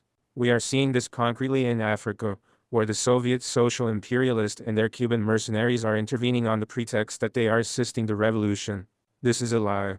Their intervention is nothing but a colonialist action aimed at capturing markets and subjugating peoples. The intervention of the Soviet Union and its Cuban mercenaries in Angola is of this nature. They have never had the slightest intention of assisting the Angolan revolution, but their aim was and is to project their claws into that African country, which had won a certain independence after the expulsion of the Portuguese colonialists. The Cuban mercenaries are the colonial army dispatched by the Soviet Union to capture markets and strategic positions in the countries of Black Africa, and to go on from Angola to other states, to enable the Soviet social imperialists to create a modern colonial empire.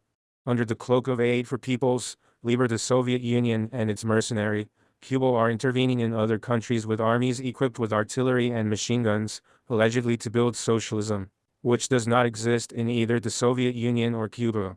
These two bourgeois revisionist states intervened in Angola in order to help a capitalist clique seize power. Contrary to the aims of the Angolan people, who had fought to win their freedom from the Portuguese colonialists, Agostinho Neto is playing the game of the Soviets. In the struggle against the other faction, in order to seize power for himself, he called in the Soviets to help him. The struggle between the two opposing Angolan clans did not have anything of a people's revolutionary character. The fight between them was a struggle of cliques for power. Each of them was supported by different imperialist states. Agostinho Neto emerged the winner from this contest, while socialism did not triumph in Angola. On the contrary, following the intervention from abroad, Soviet neocolonialism has been established there. Social imperialist China, too, is making great efforts to penetrate into the former colonial and surny colonial countries. An example of how China intervenes is provided by Zaire, a country ruled by the clique around Mobutu, the wealthiest and most bloodthirsty clique on the African continent. In the fighting which flared up in Zaire recently, the Moroccans of the Sharifian Kingdom of Morocco, the French Air Force and China, too, all rushed to the aid of Mobutu, the murderer of Patrice Lumumba. The assistance given by the French is understandable, because with their intervention they were defending their concessions and concerns in Katanga, and at the same time, protecting their men, as well as Mobutu and his clique. But what do the Chinese revisionists want in Katanga? Whom are they assisting there? Are they helping the people of Zaire who are being suppressed by Mobutu and his clique and by the French, Belgian, US and other concession holders? Or are not they, too, assisting the bloodthirsty Mobutu clique? The fact is that the Chinese revisionist leadership is assisting this clique not indirectly, but quite openly.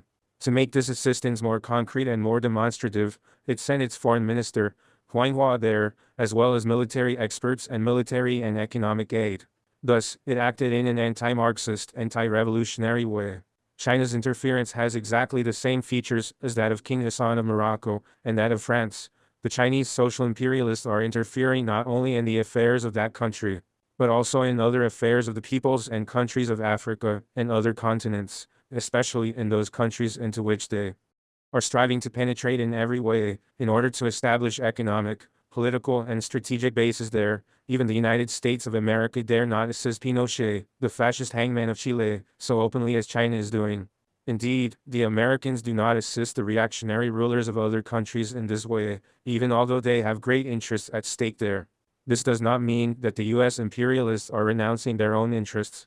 They do defend these interests, defend them very strongly, but in more subtle ways. With the stand it is maintaining, the so-called socialist China is going against the interests and aspirations of the peoples, the communists, the revolutionary elements, against the aspirations of all the progressive people of Latin America. China is taking under its protection the various dictators who are ruling the peoples and with terror and any other means, are suppressing the efforts of revolutionaries, the proletariat and the Marxist-Leninist parties that are fighting for national and social liberation. With such stands, it has taken the road of counter-revolution. Under the guise of Marxism-Leninism, it is trying to show that it is allegedly exporting the idea of the revolution to various countries, but in fact, China is exporting the idea of the counter-revolution. In this way it is helping US imperialism and the fascist cliques in power. The imperialist or social imperialist powers are striving to the same extent to prevent the African, Asian, or Latin American peoples from developing their revolutionary struggle stage by stage against the oppression and savage exploitation by their leaderships and the imperialists, who are rolling in agreement with them and sucking their blood. The duty of revolutionaries, progressives, and patriots in the countries with a low level of socioeconomic development and dependent on the imperialist and social imperialist powers is to make the peoples conscious of this oppression and exploitation, to educate, mobilize and organize them and hurl them into the liberation struggle, always bearing in mind that it is the broad masses, the peoples, that carry out the revolution. To this end it is necessary to make thorough analyses of the internal and external situation in each country, of its socio-economic development, the ratio of class forces, the antagonisms among classes, and the antagonisms between the people and the reactionary cliques in power, as well as between the people and the imperialist states. On this basis correct conclusions can be drawn about the step which must be taken and the tactics which must be employed. What is required from the revolutionary forces is intensive work, determination and wisdom, and first and foremost, thorough understanding of the fact that the liberation struggle in their countries can achieve true victory only by linking this struggle with the cause of the proletariat, the cause of socialism. Therefore, the proletariat in each country must create its own revolutionary party, which must be capable of applying the teachings of Marx, Engels, Lenin and Stalin faithfully, linking them closely with the conditions of each country, with the situation of each individual people. It is absolutely essential that each of these parties has a profound knowledge of the mentality of the masses and the economic, political, ideological, and cultural development of its country, and does not act in a capricious and adventurous way, in a blanquist way, but fights persistently to rally round itself the allies of the proletariat, the broad masses of the people. The revolutionaries and the masses of the people need to prepare themselves persistently, bearing in mind the activities of the reactionary bourgeoisie and the big landowners in power, and the foreign oppressors, as well as the intrigues of neocolonialists. These are important factors, which the revolutionary elements and the peoples must face up to with maturity, with sound organization and revolutionary tactics. Naturally, not only are ties of cooperation, coordination and exchange of experience not excluded, but it is essential to establish them between the revolutionary forces and elements of various countries. This is made easier because they have many similar conditions, such as oppression and exploitation by neocolonialist and the reactionary bourgeoisie, and a common culture, as well as the common goal of liberation from this oppression and exploitation. The conditions and interests they have in common impel the revolutionary and progressive elements of all these countries to hold consultations, to develop cooperation and coordination in their activities, with which they counter the actions of the enemies who oppress them. Viewing the situation of the peoples languishing under neocolonialist domination from the Marxist-Leninist standpoint, the task facing all genuine revolutionaries is to give the revolutionary and liberation struggle of these peoples unreserved support and backing, so that it advances consistently and the revolution builds up ceaselessly to its complete victory. Genuine revolutionaries call on the proletarians and peoples to rise up for the new world, the socialist world. As we explained in the foregoing, the crisis of capitalism is growing ever deeper. As a result, the proletariat, the oppressed classes and peoples are refusing to endure the exploitation any longer, demanding a change in their lives, demanding the overthrow of the bourgeois order, the abolition of neocolonialism and imperialism. But these aspirations can be realized only through the revolution. No victory can be achieved without clashing with and attacking the internal and external class enemies. The genuine Marxist-Leninist parties of the working class, as the leaders of the revolution, make the proletariat, the toiling masses, and the peoples conscious and prepare them politically, ideologically and militarily for these clashes. The Marxist-Leninist parties, all revolutionaries, however few in numbers, establish themselves among the people, organize the masses systematically, with great care and patience, convince them that they are a great force, that they are able to overthrow capital, to seize state power and wield it in the interest of the proletariat and the people. Such parties do not think that, being small, they cannot stand up to the coalition of the parties of the bourgeoisie and the opinion formed by them. The task of the revolutionaries is to prove to the broad masses of the people that this opinion created by the bourgeoisie is wrong, that it must be demolished, and that the true revolutionary opinion, which represents a great transforming force, must be formed to carry out their mission successfully. The Marxist-Leninist parties consider that, first of all, they must have a revolutionary strategy and tactics, a correct political line, which must respond to the interests and aspirations of the broad popular masses, and a revolutionary solution to the problems and tasks which the struggle to destroy the bourgeois order and the foreign imperialist domination presents. Marxism, Leninism is the only science which gives the revolutionary party of the working class the possibility to work out a correct political line, to define the strategic aim and tasks clearly, and apply revolutionary tactics and methods for their realization. Enlightened by Marxism-Leninism and in conformity with the concrete socio-economic and political conditions of the country and the international circumstances, the Marxist-Leninist party knows how to orientate itself and stand at the head of the masses at any time and at every stage of the revolution, be it a democratic, national liberation, or socialist revolution. A revolutionary strategy and a correct political line based on Marxism-Leninism, the revolutionary practice of the world proletariat and the class struggles of its own country, makes it possible to clearly define the strategic aim at the given stage, to determine who are the chief internal and external enemies against whom the main blow should be struck, who the internal and external allies of the proletariat are, etc. The Marxist-Leninist parties have as their aim the overthrow of the capitalist order and the triumph of socialism, whereas, when the revolution in their country is confronted with tasks of a democratic and anti-imperialist character, they aim to develop it unceasingly, to raise it to a socialist revolution, to go over as quickly as possible to the fulfillment of socialist tasks. Both the strategic aim of the Marxist-Leninist parties and the roads to achieve it are totally different from those of the false communist and workers' parties. The former cannot conceive of achieving this aim except by overturning the capitalist relations of production and destroying the old state apparatus, the whole bourgeois superstructure, to its foundations.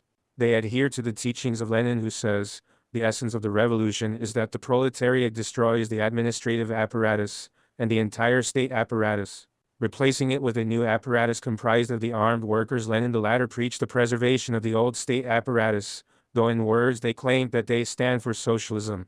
According to them, socialism can be established through reforms, through the parliamentary road, even by using the old state machine.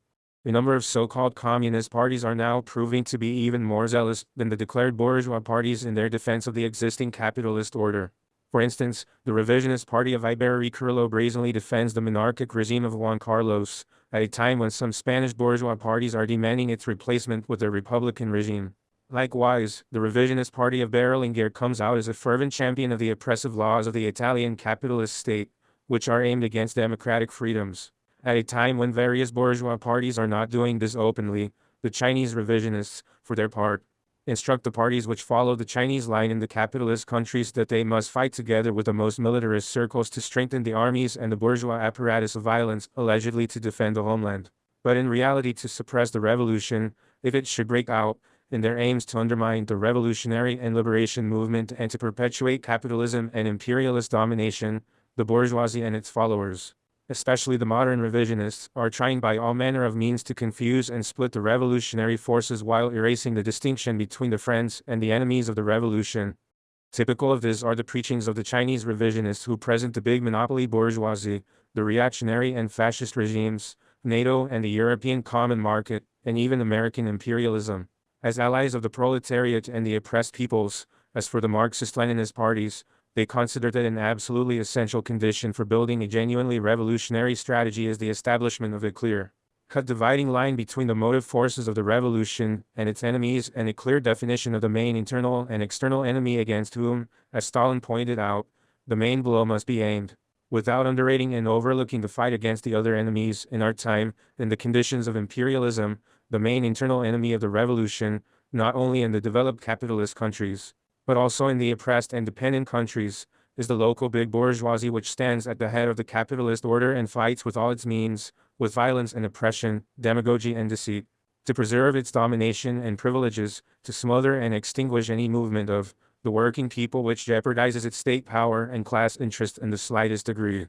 On the other hand, in the actual conditions, the main external enemy of the revolution and the peoples is world imperialism, the imperialist superpowers, in particular, to advise and call on the proletariat and the oppressed peoples to rely on one superpower to fight the other, or to enter into alliance with the imperialist powers for the sake of allegedly defending national freedom and independence.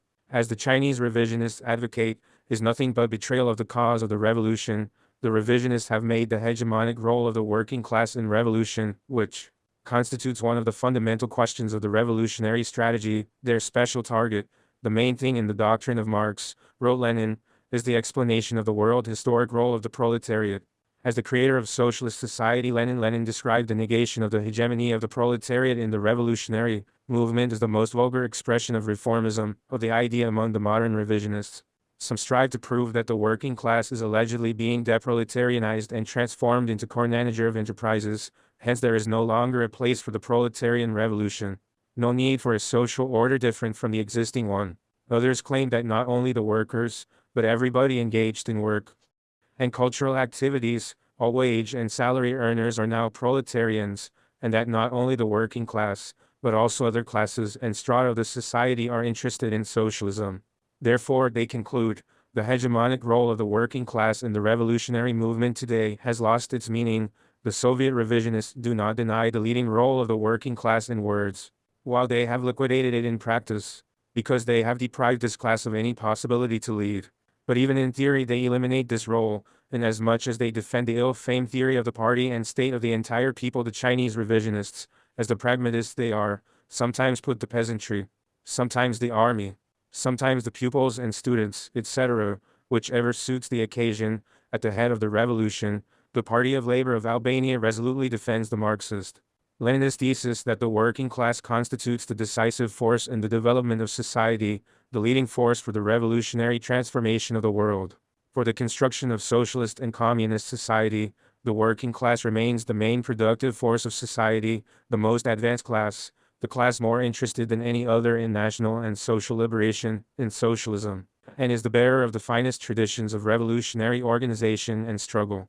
It has the only scientific theory for the revolutionary transformation of society, and its own militant Marxist Leninist party which guided towards this goal. Objectively, history has charged it with the mission of leading the entire struggle for the transition from capitalism to communism. The hegemony of the proletariat in the revolution is decisive for the solution of the fundamental question of the revolution, the question of political power, in its own favor, and that of the masses of the people. The new power may pass through different phases and may be given various names, in keeping with the concrete conditions in which the revolution is carried out and the various stages it may go through. But there can be no development of the revolution towards the triumph of socialism without the establishment of the dictatorship of the proletariat. Marxist or Leninist teaches us this, and the experience of all triumphant socialist revolutions also demonstrates it.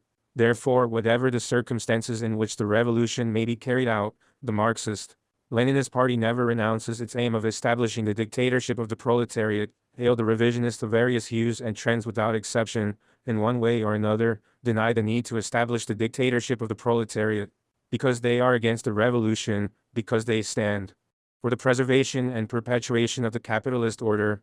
The proletariat with its Marxist-Leninist party goes into battle together with its allies. This, too, is one of the most important questions of the revolutionary strategy.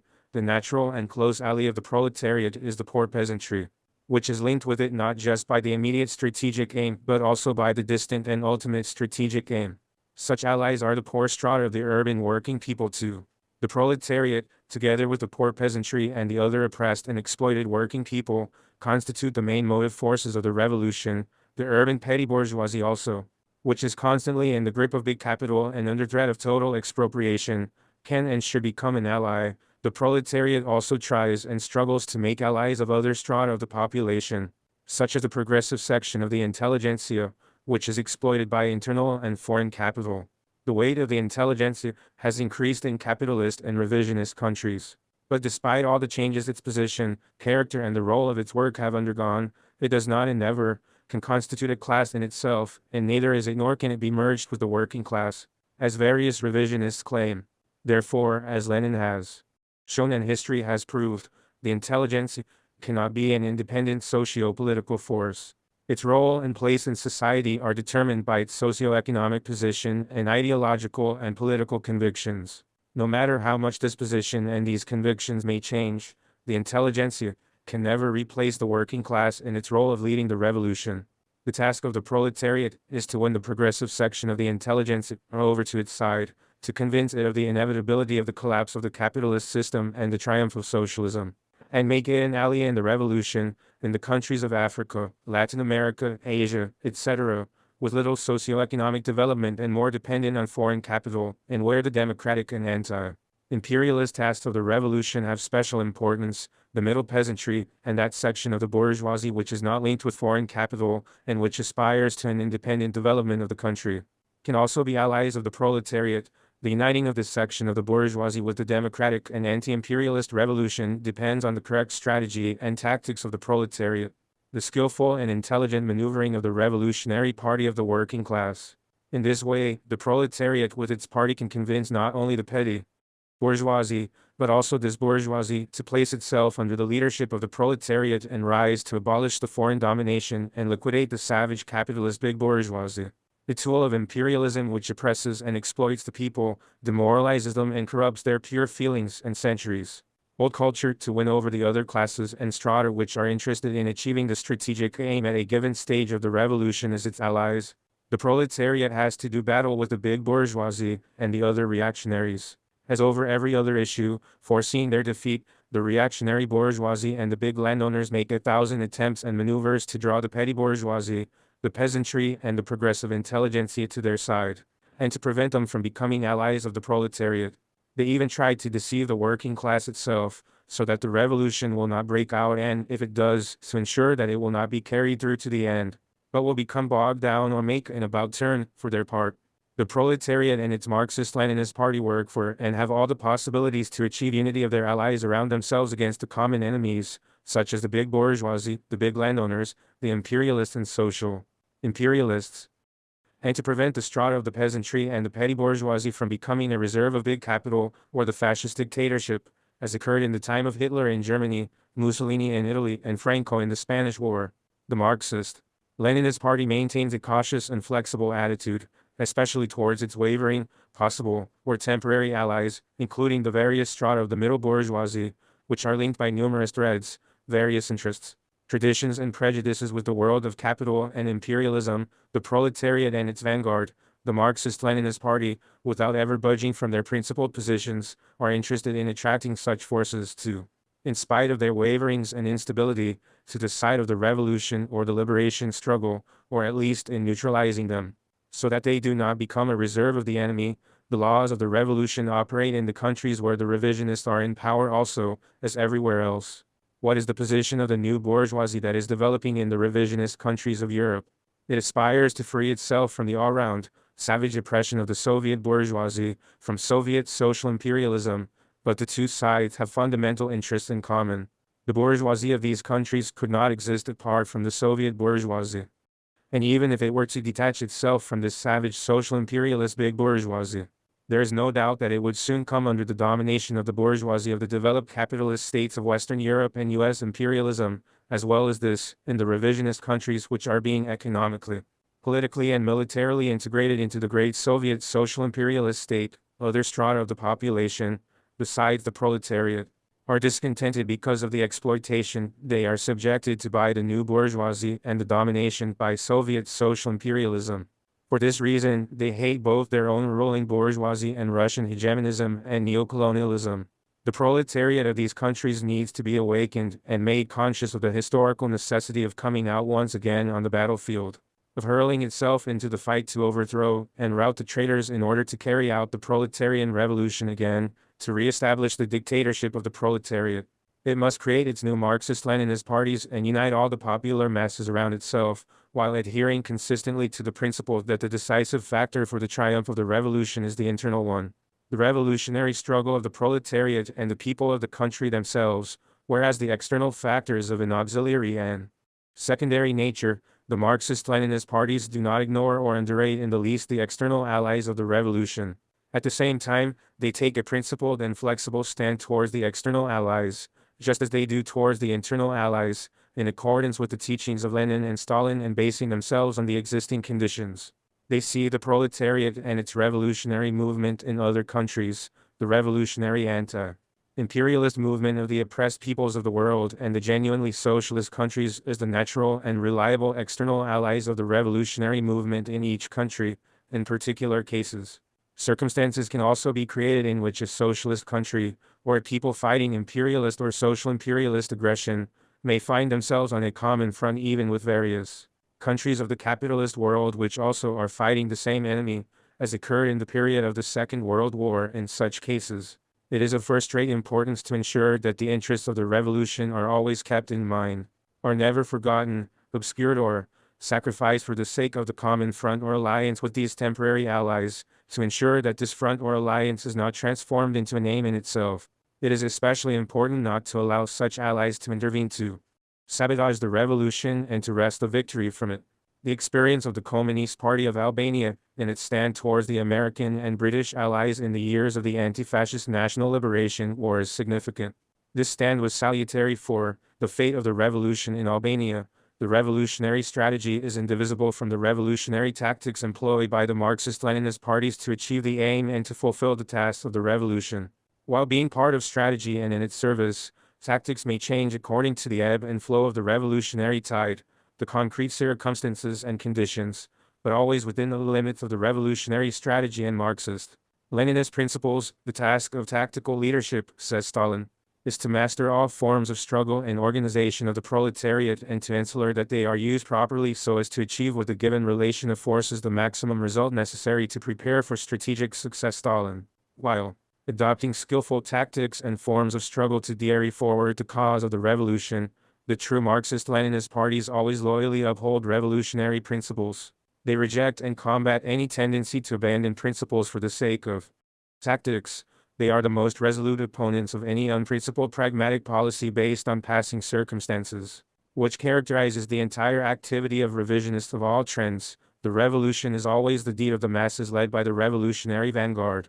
Therefore, the Marxist-Leninist Party cannot fail to devote great attention to the revolutionary organization of the masses in appropriate forms, proceeding from the concrete conditions and circumstances, the traditions existing in each country, etc. Without organized links of the party with the masses, it is idle even to talk of raising, preparing and mobilizing them in revolutionary struggle. Precisely for this reason the Marxist-Leninist Party attaches great importance to the creation of organizations of the masses under its leadership. Certainly, this is not a question which is solved easily, especially today, when many kinds of trade union, cooperativist, cultural, scientific, youth, women's and other organizations exist in all the capitalist and revisionist countries. Most of these organizations are under the leadership and influence of the bourgeoisie, revisionists and the church. However, as Lenin teaches us, the communists must get in and work wherever the masses are. Therefore they cannot fail to work also in the mass organizations. Led or influenced by the bourgeoisie, social democrats, revisionists, etc. The Marxist-Leninists work in them to undermine the influence and leadership of the bourgeois and reformist parties, to spread the influence of the revolutionary party of the working class among the masses, to expose the fraudulent character of the programs and activity of the chiefs of these organizations, and to give the activities of the masses an anti-capitalist, anti-imperialist, anti-revisionist political character. Through the revolutionary work they carry out in the ranks of the masses, revolutionary factions can also be formed within these organizations. Indeed, the possibilities may be created to take over the leadership of these organizations, and to set them on a correct course, but in any case the Marxist-Leninist Party never gives up the aim of setting up revolutionary organizations of the masses under its leadership. The most important organizations of the masses are the trade unions. Generally speaking, in the capitalist and revisionist countries today, these organizations serve the bourgeoisie, revisionism, to keep the proletariat and all the working masses in bondage. In his time, Engels said that the trade unions in Britain had been transformed from organizations which terrified the bourgeoisie into organizations which serve capital. The trade union organizations have bound the worker with 1,000 threads, with 1,000 coils of the chain of enslavement, so that when the isolated worker revolts, he can easily be suppressed.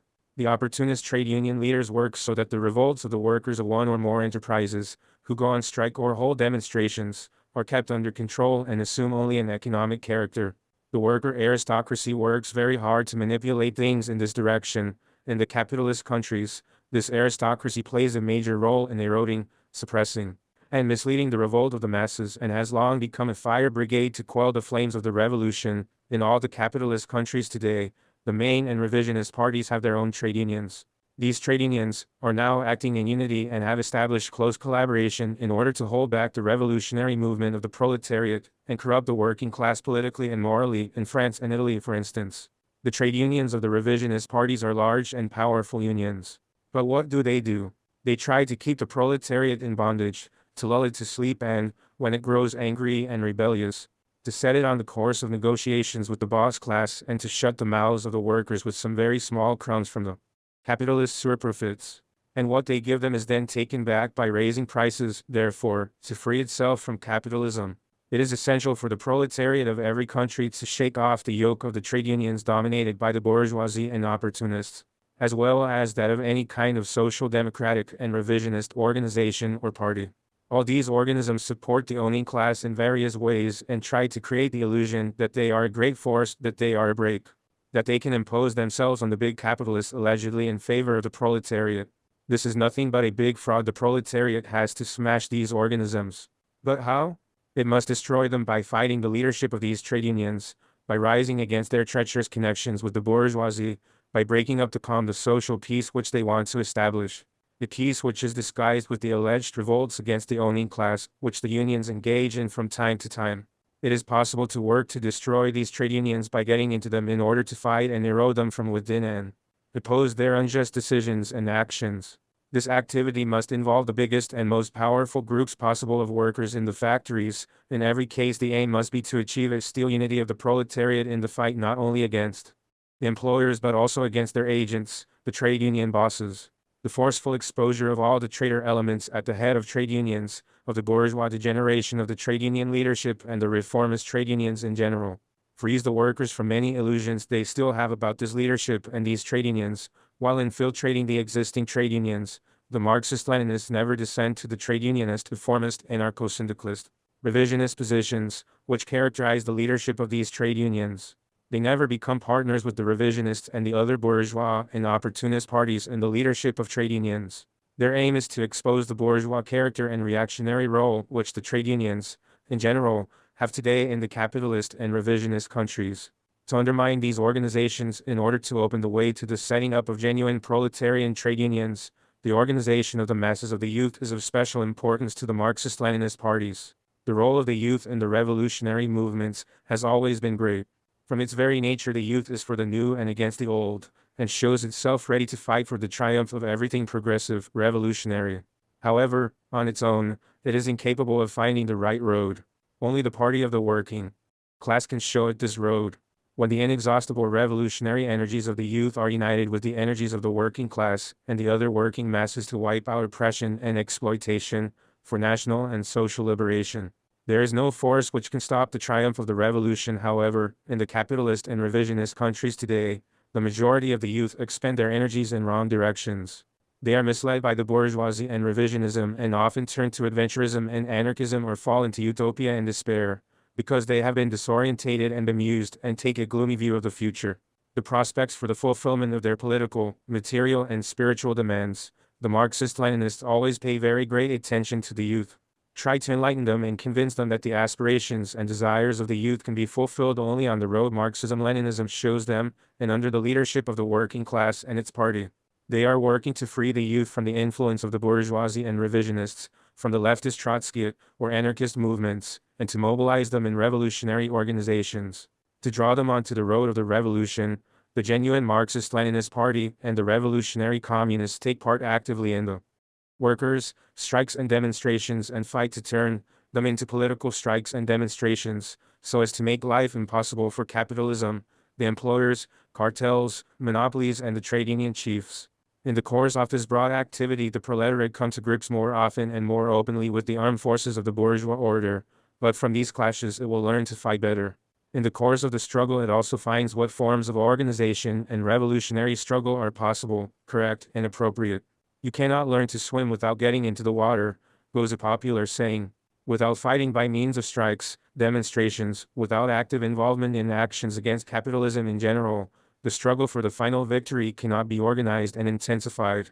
The bourgeois order cannot be overthrown. The revolution is not prepared by merely talking, like the various revisionists, or by theorizing about the three worlds like the Chinese revisionists.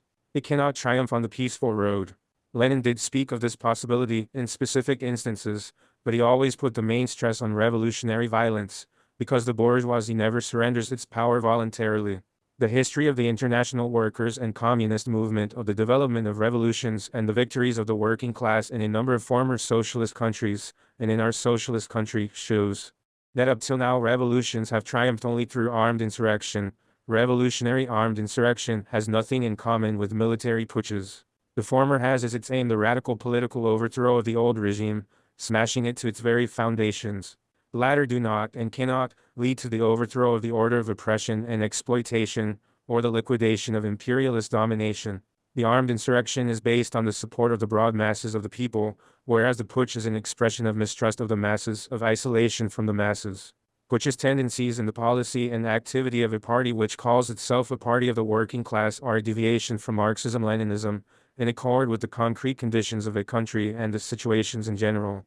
The armed uprising may be a sudden outburst or a more protracted revolutionary process, but not an endless one without perspective, as advocated by Mao Zedong's theory of protracted people's war. If you compare the teachings of Marx, Engels, Lenin and Stalin on the revolutionary armed insurrection with Mao's theory on people's war, the anti-Marxist, anti-Leninist, anti-scientific character of this theory becomes clearly apparent. The Marxist-Leninist teachings on the armed insurrection are based on the close combination of the struggle in the city with that in the countryside under the leadership of the working class and its revolutionary party, being opposed to the leading role of the proletariat in the revolution.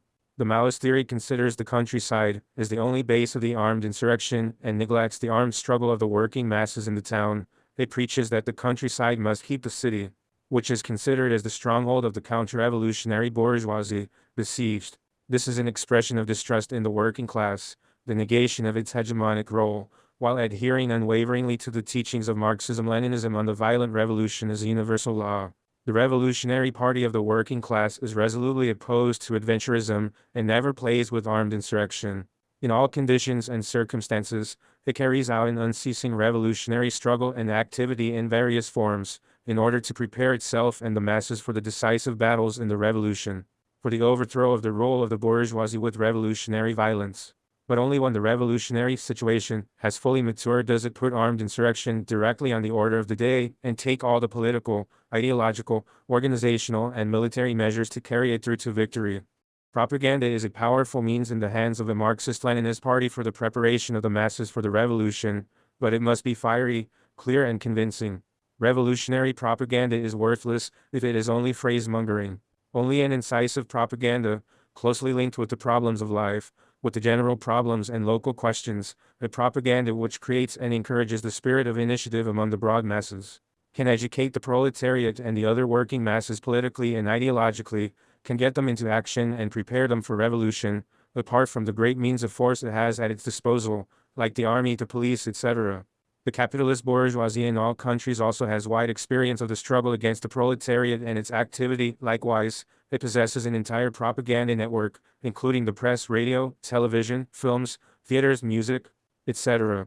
All this propaganda has such power to corrupt that it is capable of temporarily disorientating, perverting and weakening the efforts of the proletariat and its struggle for liberation, in the states of so-called bourgeois democracy, where a measure of democratic freedom also exists. It is not enough to carry on only the normal journalistic propaganda against capitalism in general. The newspapers of various bourgeois and revisionist parties are constantly raising a hue and cry, not against the bourgeois order, of course, but against individuals.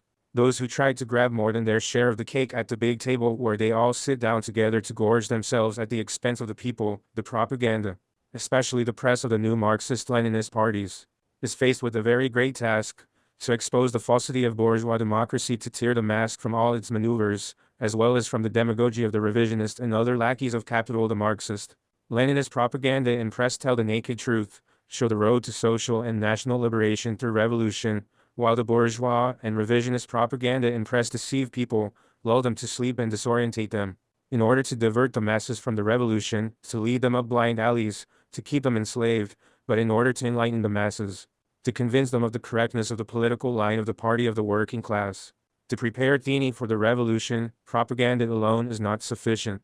Lenin says that to prepare the revolution, the political experience of these masses themselves is necessary. Lenin propaganda becomes effective, hits the target, only when it is carried on together with revolutionary action. Without action, thought withers away.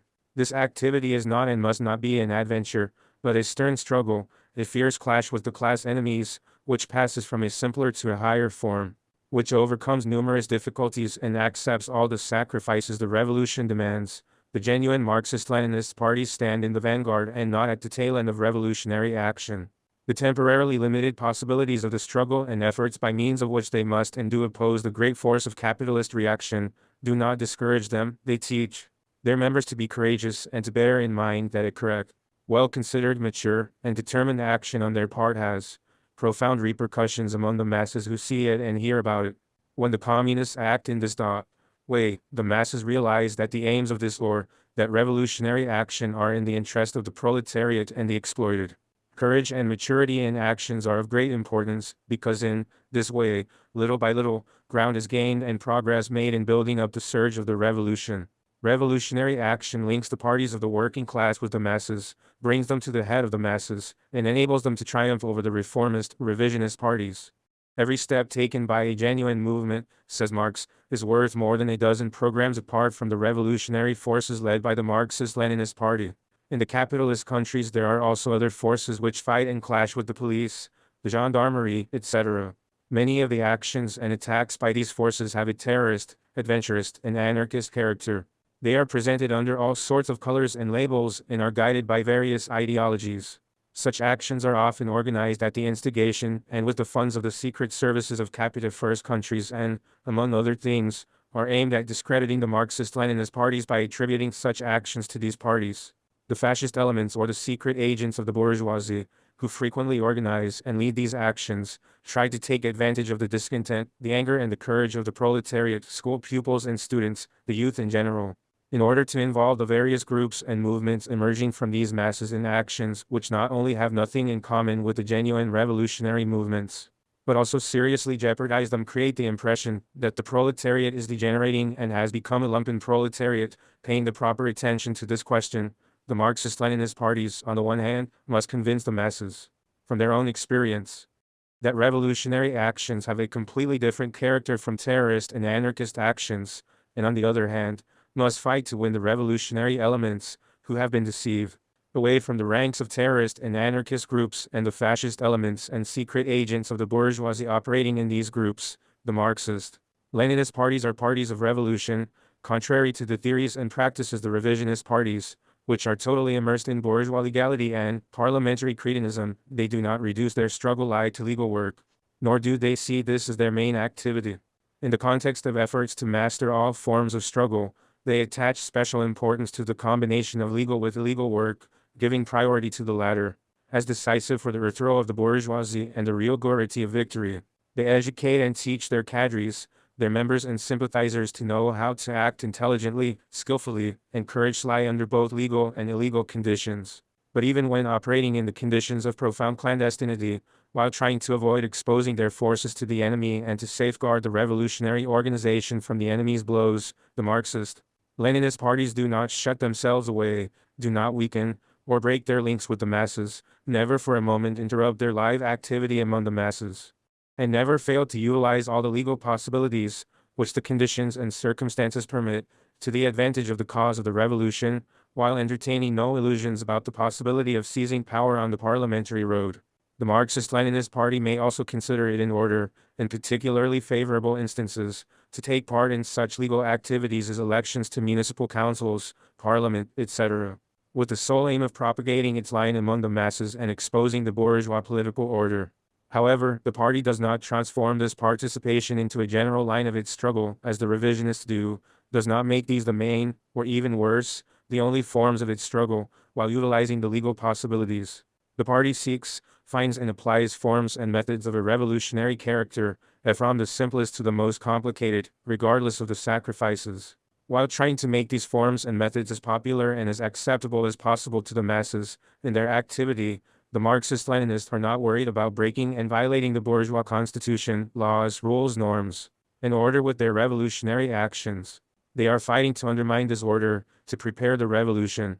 Therefore, the Marxist-Leninist party prepares itself and the masses to cope with the counterblows the bourgeoisie may strike in response to the revolutionary actions of the proletariat and the popular masses, in the present conditions of development of the revolutionary and liberation movement, as a complicated process with a broad social basis, in which numerous class and political forces take part.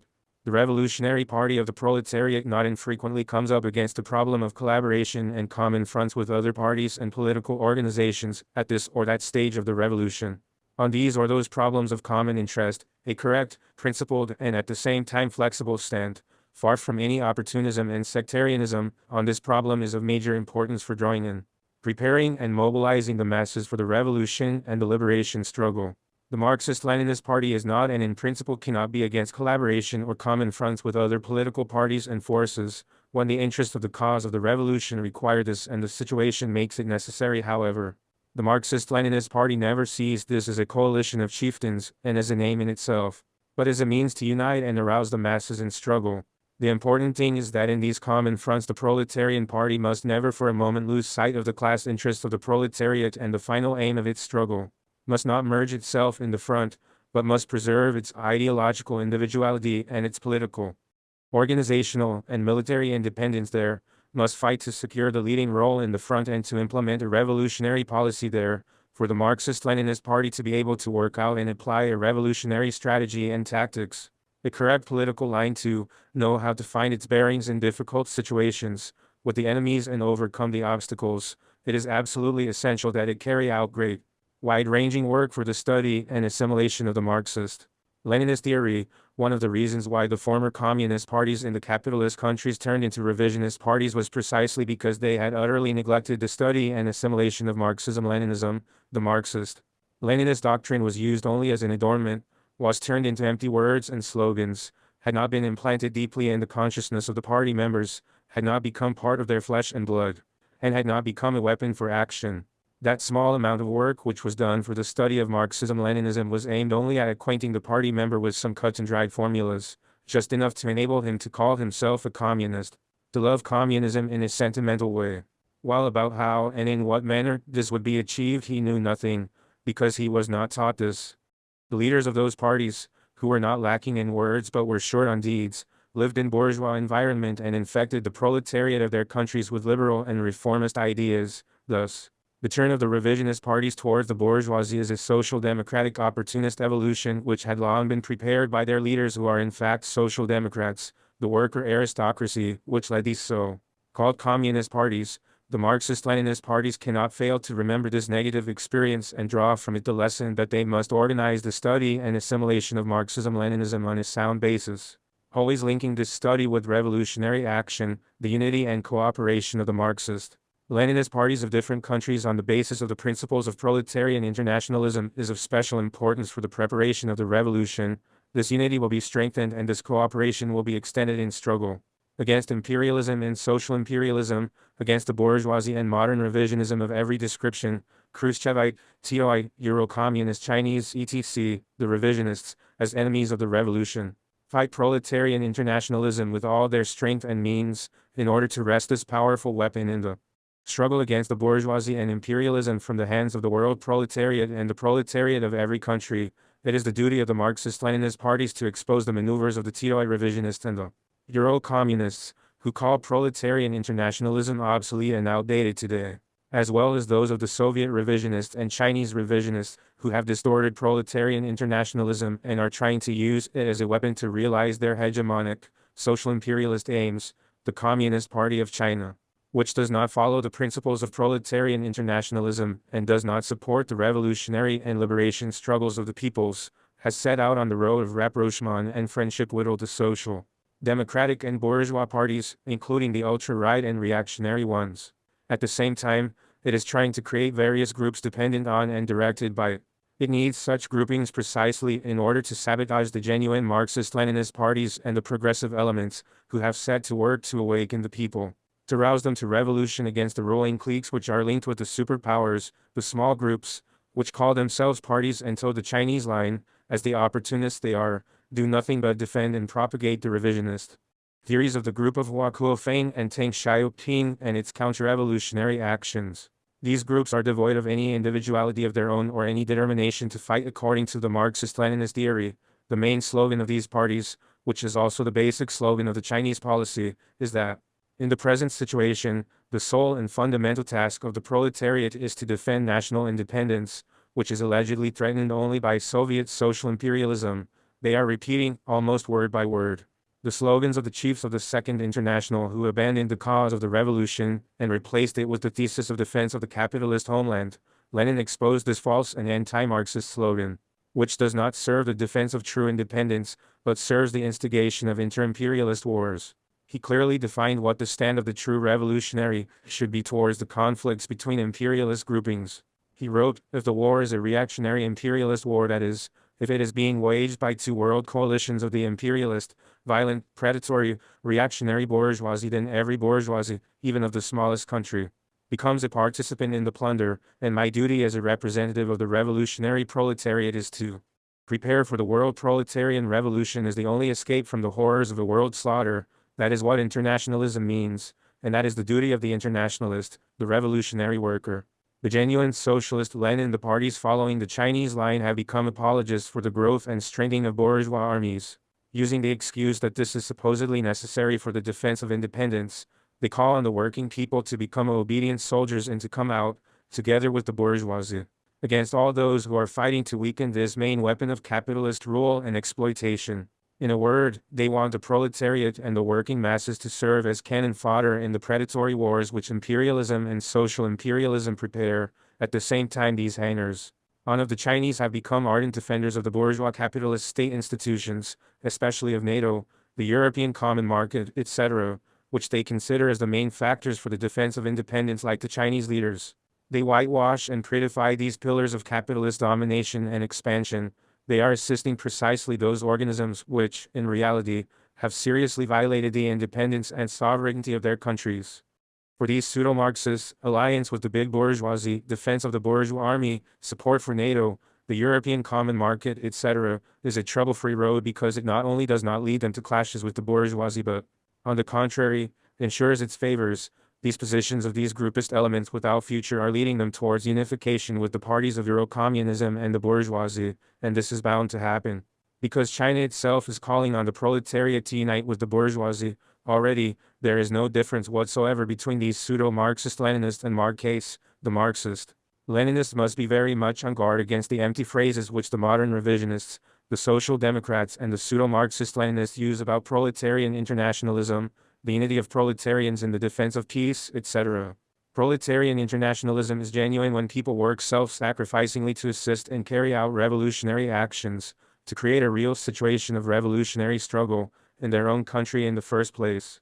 At the same time, as Lenin says, they must support with propaganda, sympathy and material aid, this struggle and line in all countries without exception. Anything else, he teaches us, is a fraud and Manilovism. Therefore, we must be very much on our guard against such pseudo-Marxist, pseudo-revolutionary, pseudo-internationalist elements, whether individuals or small groups, or parties which call themselves Marxist-Leninist, but which in fact are not so, but are social chauvinist, centrist and petty bourgeois. All these parties which are beating their breasts about their proletarian internationalism, about the defense of peace, about reforms, etc., serve capital. The Chinese revisionists, also, talk about proletarian internationalism at times, but they stand on nationalist and chauvinist positions. The Chinese leaders are among those who beat their breasts and swear to God that they are for proletarian internationalism, for peace, for the struggles of the proletariat and its claims. But in practice they stand aside and do nothing but issue deceptive phrases to split the revolutionary forces. The important task the Marxist-Leninist parties are faced with is to strengthen proletarian internationalism, which must be developed amongst all parties, big or small, old or new. All of them must strengthen the unity between them and coordinate their political, ideological and fighting actions, by stressing this important line, which is a primary task of the Marxist-Leninist parties in order to be able to launch a frontal attack on world capitalism, its enslaving policy, as well as on its intrigues, trickery and alliances with Soviet, Chinese, Italian, French, Spanish and other modern revisionisms. These parties will create a powerful front which will become ever more unbreakable day by day. If they act in unity and all strike at the forces of reaction together, if they expose all the intrigues which capitalism and modern revisionism concoct in various ways in order to put down the revolution and quell the class struggle, their triumph is assured. We Marxist-Leninists must fight and call on the workers, wherever they are, to rise up against their age-old enemies and break their chains, to carry out the revolution, and not submit to monopolies and capitalists, as the modern revisionists advocate. The task of the Marxist-Leninists, of the true revolutionaries, is to call on the proletarians and the peoples to rise for the new world, for their world, for the socialist world. Part 2: The Theory of Three Worlds. Counter-revolutionary. Why chauvinist theory today? The Chinese revisionists, also, have come out openly and are fighting on a broad front against the Leninist theory and strategy of the revolution and the liberation struggle of the peoples.